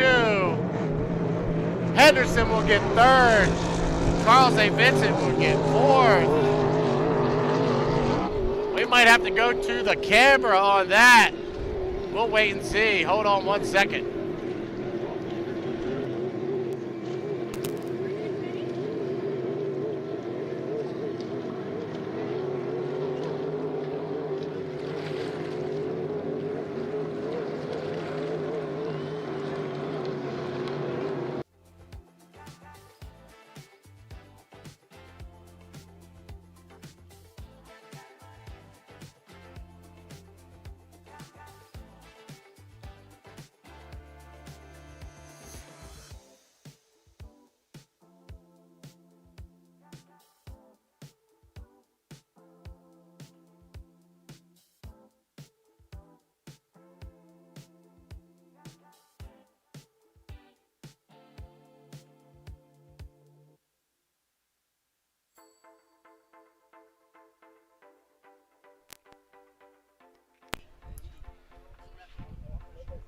All right, officially, it's a dead heat. We went to the camera and it is a dead heat between the 23 and the 773.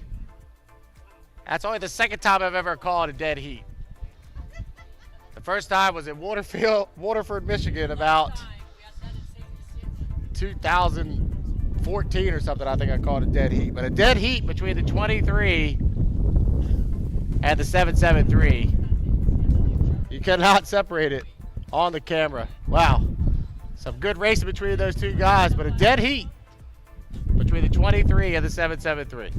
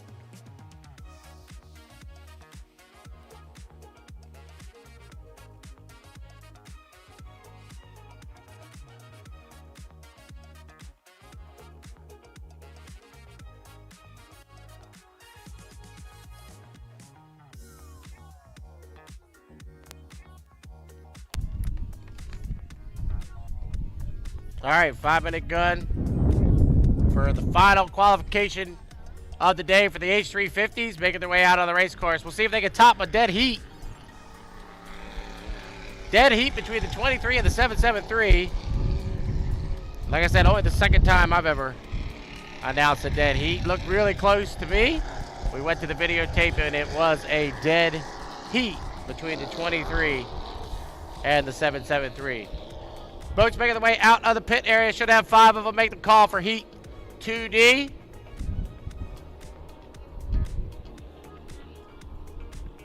Once they all get out on the race course, come around, we'll introduce them to you.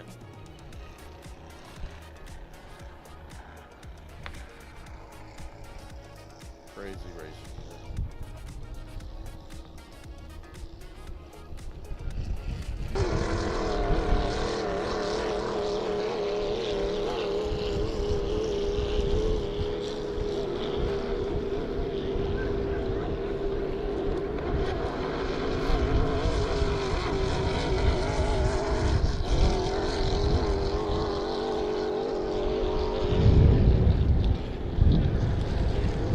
Patrick Hayworth comes by on a time and run, the 924, the game on. He'll be followed up by Eric McKenna in the 999, the orange and black boat. In the Black Beast. Boat's coming down into turn number 2 right now to the left of us here at the start finish line. On the outside, that's the purple and white boat. That's a 751. Mark Lalonde. And on his inside, Bert Henderson. And the H8 the last minute again. And the final boat, the LDC Construction, sponsored 242, driven this weekend by veteran driver Jimmy King. He drives the locally sponsored LDC Construction 242. We are 2 minutes and 40 seconds to the start. Unfortunate for the 242, they weren't out here in the first round of qualifiers earlier today. They got a did not start, but good to see that boat out in the water here for the second round of qualifiers here in Heat 2D. Just a reminder to our fans on the shoreline, after Heat 2D, our Grand Prix will be lowered into the water. I can already see them in the water, a couple of them already, for the first 2 rounds of qualification, Heats 1A and 1B. For Heat Grand Prix racing.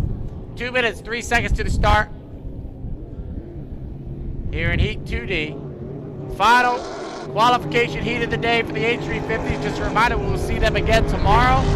We'll run 4 rounds of qualifiers once again for H350. Then we'll have 2 consolation heats and a 7-boat final.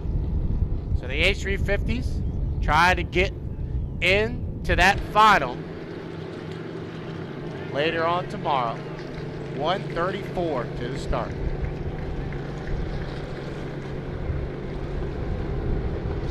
We appreciate everybody that's come out so far today. Grand Prix will be on the water next. If you're waiting around for them, we appreciate you staying around. And don't forget, tomorrow at 10 a.m., we will start the day with Grand Prix 2A and 2B. 1:11 to the start. Final qualifier for the H350s today. I've said it all day, the best racing is heats 2 and 3 for the H350s. The faster boats start on the outside. We'll do it again tomorrow with their first round of qualifiers. The faster boats will be tied up on the outside. So we're inside 1 minute to the start, 40 seconds. We'll get them lined up for you for Heat 2D. Bert Henderson, he'll be on the inside in lane number 1, the H8, the last minute again. Lane number 2 to his outside will be the 751. Mark Lalonde in lane number 2. Lane number 3 will be the 999. Eric McKenna, the Black Beast. Lane 4 will be the all-red boat, the 924, the Game On, to Patrick Hayworth. And on the outside, the all-white boat, the LDC Construction, sponsored 242 of Jimmy King. 14 seconds away. Heat 2D. For H350s, we are 7-6. 5, 4, 3, 2, 1. Mark will call it a clean start from here. Mark Lalonde and Bert Henderson will lead him across the start finish line as they head down here to turn number 1. Everybody got to hold their lane all the way through the apex of 1, and Henderson will turn left first, but Lalonde's right there on the outside. So Bert Henderson in the H8. The last minute again will come off the exit of 1 with a little bit of a lead, but Lalonde's right there on the outside. 2 boats look like one as they go down the backstretch. Lalonde and Henderson are side by side. Half a lap in here in the 5-lap Heat 2D, and Lalonde pulls out to about a 2-boat length advantage over top of Bert Henderson, leaving him just enough room to his inside. They'll come off the exit of turn number 2 to complete lap number 1. 1 down, 4 to go. Lalonde and Henderson are side by side. Patrick Hayworth runs in 3rd position. Jimmy King runs in 4th, and Eric McKenna runs in 5th. We head down here to turn number 1 on lap number 2. Henderson on the inside, tied it with Lalonde on the outside. So Lalonde and Henderson still side by side here in Heat 2D. Lalonde on the outside and Henderson on the inside. Patrick Hayworth trying to make up ground in 3rd. Looks like Jimmy King has moved over towards the buoy row back in 4th. So Lalonde will stick his nose out in front. He'll be your leader off the exit of 2 to come around and complete lap number 2. 2 down and 3 to go here in Hydro 2D. Lalonde, 751, the Lolo Racing, leads him down into turn number 1 on lap number 3. Henderson will use that inside lane to his advantage, so you can see Bert trying to make up ground through that tight turn number 1. He's about 3 boat lengths back. Mark Lalonde will come off the exit of 1. He's your leader down the backstretch, so we're halfway through. 2.5 in and 2.5 to go. Battle shaping up for 3rd position as well between 2 veteran drivers, Hayworth and King, running 3rd and 4th. Down into turn number 2 to come around and complete lap number 3. 3 down and 2 to go. And Mark Lalonde He's opened it up. We'll call it 3 boat lanes. Henderson runs in second, and King has now punched up into third. King and Hayward side by side. 2 longtime veteran drivers side by side for third here on the race course in 2D. Down into turn number 1, it's getting really rough. Burt had to go, went down on power just a little bit, and that allowed Jimmy King and Patrick Hayward to move up on his outside. So 3.5 in and 1.5 to go, and Mark Lalonde is checked out, but the battle is now for second. Henderson and King side by side for second position as they head down here into turn number 2. The white flag being displayed on the race course. 4 down and 1 to go here in 2D, and Mark Lalonde is your leader. But look at Jimmy King, the LDC Construction, started in lane number 5, moved up on the outside of Henderson down here into turn number 1 on lap number 505.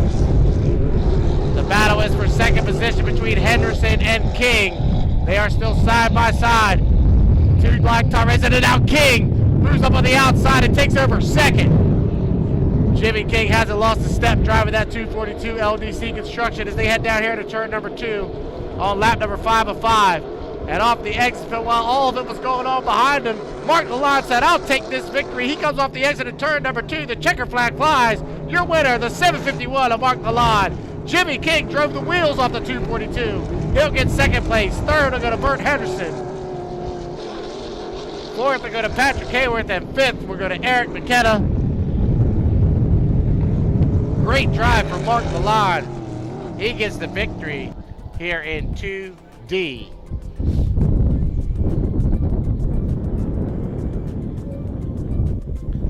Up next, 2C. Up next, 1A for Grand Prix. All right, we're going to send it down to the pit area. Miss Joan has another interview down in the pits. We'll send it down to Joan.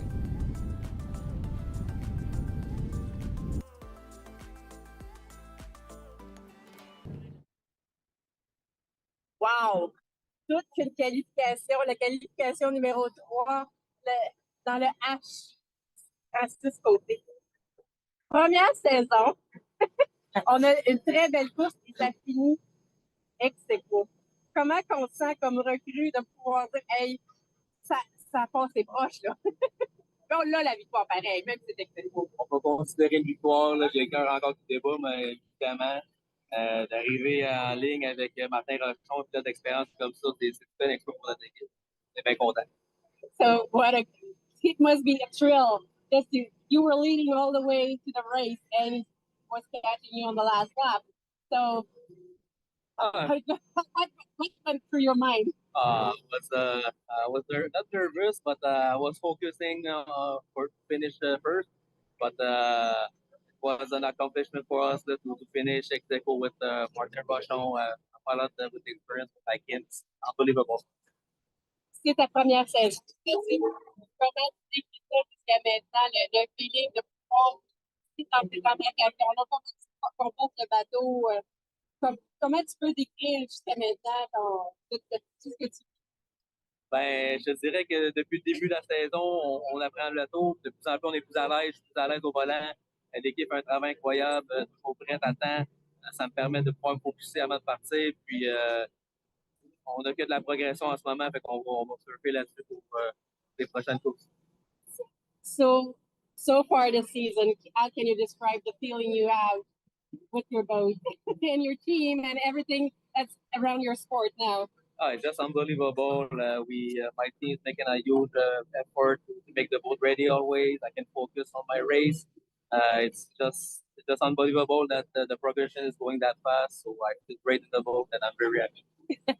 Donc, les prochaines étapes, on voit ça comment, c'est quoi l'objectif pour le reste de la saison. Là, on voit qu'on est capable de compétitionner avec les meilleurs. C'est quoi le feeling maintenant, l'objectif ultime? L'objectif, c'est d'y aller course après course sans se mettre trop de pression supplémentaire. Écoutez, c'est vraiment de compléter nos courses et d'arriver au pied à un morceau. So, Francis, to finish the season, you want to stay focused on finishing all your heat to be able to compete and have a great season for you. So, congratulations.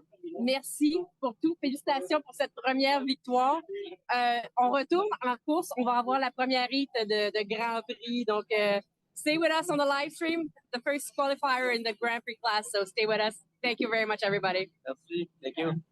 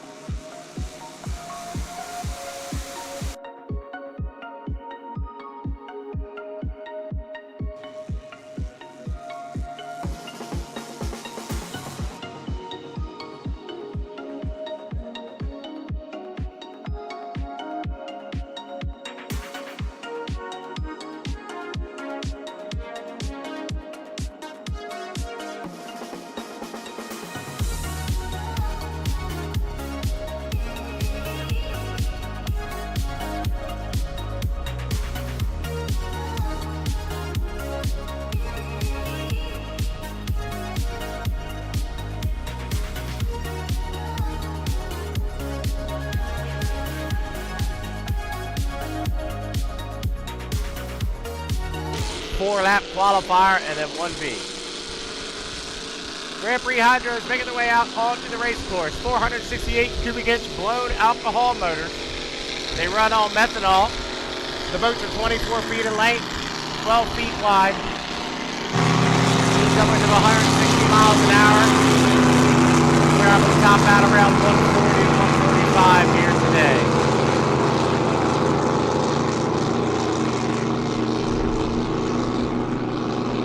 Appreciate everybody for sticking around here this afternoon. Our final two heats of the day.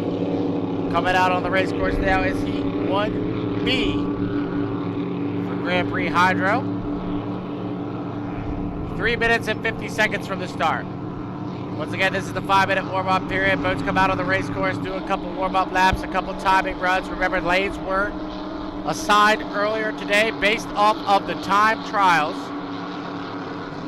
In this time trial, or in this qualifying heat, you have the second, the fourth, and the sixth fastest from today's earlier time trials. So 2, 4, and 6 fastest. The boat on the outside coming by start finish line. That is 2:42. Silco Racing and Eric Longevin. He was your 6th fastest qualifier. The boat to his inside is Kent Henderson in the 757. The Canada boy. He was your 4th fastest qualifier.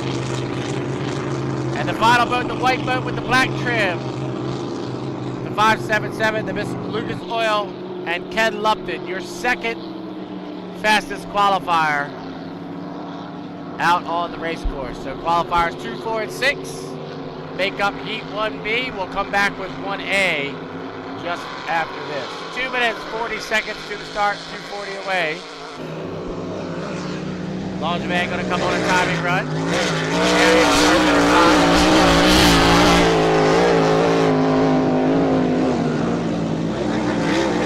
Ken Henderson coming by. Canada boy, 757. Here comes Ken Lupton in the Miss Lucas Oil.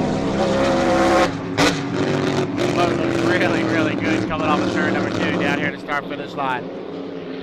Remember, our top 2 qualifiers were the 35 of Brandon Kennedy and the 577 of Ken Lupton. They were only separated by 4/10 of a second, a 29.18 to a 29.55 earlier today. 1:45 to the start.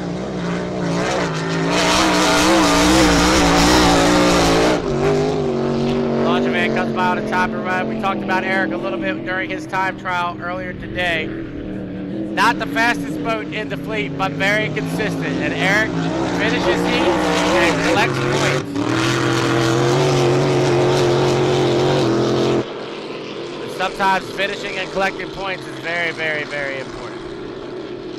1 minute, 15 seconds to the start. You can see Ken Lupton, he's done his time and run. He's satisfied with where he needs to be when.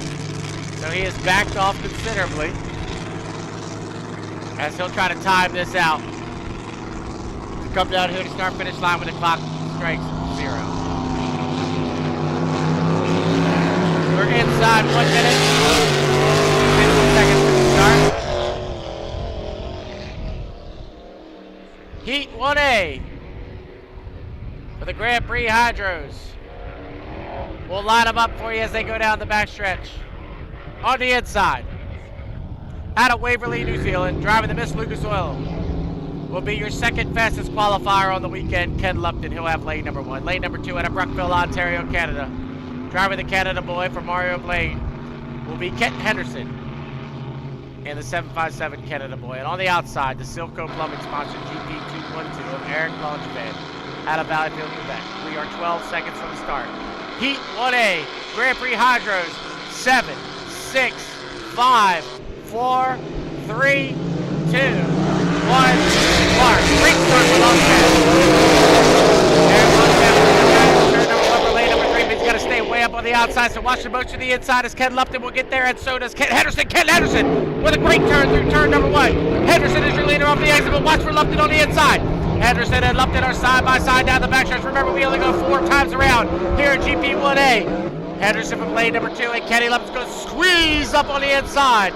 The GP577, the Miss Lucas Oil, and Ken Lupton will come off the exit pit at turn number 2 to come around and complete lap number 1. 1 down, 3 to go. Here's the qualifier 1A. Ken Lupton is here. Lupton leads. Henderson runs in 2nd. Eric Longevin runs in 3rd. Down to the turn number 1 here on lap number 2.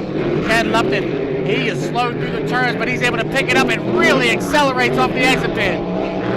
Lupton down the backstretch, opens it up. We'll call it 2 plate lengths, but here comes Henderson on the outside. Henderson's made up a lot of ground that time as they head down here to turn number 2. Lupton and Henderson almost side by side. We'll call it 1 to 2 boat lengths as they come off the exit of turn number 2 to complete lap number 2. 2 down, 2 to go. Here at GP1A. Ken Lupton is really slow. Something's going on in that 577 as he is off the throttle, and that's where Ken Henderson's able to make him a lot of ground. as they go to the apex of turn number 1 here on lap number 3. Henderson is right there on the outside. Lupton leads, but Henderson is still there. You can throw a blanket over top of it. Now Henderson takes the lead. Henderson down the backstretch with a boat length advantage as they go down here into turn number 2. Going to get really tight between the top two as they come to the apex of turn number 2. Lupton leads, and Henderson gets forced out a little bit wide that time. 3 down, 1 to go. Ken Lupton is your leader with Ken Henderson running in second. Down into turn number 1 here on the 4th and final lap. And Lupton is slow now. Lupton is slow. Lupton is down. Henderson now takes the advantage on the exit of 2. And Ken Henderson will walk away. Something went amiss in the Miss Lucas Oil. And Ken Lupton is down in turn number 1. The door opened wide, and off the exit of turn number 2, the Canada boy, Ken Henderson, will get the victory here in Heat 1A. Eric Langevin will come around and pick up second in the 212, the Silco Racing. Unfortunate DNF for Ken Lupton in the Miss Lucas Oil. He has dug himself a hole going into tomorrow, but that team will rebuild and they'll come back ready to go for tomorrow's racing. Congratulations to the 757 team. A Heat victory here in Heat 1A. Ken Henderson, your winner of Heat 1A. Up next, 1B.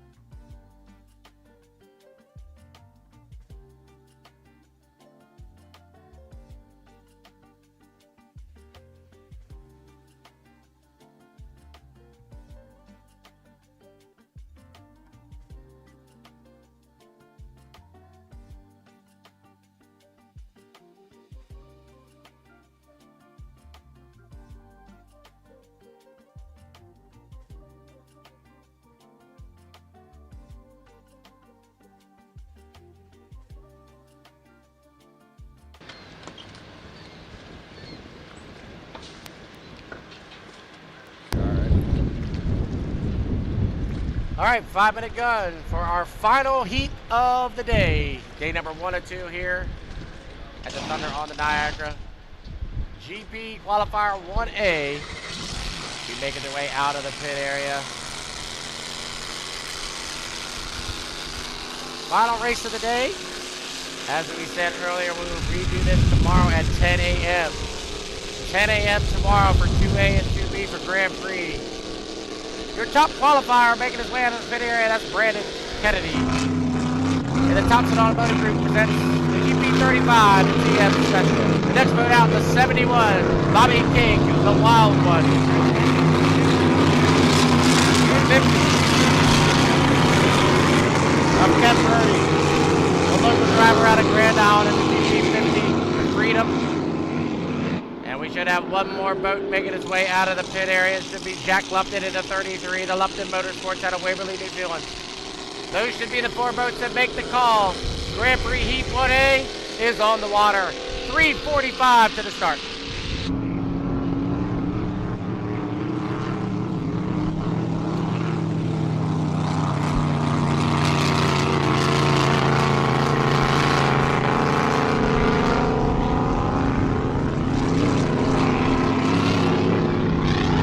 Starting to make their way around the race course, find their spot, find their timing marks.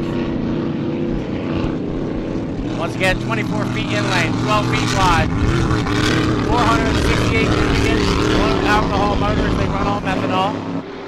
Speeds upwards of 160 miles an hour. We probably top out here down the end of the front stretch at about 145.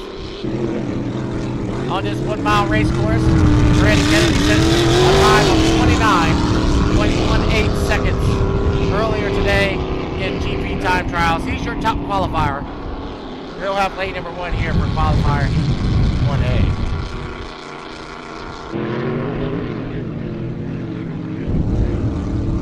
Jack Lupton, the 3rd qualifier, finished third in the time trials earlier. He'll be having lane number 2 for qualifier 1A. Bobby King back behind the wheel of the 71, the wild one. Bobby is driving this weekend for Andrew Tate, who's out in Seattle, Washington, driving the U91 to Goodman Real Estate. Bobby's getting behind the wheel of the GP71. Not the first time he's ever driven the boat. He's been in that boat before.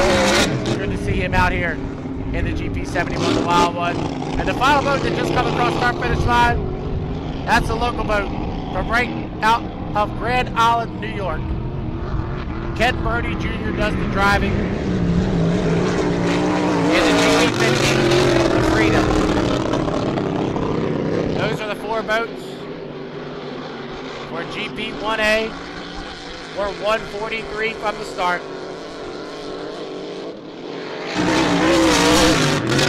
Everybody is trying to get on their timing marks right now. You see Brandon down here into turn number 2 with Ken Brody right on his outside. Brandon going really slow. We'll see if Brody goes down the front stretch at speed and loops around. But Brandon, he's already done his timing runs and everything, so he's just slow, trying to scrub off some time. 1:15 to the start. As we saw earlier today, these boats can do laps at about the 30-second range, so they do not need to be up here too early. Everybody will start conjuring up down here at turn number 1.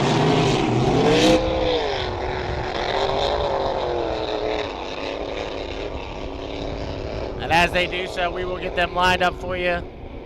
Heat 1A, Grand Prix Hydro, is 44 seconds from the start. Brandon Kennedy in the GP35, the Thompson Automotive Group, presents the TM Special. He'll have lane number 1. Lane number 2, out of Waverly, New Zealand, will be Jack Lupton in the 33, the Lupton Motorsports. The Wild One and Bobby King out of Sterling Heights, Michigan, will be in lane number 3 in the GP71. And on the outside, the GP50 out of Grand Island, New York, Ken Brody Jr. will have lane number 4. GP Heat 1A is 16 seconds away. It's Kennedy, Lupton, King, Brody. We are 8, 7, 6, 5, 4, 3, 2, 1. Mark the leads over here. Brody leads start finish line down into turn number 1. Watch for Brody running hard on the outside in lane number 4, but Kennedy gets there first in the GP35. He'll come up the exit at turn number 1 with the lead, but right there on his outside. Oh, we've got to spin out back in the back. Nope. We're still up and running. Everybody's good as he heads down the backstretch. Kennedy is your leader. Birdie on the outside. Yeah, we did have a spin out down in turn number 2. Somebody's dead in the water, so come off the exit pit at turn number 2 to complete lap number 1. Kennedy leads. Birdie runs in second. Third position, 71 of Bobby King. Kennedy still leads through the apex of turn number 1. It's Jack Lupton who spun it out down there in turn number 1. I saw a wall of white water go up. I couldn't tell who it was, but it was Jack Lupton who spun it out down there in turn number 1. So now Kennedy opened up by 2 full Rooster Tails. They take it kind of easy as he comes to the apex of turn number 2 here on lap number 2. So 2 down and 2 to go. Here in Heat 1A for the Grand Prix Hydros, and Brandon Kennedy is your leader. Ken Brody started out in lane number 4, up to second position in the GP50 Freedom. Third place is Bobby King in the 71. Bobby was a little bit back at the start. That's 71 for the wild one. 2.5 in and 1.5 to go. Everybody's pretty evenly spread out here in GP1A. And Brandon Kennedy, the Thompson Automotive Group, presents the TS Special. Will come up the exit at turn number 2. Come around and get the white flag this time by. So one more lap around in the GP35 and Brandon Kennedy. Bernie running back in second in the GP50 Freedom. Third position to the 71 of Bobby King. So half a lap away from Brandon Kennedy to pick up the 25 valuable points.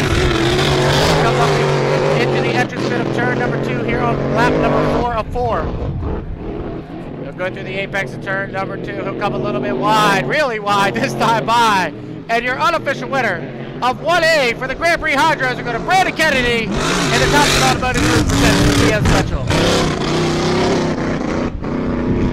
Second position, we go to Ken Brody in the GP50, the Freedom. Third place, go to Bobby King in the 71, the Wild One. Got really tight there on lap number 1. I was waiting to see the lid go up on the 70 or on the 33, and I'm glad to see that the lid did go up on Jack Lupton's craft, so he's okay, but it looks like he had a spit out down there in turn number 1. I just saw a wall of white water go up, but I think he's going to be okay. All right, to our fans along the shoreline, thank you so much for coming out today. It's been a great day of racing here at Grantwick Park. We will do it all again tomorrow at 10 a.m. Thank you so much for coming out. Please support the sponsors and the vendors along the shoreline before you leave today. Just a final note, don't drink and drive, please. Don't do that to yourself when you leave out of here. But once again, we'll see you tomorrow. We'll start bright and early at 10 o'clock with Heat 2A of Grand Prix Hydro. We'll see you tomorrow. For our fans on the live stream, we are going to stay right here. We're going to have a couple interviews with Joan, and then we will do a wrap-up after Joan is done with Mario. So we will... we're going to do that here in just a second.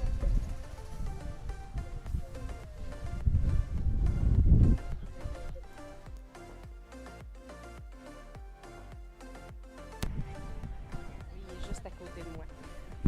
Okay, it's on. It's on.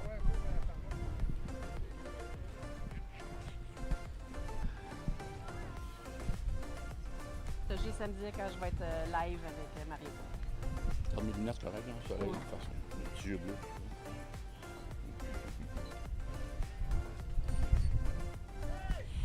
Bonjour à tous. Hi, everybody.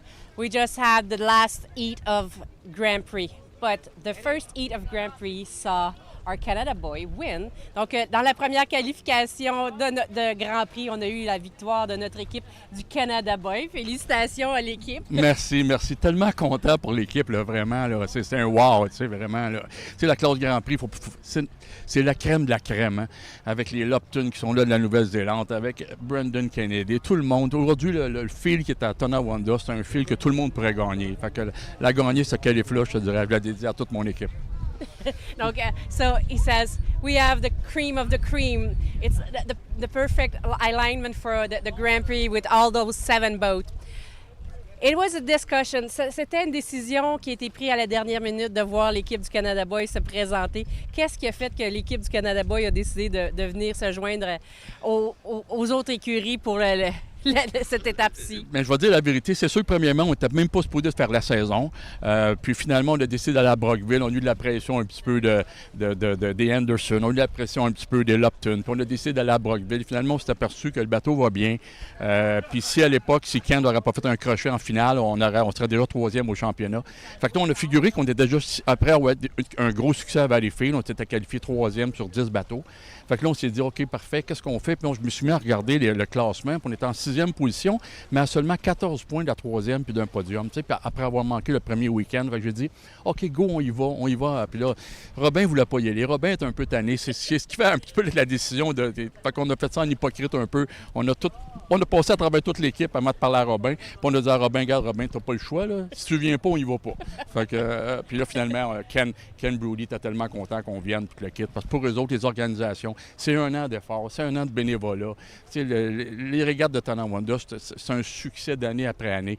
Puis il l'a dit, Ken, ce matin au Drivers Meeting, il y a besoin de la classe Grand Prix. Pas de Grand Prix, il n'y a pas de course. Fait qu'on est là. So the story behind the fact that they are here, they were supposed to drive this to run the boat this season, but they were kind of being pushed around for Brockville by the organization, and they said, okay, by the Anderson and also the Lupton, and after Valleyfield, everything went well too. So they were going to be in the final at Valleyfield, so they were kind of okay. And they are standing in the 6th position in the standing so far, and they were only 14 points from the 3rd position. So they were like, okay, we need to go there, and we need to fight and to support the Brody and here the regatta here in Tonawanda. So it was a great opportunity for them to support. They talked to everybody in the team before talking to Robin, because he's the one who kind of has been tired of doing it, but it was something to see, and hopefully it's going to be more interesting. Mario, comment ça se passe traverser aux douanes avec une embarcation? Ah, tabarouette, je ne veux pas rentrer dans ce sujet-là. Je prends des cours d'anglais, mais parfois j'en prenne encore. Mais j'aimerais ça que tu nous en parles. Non, mais écoute, je peux te dire, finalement, tu sais, je réponds aux questions, ça va super bien. Puis à un moment donné, je ne sais pas pourquoi, je n'ai pas compris la question, mais supposément qu'il m'a rendu, as-tu de la drogue? Puis moi, j'ai répondu, oui. Et tabarouette, ça n'a pas été long. On rentre en dedans, la fouille complète, le camion, tout le kit. Fait que je dis, wow, je crois que j'écoute les questions comme il faut avant. I was asking him about he had a little situation crossing the border. His English is not perfect, so the custom agent was asking him a lot of questions, and at one point he didn't realize what was the question. They were asking him, "Do you have any drugs with you guys?" And says, "Yes." Oops. So bad answer. So they got the agent were like, "Okay, get out of the car, and we're gonna." So, but you made it. Vous avez réussi à venir, donc félicitations, puis on va vous souhaiter une bonne continuation pour le reste de la fin de semaine. Merci à tous. Puis félicitations à HRL, vous faites un excellent travail, fait continuez ça. Vous êtes d'année en année, vous êtes de plus en plus professionnels. C'est wow, j'ai des critiques de tout le monde qui vous suivent sur le web. C'est fantastique, là, je sais pas. Ben merci Mario. So thank you, Mario. Je vais te laisser aller. So we're going to wrap up this live stream. I will ask John Tomei to join me. Oh, you want me to interview? Okay. So John, today we had a great day. Great day. Oh, it was the weather was perfect. The water condition was extraordinaire. Donc aujourd'hui, on a eu, je pense, une très belle journée de course. Le parcours était merveilleux. Très peu d'incidents. So I think tomorrow will be also a great day. Oh man, a great day. We can't get much better than this in Tonawanda. The water was great for the Niagara River. Tomorrow is going to be exceptional. We start at 10 a.m. tomorrow with GP racing right off the bat with 2A and 2B. So make sure you're here at 10 o'clock tomorrow morning. So, on se revoit demain matin avec le départ avec la deuxième qualification Grand Prix à 10h. Donc, on se revoit demain matin. Merci à tous de nous suivre.